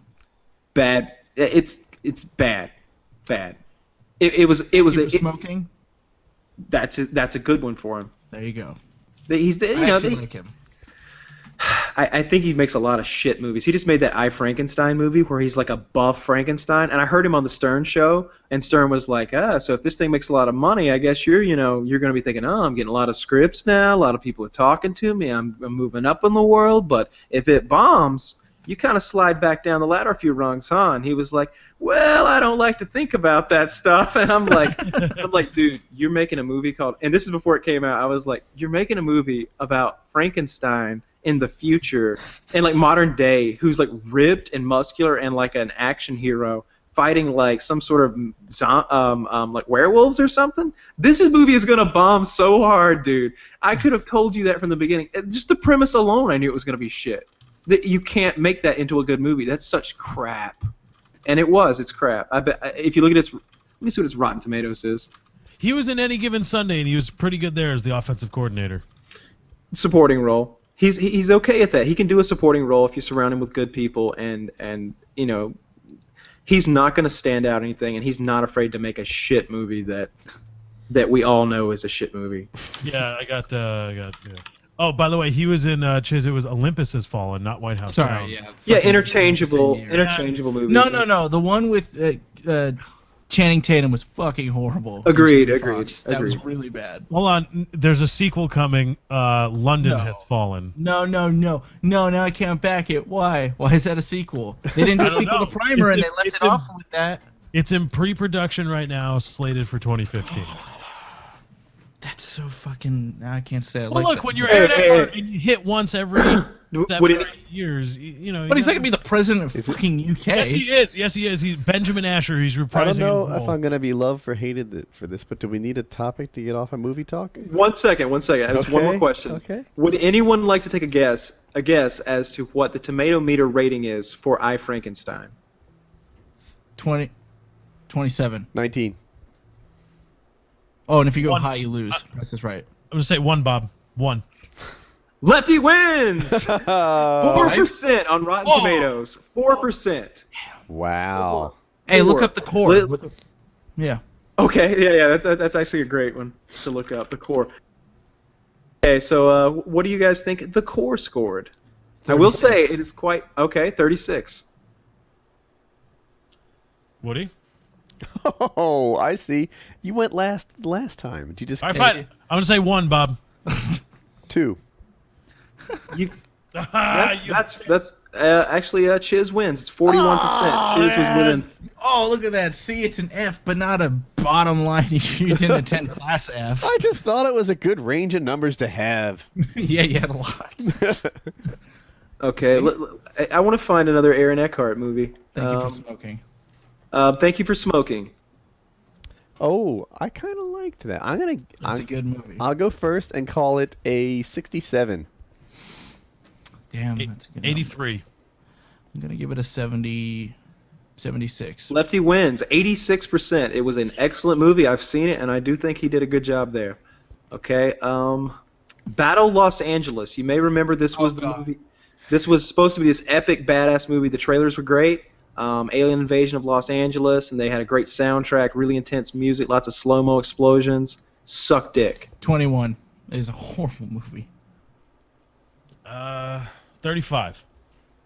Nailed it. There's no need to go further. 35%, exactly. I was also going to say 35. You were not going to say I was not going to say that. Just like Kyle is going to win all those Civ games. Come on. This is a fun game. What else has he done? The shit. His You know career who else we is can do this all with? like. We can do this with Eddie Murphy. Oh, good one. Yeah, Eddie Murphy. His movies All are right. either outstanding or total shitfest. Horrible. Okay, would someone else host this one? Because I particularly enjoy movies. Lefty, you host it. You got an announcer voice. Just Rotten Tomatoes, Eddie Murphy, Okay. and it'll have his whole thing quick, This is like good. right there. That's a good one. He's done a lot of movies. Mm-hmm. Oh, so it lists Eddie Murphy movies by. So what am I looking at here? Am I looking at the? The percentage. You could do his wiki if it doesn't have his movies or something. No, it does. It has all of them. They've got the percentage. Yeah, so it'll be like this movie. What do you think you got? Okay. All right. Let's see. Let's go. Let's pick some ones everyone would know. I'm sure he's done some Beverly Hills Cop. We'll start out easy. Beverly Hills Cop. First one on the board. Again, Price is Right type scoring. Closest to the actual number. 72, because I feel like those guys, they're pretty artsy over there on Rotten Tomatoes. So I'm gonna give it 72. 72 from Chiz. I think I'm gonna say 75. Undercutting. 76. It's a class. Oh, it's a classic. Woody wins 83%. Beverly Hills Cop on That's Rotten dirty, Tomatoes. man. It is Alright. dirty. You know the best part? First one I've won, I didn't hear what the movie was. Oh. I just worked the math. All right, here's a tough one. The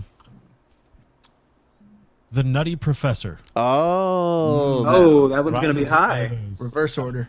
How's everybody Really? doing? I went last, so I'll say 54 because I don't think it was that good. 54 from Woody. I'm gonna say 60. I'm gonna give it 63. Chiz with the win, 65% on Rotten Tomatoes. Yeah. All right, next Nutty movie. Professor. Give me another one. All right, Bowfinger. Oh, 16%. 17%. I'll give it 9. I don't like that. Oh, okay, sorry. Could you go again? I clicked the link and I got something. Oh No. wait, Bowfinger is. That's not the. I was thinking that that's not the one in space, is it? No. That's Pluto Nash. You put Oh, it- I was thinking. I bet Pluto Nash is 17%. Yeah, probably. That's my Pluto Nash rating. Can I go again because Bo? Sure, everybody Bowfinger go has again. Ste- Bowfinger's got All right. Steve Martin. That's got Steve Martin in it. I'll say 75%. Whoa, no. Wow. 54, That's- 54. No, that's a good movie. I've seen that. 37. That's when Eddie Murphy. Wow, did you was hear like this range? Chiz went 37, I went 54, and Kyle went, did you say 75? Yeah, that's the movie where he plays the double for the actor. That's a great movie. Rotten Tomatoes agrees. Kyle wins 80% on the tomato meter Wow. Yeah, that movie's Steve Martin great. carried it. of Rotten He Tomatoes. did carry it. Steve Yeah. Martin's the fucking genius. I haven't seen it. I was just guessing. Let's go. Pluto Nash. How about Tower Heist? One of Oh, those recent movies from Eddie Murphy. I give 25. I'll give it 33. It's not that good.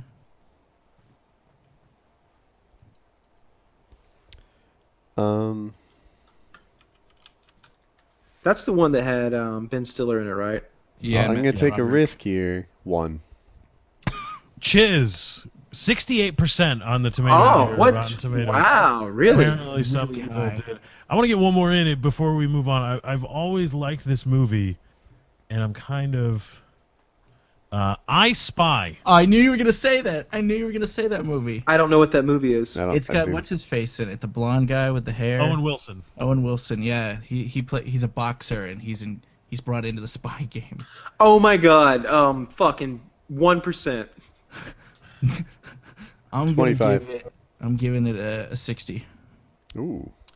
Kyle wins 15% Oh, on Rotten fuck. Tomatoes. That's Kyle, bullshit. For I fun, Spy. let's look at Pluto Nash. There's no way Pluto Nash is fucking better than that movie because that movie was good. What I year- think oh, of The myself Adventures as a of- guy who Pluto kind Nash of knows is movies and has good 5%. taste in Yeah, it's movies. 5%. Yet the numbers are, like, I'm getting crushed in movie talk. Yeah. We could do some I'll do one and I'll do some popular movies. How about that? Might help me. Freaking loved I Spy. That's bullshit, right? It's a good movie. I think it's one of the better ones. Independence Day. Oh, I really enjoyed that movie. 83. It's a good number. 87. 91, Bob. No winners? The panel loses. I bet it's 60% low. on Rotten Yeah. Tomatoes. 60%? Wow. Very artsy over there, you know. That's... Ugh. I like that. I wonder how would a remake of that go? Right? I Return think of they the tried Jedi? it. They tried it with shit. What was the Sky something? I said remake, but I meant sequel. I don't know if. Oh, we're talking about Independence Day? Yeah. Yeah. Oh, so all right. So there's a script. It's in the works right now. They wrote 2 scripts. One involved Will Smith coming back, and one did not. Will Smith passed, and so it's proceeding on without him in the movie. So. I'd like to see him do it, and this time be a little less comical, right? Use the character who played the crop duster who killed himself at the end. That's God. Oh God, that's that one guy that's gone crazy or something. He has gone nuts. Yeah. He's Uncle Eddie from the Vacation movies. I Yeah. wanna say Ed Harris is His on it. character, I actually liked his character in the movie, but in the remake, I want him to go a little more hardcore of it. Not the remake, the sequel. Well, he's dead. See, if Will Right, Smith... so Will Smith was a silly fighter pilot who chomped on cigars and beat aliens by punching them in the face. Mm-hmm. That was stupid. Next time you do it, make it a little more like just be as serious as the new Star Treks, right? And I'm not expecting you to be like freaking primer level of intensity. That's coming in Edge of Tomorrow. Edge of Tomorrow? Yeah, that's that's this new Tom Cruise movie. I hope I'm getting. That looks really good, yeah. Oh, is that the one where he like Yes. there's some So- time travel He involved, goes right? back in time every time, yeah. Yeah, it's basically Groundhog's Day, and instead of like making the perfect day, well, I take it back, and he's making the perfect day, except the day he's having Groundhog's Day on is They'll the win a day war. of the day of the alien, and is the day they're like going into some invasion against the aliens or something. And he's in this like mech suit, but it's not that enormous bulky mech suit that we're all familiar with. It's more of an exoskeleton that like soups you up and gives you lots of weapons. And he's not a trained soldier, but when they discover that he's got this power, they utilize it. So he trains every day for an eternity until he can hopefully fight the perfect day. But about the Independence Day thing, if Will Smith turned it down, that's a little worrisome because Will Smith tends to go with winners. Does he? Come on, let's be real right now. Wait, really? Because if you throw out Wild Wild West, I think that's one oh and he had a recent one I didn't see with his kid in it. The Earth one. Here's that the one thing was about bad Will after Smith. Earth. Here's the thing about Will Smith. I used to hold him, and I feel kind of embarrassed to say this, but in the same regard as Leonardo DiCaprio almost, that like this guy picks winners. He's a blockbuster machine. I'm with you. And I'm sorry to interrupt, but I want to jump in. Like, there are some actors that, to me, acting is one of their skills, and they're very good at it.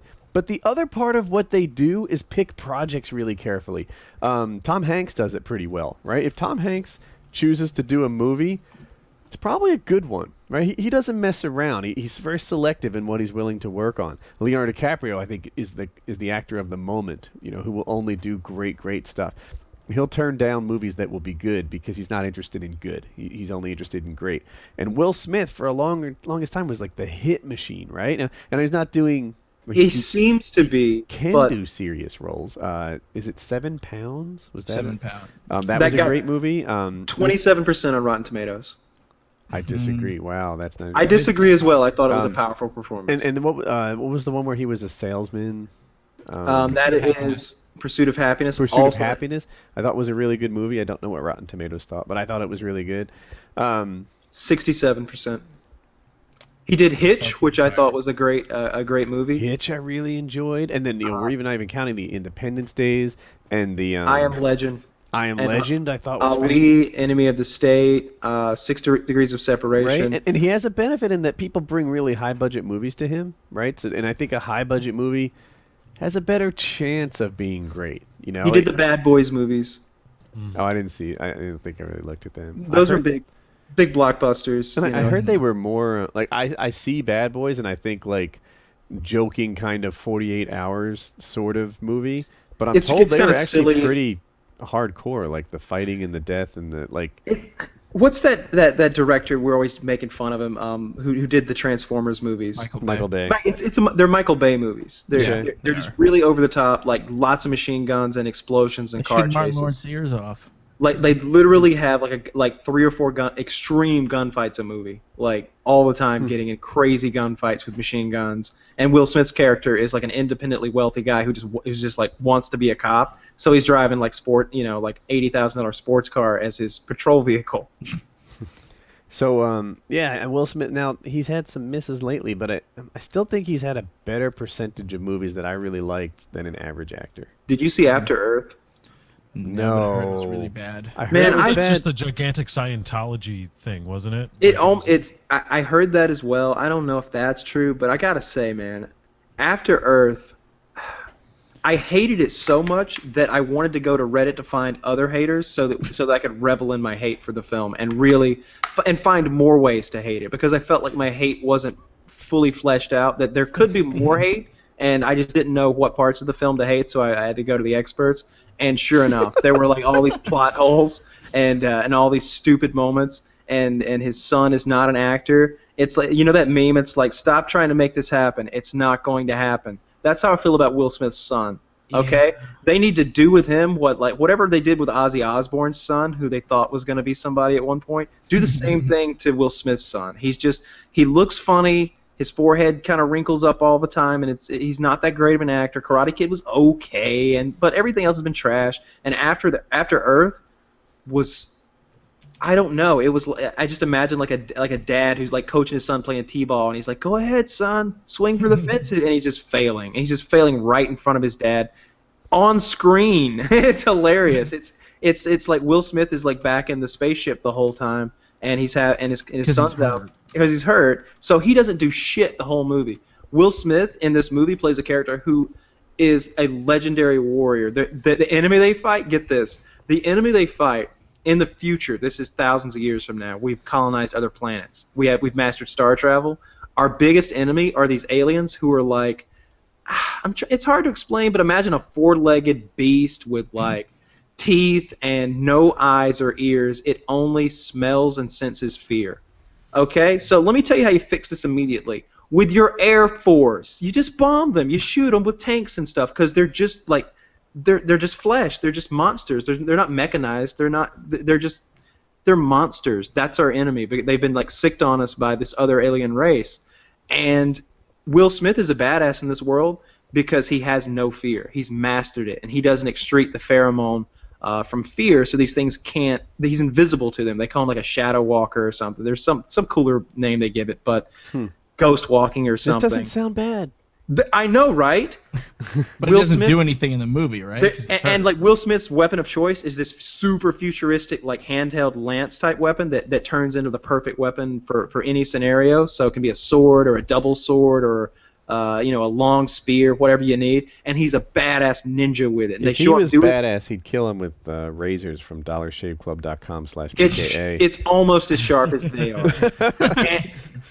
But Will Smith breaks his leg immediately, and he's out for the whole movie. And the whole movie is about his son. And it seems do that. In the same way that the characters on screen are in a scenario where the dad is like, "Come on, son, you can do it. You can do it." He does it in the movie, but he doesn't do it as an actor in real life. He fails at the performance. The performance really is just flat. It's emotionless. Like it's not good. There's a couple of little glimmers of hope, but Will Smith's son's just not. You know what I've been watching lately, and I swear I want to get off TV talk and movie talk, but have you seen? Is it Damages? No. Damages is a TV show. It's on Amazon.Prime. I don't think it's on Netflix. And it is awesome. You guys have never heard of this? It was new to me too. And basically, an attorney gets hired at a law firm, and then like they flash forward and they show you things from like 6 months later. 6 months later, she's being tried for the murder of her. She's being like held in interrogation for the murder of her fiance. And then you like it's in what I'll call reverse time, which feels like current. And so current time. She's there, she's in love, they're proposing, they're like, everything is great. And then they flash forward and she's like covered in blood with a knife in her hand. And the TV show covers how they got from here to there. And I'm just captivated by this thing. Damages is my current entertainment fix. Sounds good. It was pretty good. Has anyone seen Skyline? That was the Independence Day type spin-off movie I was thinking of. Skyline. I vaguely remember that. There's been Awful. Alien movies have been falling flat for a while, and by alien I mean the kind where it's like an invading alien force. I'm really hoping this Tom Cruise picture is going to be a step in the right direction, because I think alien movies. I'm into alien movies. I'm into giant monster movies. Pacific Rim was the highest grossing action movie of last year, by the way. It beat Man, I watched that a second time through and beat almost fell Iron asleep. Man. Yeah, I watched it a second time, and I didn't enjoy it the second time either. Yeah. But I liked it, and I could watch a different movie, on a similar. I think this Godzilla movie is getting decent reviews. A lot of people are complaining that there isn't enough Bryan Cranston or Godzilla though. Yeah. Oh yeah, I was not happy with the definite bait and switch. If you're gonna put a guy in all the promos and in all the fucking posters, I want more than 20 minutes of screen time. That's bullshit. You can't get away with that. Oh wow, And then it's to like that, replace huh? him with some guy I don't care that this guy was in Kick-Ass and apparently everybody liked that movie. Whoever they replaced this guy with was a fucking robot. No, there's no acting done by this asshole who's trying to save his family or whatever. None. He's just, oh, this is bad. I can do this. I can help. Oh, my family. Oh, my God. No. I want Bryan Cranston. Bryan Cranston could have carried this film, but for reasons that I won't get into, spoiler alerts, they don't. He's only in it for 20 minutes, and fuck that. I want my 1050 back. Are they we put it on the are we trailer. just so full of ourselves and we don't know what the fuck we're talking about? Or should Godzilla have not gone like this? Bryan Cranston is let's not make him the expert that the military goes to. That's too cliche. Let's make him a general or something. Why can't Bryan Cranston be a general? Why can't he be some military guy? And maybe he comes up with the idea, like he's just a ground guy, but he's the one that somehow has battled it enough to know that he can. Just... Yeah, make him the driving force behind the tactics. Put him in the background, like leading the force, not maybe leading the force in some sort of frontline attack, but like in the background, like Patton, like fire the lasers, and just like getting really intense and being like the rockets now, some shit like that, and then rockets hit Godzilla in the asshole or something. They could have done it with whatever they tried to set him up. The role they had him in wasn't the like I know what's going on, I figured it all out. The role they had him in was absolutely perfect for exactly what you're talking about. They just didn't do it, and What I is have his no role? idea why. He is a guy. He plays. The movie starts out in Japan in 1999, and he is an engineer at a nuclear facility. And there's some kind of earthquake meltdown, but there's seismic activity that's really weird, and it doesn't make any sense. And he becomes a hermit after that. And then they flash forward to his son in 2014, and they start talking about his dad, who's still alive, living in Japan, trying to find out what caused this whole thing. And he's become a recluse, and he's trying to figure it all out, but he doesn't. He's like kind of figuring out the conspiracy. There are other people that know, but he's trying to figure it out. And it's so perfect. He could have joined the cast and continued on with the rest of the movie and been that catalyst to figure out to be that point of change throughout the entire movie, but they just didn't do it. That's how you make a monster movie. The payoff in a monster movie is the monster fucking shit up and the monster fighting. That's what you hit the audience with 4 or 5 times in the movie. Those are your high points, but you've got to sow those periods in between with some really strong acting for the movie to be taken seriously and do well, I think. And Bryan Cranston's the perfect guy for that. Coming out of, I can't think of anybody who I'm more excited if I hear they're in a movie. If I heard that Bryan Cranston was in the new Batman movie or the new Superman movie, I'd be jacked. He should be Lex Luthor. There's no fucking reason for him not to be. Yeah, that rumor got squashed. Yeah, any role with a bald guy automatically goes to Heisenberg, in my opinion. Any role of an intelligent, badass kind of guy who's in that guy's age, he should be putting Liam Neeson out of business. There's no need for a Liam Neeson when you've got a Bryan Cranston out there. They're two different people. Liam Neeson is an on-the-ground physical dude that does a lot of things and badass. Is he? Stuff. Is he? Yeah, right. He's 60-something years old. I feel He's like not he's the doing any of current. that He's shit. he's just Steven Seagal a few years before he reaches do not Steven call Seagal. him that. Look, Steven He's not- Seagal had a lot of action movies where he was really not qualified to do action movies. That's my opinion of Seagal, and I think that Liam Neeson's kind of there too. I like him. If he's in a I do role too. but I just feel like, Liam Neeson. Look, I'm not believing that you're beating up all these baddies anymore. You're 67. But if Yeah. Clint Whatever. Eastwood was, would you say the same thing? If What- who? Clint Eastwood. Yeah, Yeah. no, absolutely. It's not realistic. Like in Gran Right. Torino, they played it right. He's an old man. He can't do anything. Yeah. In He The was Unforgiven, fearless. he gets his ass kicked. I'm sorry, Clint Eastwood was What? fearless in Gran Torino. Are you hearing me okay? Do I sound all right? Yes, yes. Oh, okay. You just broke up for me for a moment. Okay. He was fearless in Gran Torino, and I respect that. He's like an old guy who doesn't give a crap. He even, well, I wasn't about to give away the end of it, but he even has this great act of bravery at the end, which seems completely consistent with his character. But he didn't. I don't think he won any fistfights all show long. The No, biggest he's just a act of like masculinity he saw is that he knew how to do plumbing. Yeah. I don't know. It really. It- All right. he's- I Liam's- respect all of the things you said, but when you compared him to Steven Seagal, I kind of want to cry. 'Cause It's Steven different. Seagal is shit. He's Yeah, really so the shit. difference is that Liam Neeson is the best possible version of a guy who shouldn't be doing the things he's doing, but he is. The first Taken was pretty slick. I enjoyed it. Yeah. The second Taken just doesn't seem realistic because who the fuck would fuck with him after what he did in the first one? All right, like he's the most badass motherfucker. He's incredibly badass and scary. Like that speech he has, like everybody knows he's something like I've got these. If it's money you want, this isn't gonna end well because I don't have any. But what I do have are a very select set of skills I've acquired, traveling on the, and it's just scary. He's like, if you let my daughter go, this will all end now. I won't pursue you. I won't try to find you. It'll be done.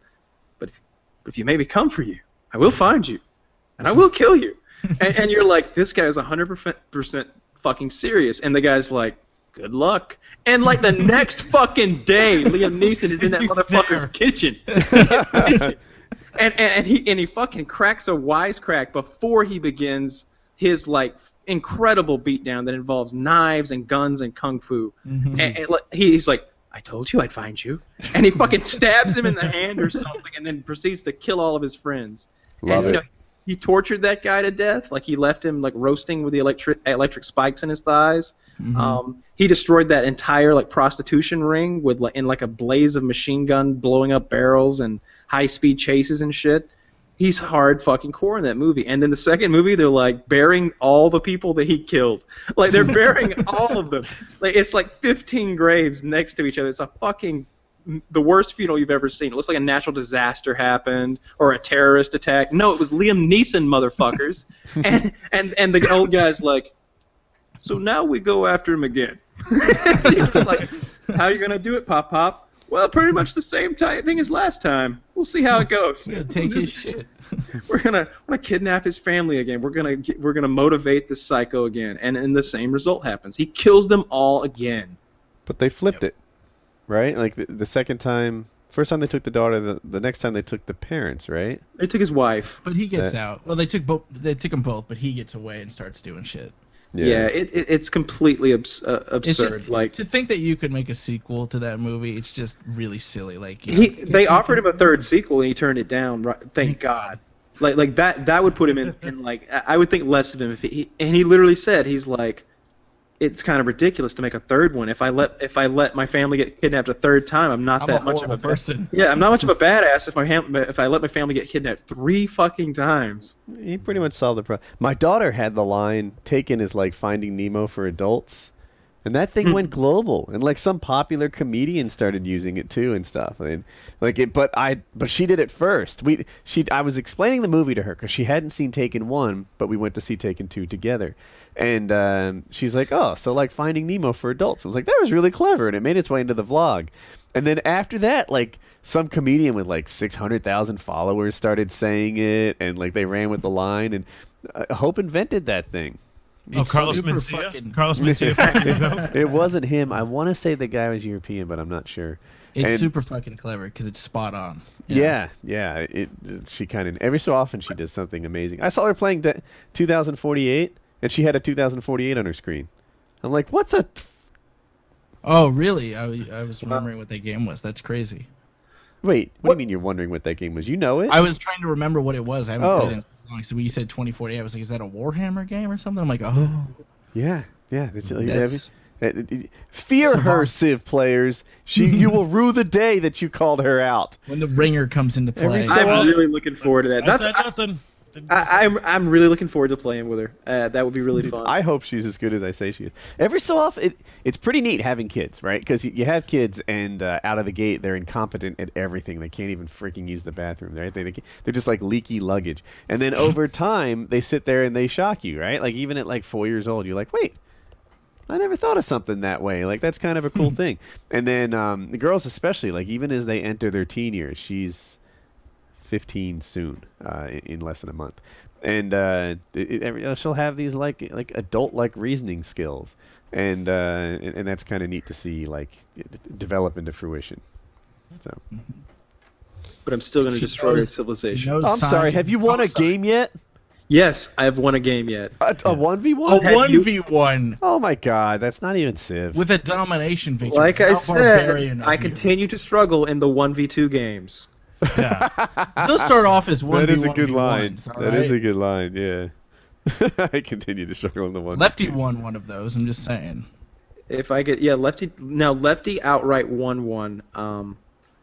I wish that I had fallen. I feel like I made a critical, like a pathetic move. Like I did something so stupid that it was just embarrassing. You did it in our game too. You brought your little anti-tank gun into a demon. No, right? That wasn't that bad of a move. That I didn't wasn't think. bad, I didn't know how weak tanks were against. You're cities. right. It was a fine move. Please continue to do it when you play me. What I did to Lefty though, like the map is literally shaped like a donut, and the center of the donut is a big ocean, and I embarked all of my very expensive army into the ocean, into these canoes, and tried to send them to the other side of the donut to like surprise attack Lefty. I thought that would be, it's a much more direct route, and it's much more surprising if they just come out of the ocean than going all the way around the But donut. you have that land penalty? Is that where this is headed? The embark, disembark thing? No, what the real challenge was that we weren't doing simultaneous turns because we're just now discovering that. So it took like 30 minutes for me to like actually get anybody on the land. It seemed like turns would go by and those canoes would only move a few spaces, and he was attacking every one of those turns, and they were really weak out in the ocean. These were artillery units and like infantry units, and they were really upgraded up a lot. They were really valuable units, and he nuked them while they were in their canoes. And then he continued to hit them with other shit. I couldn't even see it because we had fast combat on, but he bombed them into shit, and we were both just like, Chiz and I were just like, we forfeit. Like, if we play this, we could play this for another 4 or 5 hours, but we're not going to catch you. Yeah, his science is way too high. He had battleships and shit. I had like a fucking rowboat still. I owned the ocean. The ocean was still mine. I had those battleships were all mine, but he was just way ahead in tech, and he was making. I had tanks, and he was way ahead of me. Yeah. Yeah, I was going to be making. I had an aircraft carrier, fighter jets, and You had a fucking submarine too. And my army just had been crushed completely, and his hadn't even. I don't think he'd lost a unit. Like he still had his army like fresh and ready to invade. So we rightfully forfeited that one. But I swear to God, if I will win, I guarantee I'll win a 1v1. I think I can beat you in a 1v1. Anybody? I think that if we, it's hard when it's a 3-player free for all. Because you want to go on Bog? You can go. You take this 1v1. Don't stream it. M16 red dots. oh God, I would need a week of practice. I would too. I used to be good at COD. I not like I was ever Nade Shot or something like that, but you'd want me on your team, and I feel like I'm probably not right now. Yeah, I would have a hard time. I could play some COD 4. I could definitely hang, and I'd get the sticks back in an hour or so. But All right, we'll do it on PC. To be at my top PC. to be at my top level requires a lot of Who time. do you think here is the best at PC FPS right now? I don't think. Well, I'll speak for myself. I'm certainly not. I'm the bottom. I'm not one of those guys. I do a lot of PC gaming now in terms of Minecraft and stuff, and they were actually impressed with my shot in Left 4 Dead, but compared to the guys who play CS:GO and Snap on Target, or I played with his Incredible Orb on PC, and he's something that you don't see all the time, right? He's special. I'm not that guy, but I can play. I use a mouse and keyboard to game daily. I don't know. It might be I don't know where Lefty stands, but we used to play Counter-Strike Go back in the day, and I recall always winning those gun games. Yeah. I was drinking. What do you want? I was having a good time. You're always drinking. Yeah, you said you didn't have an alcohol problem, yet now you consider it essential for having a good time. He's always drunk. See, not what I said. Not what I just wanted to make an said. Avengers joke. Both. I want to get back to the fact that we need to find some way to play 3-person free-for-alls that don't involve ganging up on Kyle every single fucking time. You start Oh, the shit. wait. I have a variation. What if we played 4-person free-for-alls that gang up on Kyle? So here's what I'm thinking. I don't know how to implement this, but I imagine a scenario where Woody, you and I had a chat where like we had a button we could press and it was like team talk, and that was recorded separately from our conversations with Lefty and Chiz, and we played 2 versus 2. I can tell you how to do that. Go into a TeamSpeak channel and then just mute yourself on Skype.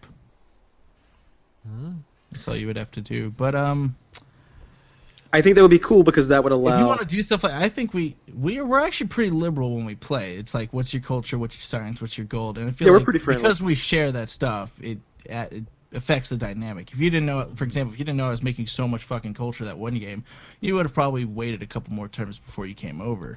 And the reason I think we both kind of just attacked you that last game was because we knew you had like 350 culture per turn plus like 300 science. Wasn't looking that good for us. No, I was gonna just do some off. I was gonna do the science program again. No, I was doing culture again. I decided I was gonna try to do a cultural victory. I was my own game. That was cutesy. well, it seemed like the fastest victory type. To me, it still does. You put it out there that I'll never get another cultural victory over you again, and I'm gonna make it my fucking mission to make sure I do. And I think I'm gonna be. I think I'm gonna be good at that because I'm gonna be able. I think I know a good build structure to maximize culture, and know how to balance the gold and religion out to help maximize it as well. If we added barbarians, it would add a different thing to the culture. You guys I would remove barbarians? Yeah, they're really annoying. Assholes. But if you keep them in, there's a whole tree that helps with culture with barbarians. Well, we could throw raging barbarians in and just be prepared for it and be like, let's build some units early. How are raging barbarians different? What? How are raging barbarians different?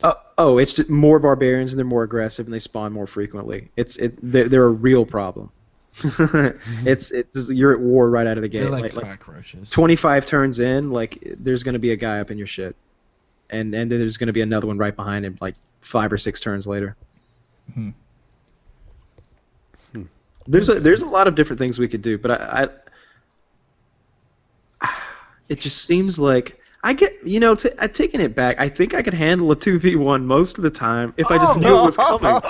If you just knew it was coming. I just knew it. Kyle, attention! I am No, that's not what I attacking you. mean. That's not what I mean. If like I knew going in that it was a 2v1 because You're always that confident with the no track record part. I play with I play with the intent of playing a free for all for the most part, and I usually try to align myself with whoever's whoever's like the third best player because that just makes sense. We can exchange things that we both need, and he has reason to help me and I have reason to help him. It's a perfect relationship.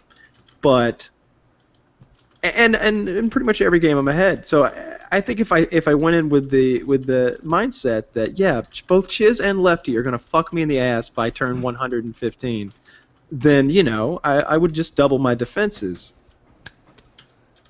Huh. I would send spies to Lefty's city because I wouldn't be worried about pissing him off. I didn't send any spies to Lefty cities. I sent plenty to yours. I was like, You I better sent get my plenty guy to in yours, there yeah. before I trounce his. I do that shit all the capital. time. We might have an alliance, but I would really like the technology. I've got a. Yeah, we need need a whole to new topic. Sure. What's something you thought would catch on but didn't become huge? Or mics, because I got shit to talk about. Better think of something, Kyle. Something that catch on.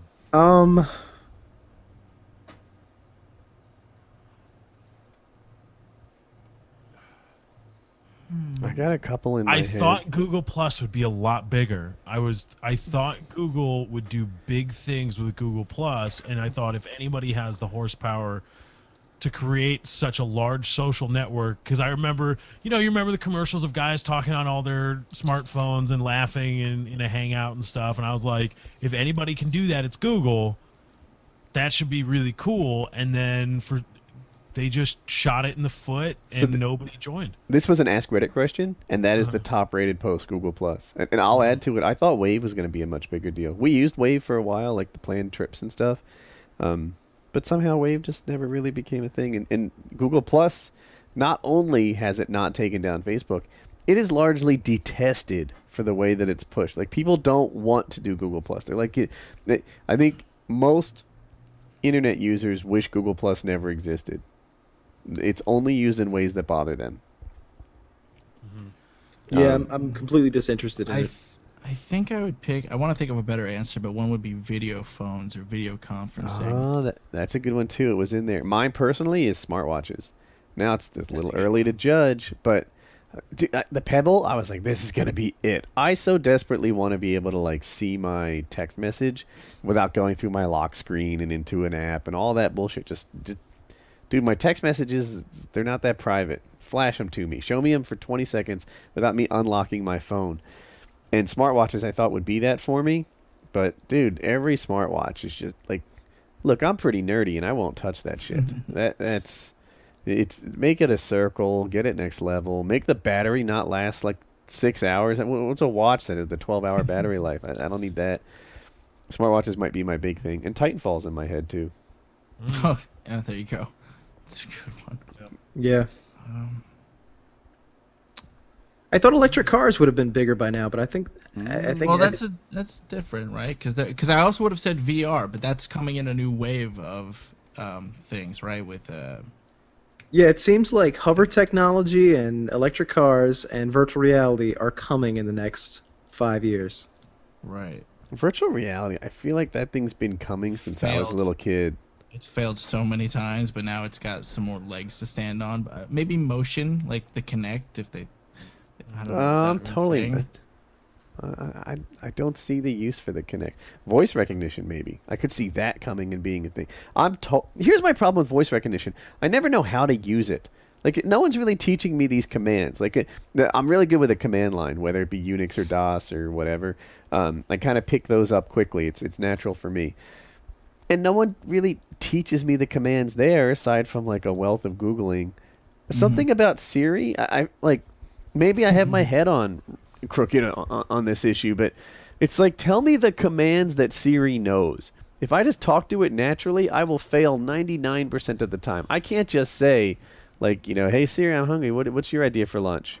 No, you have to format it in some special fucking way. And I don't know where I was when they gave out the global like Siri communication and electric slide lessons that everyone else seems to understand but me.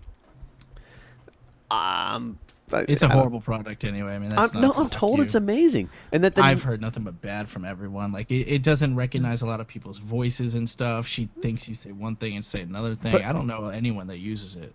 I don't know. I keep looking at the so I spend a lot of time on these really like tech review sites like Tom's Hardware, Anantech. I have another one in my head, Wired Magazine a lot, Engadget, and they all seem to have good things to say about Siri. Like Siri when it was released could do a couple of things, and now Siri is like a serious personal digital assistant.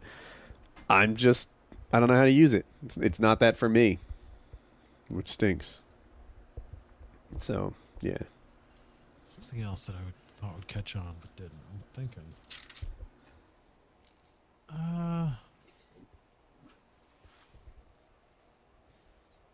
Blu-ray. Oh yeah. I thought Blu-ray would be the next DVD. Instead, it was just a stepping stone to streaming. Would you pick that or HD DVDs?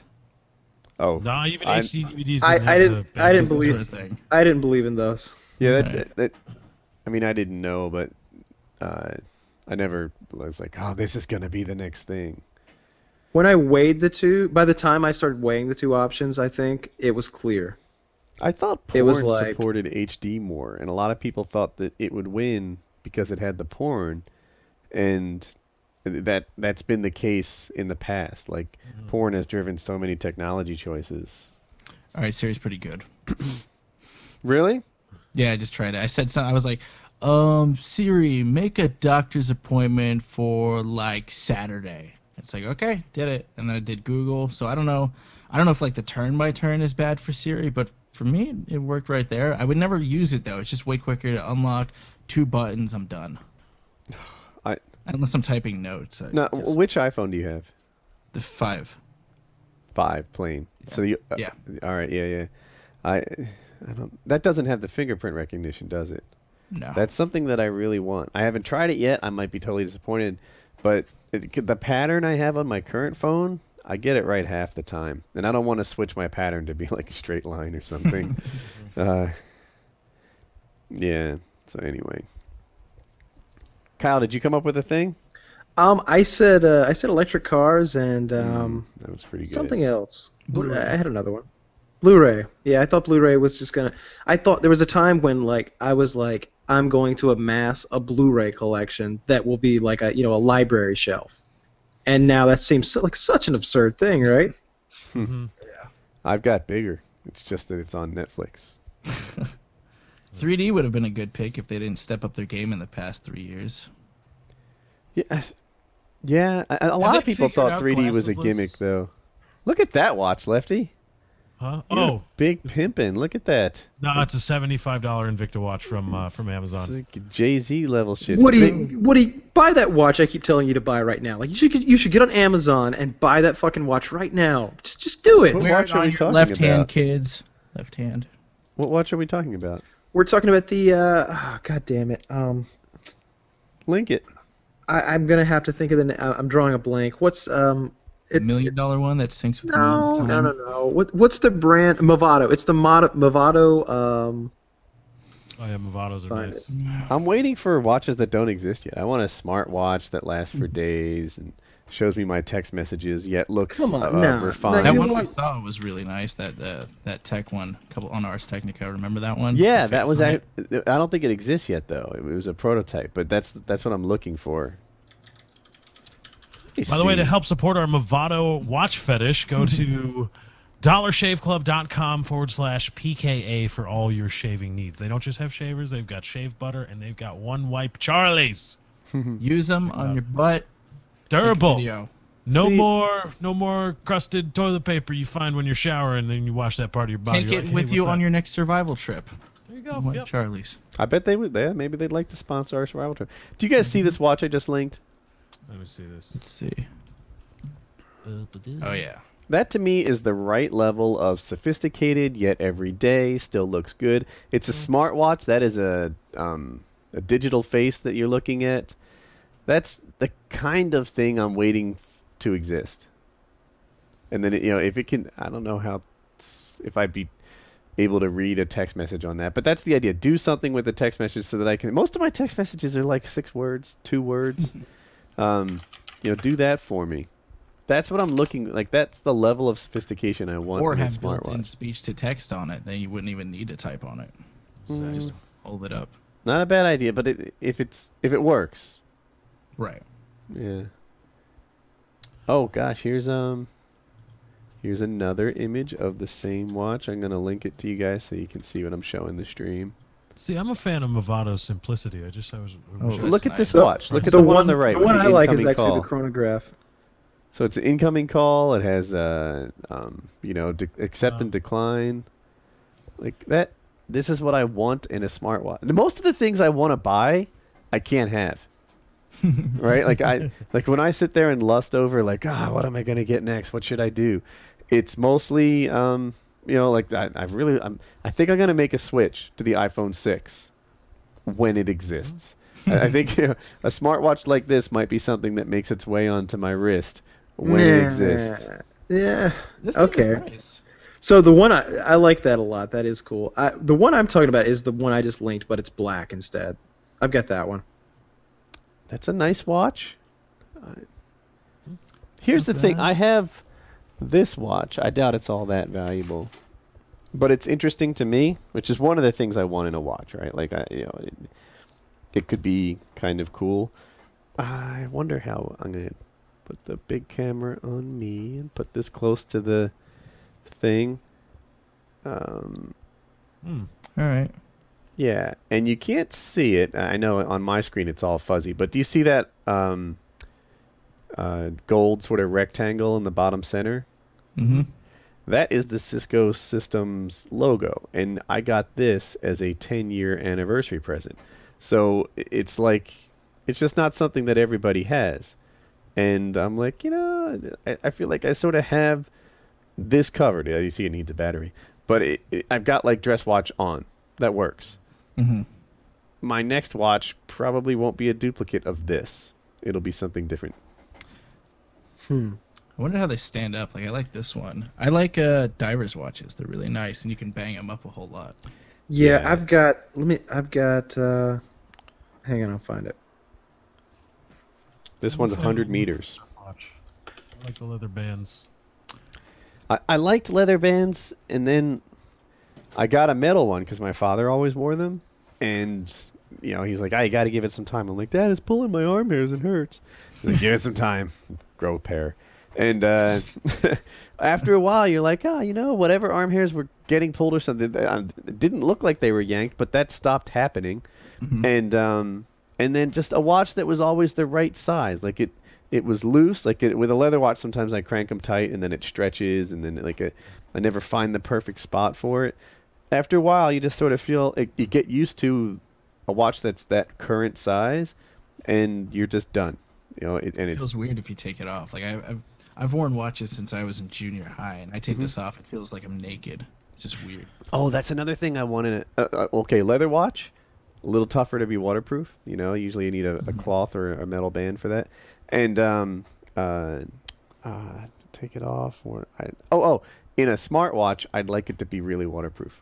That's like one of my requirements for it. I don't want to have to take it off like every day when I shower and remember to put it on, because it's going to sit in a drawer if that becomes the case. It rains, you got to put your hand in your pocket. It just seems like more hassle than what it's worth. Right. It doesn't have to be incredibly waterproof. It just needs to be like, if I put it in the shower, actually I want to shower with it. It needs to be that level of waterproof.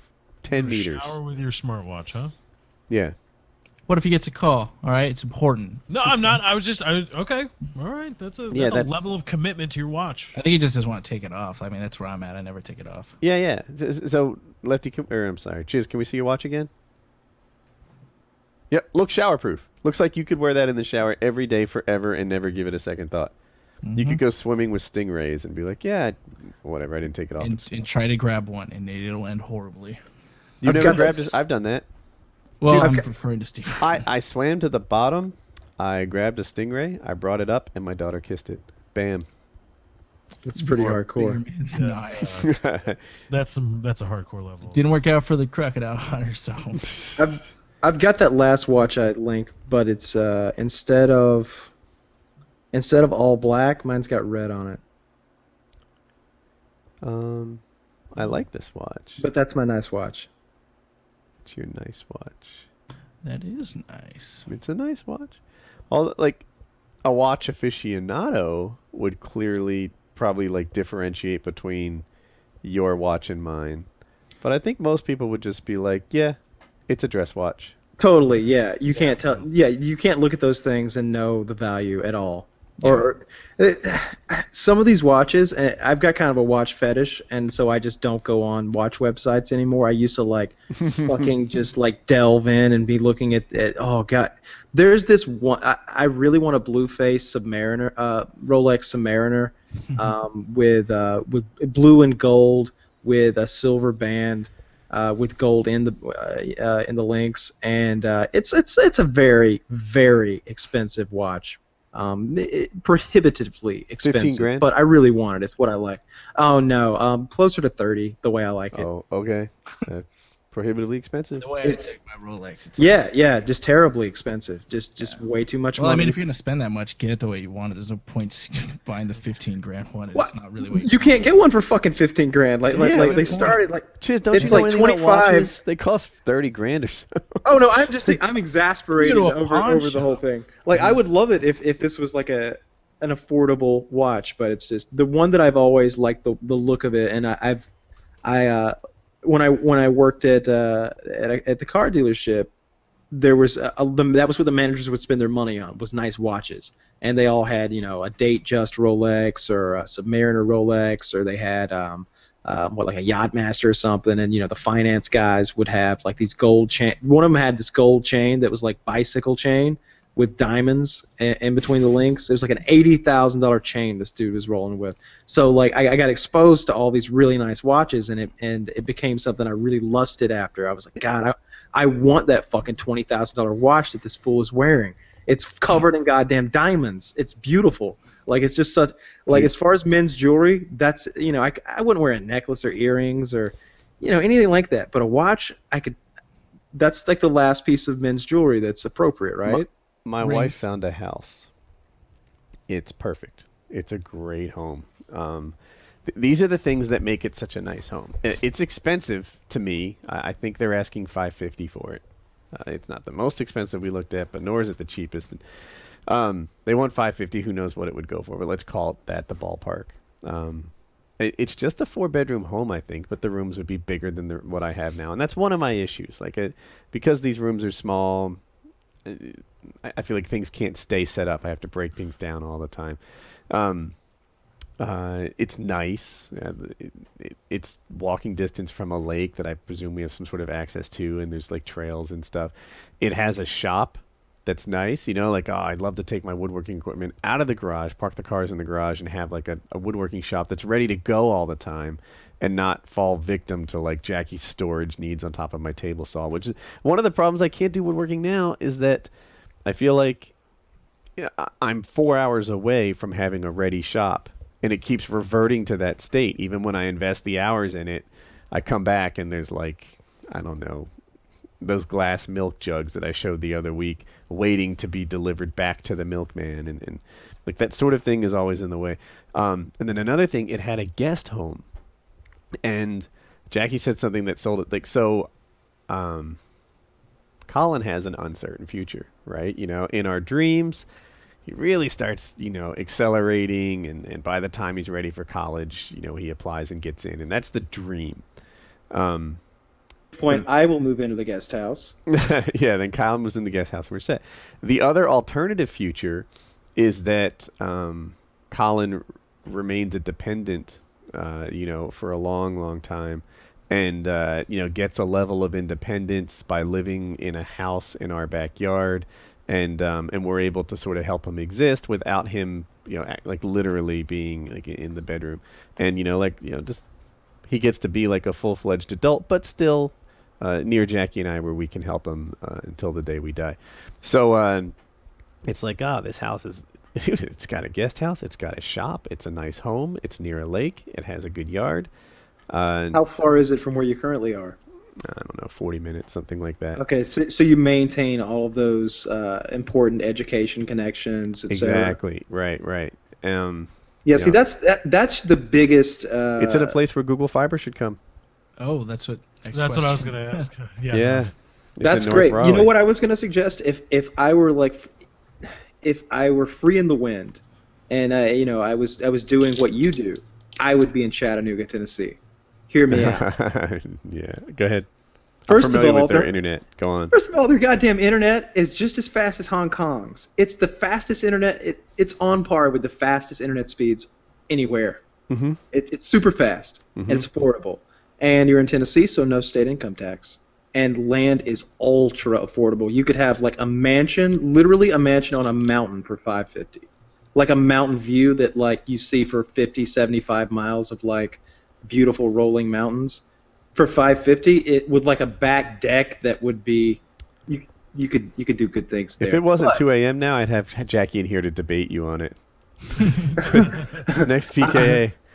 But yeah, you've got to maintain all those connections that you've got. Those are important.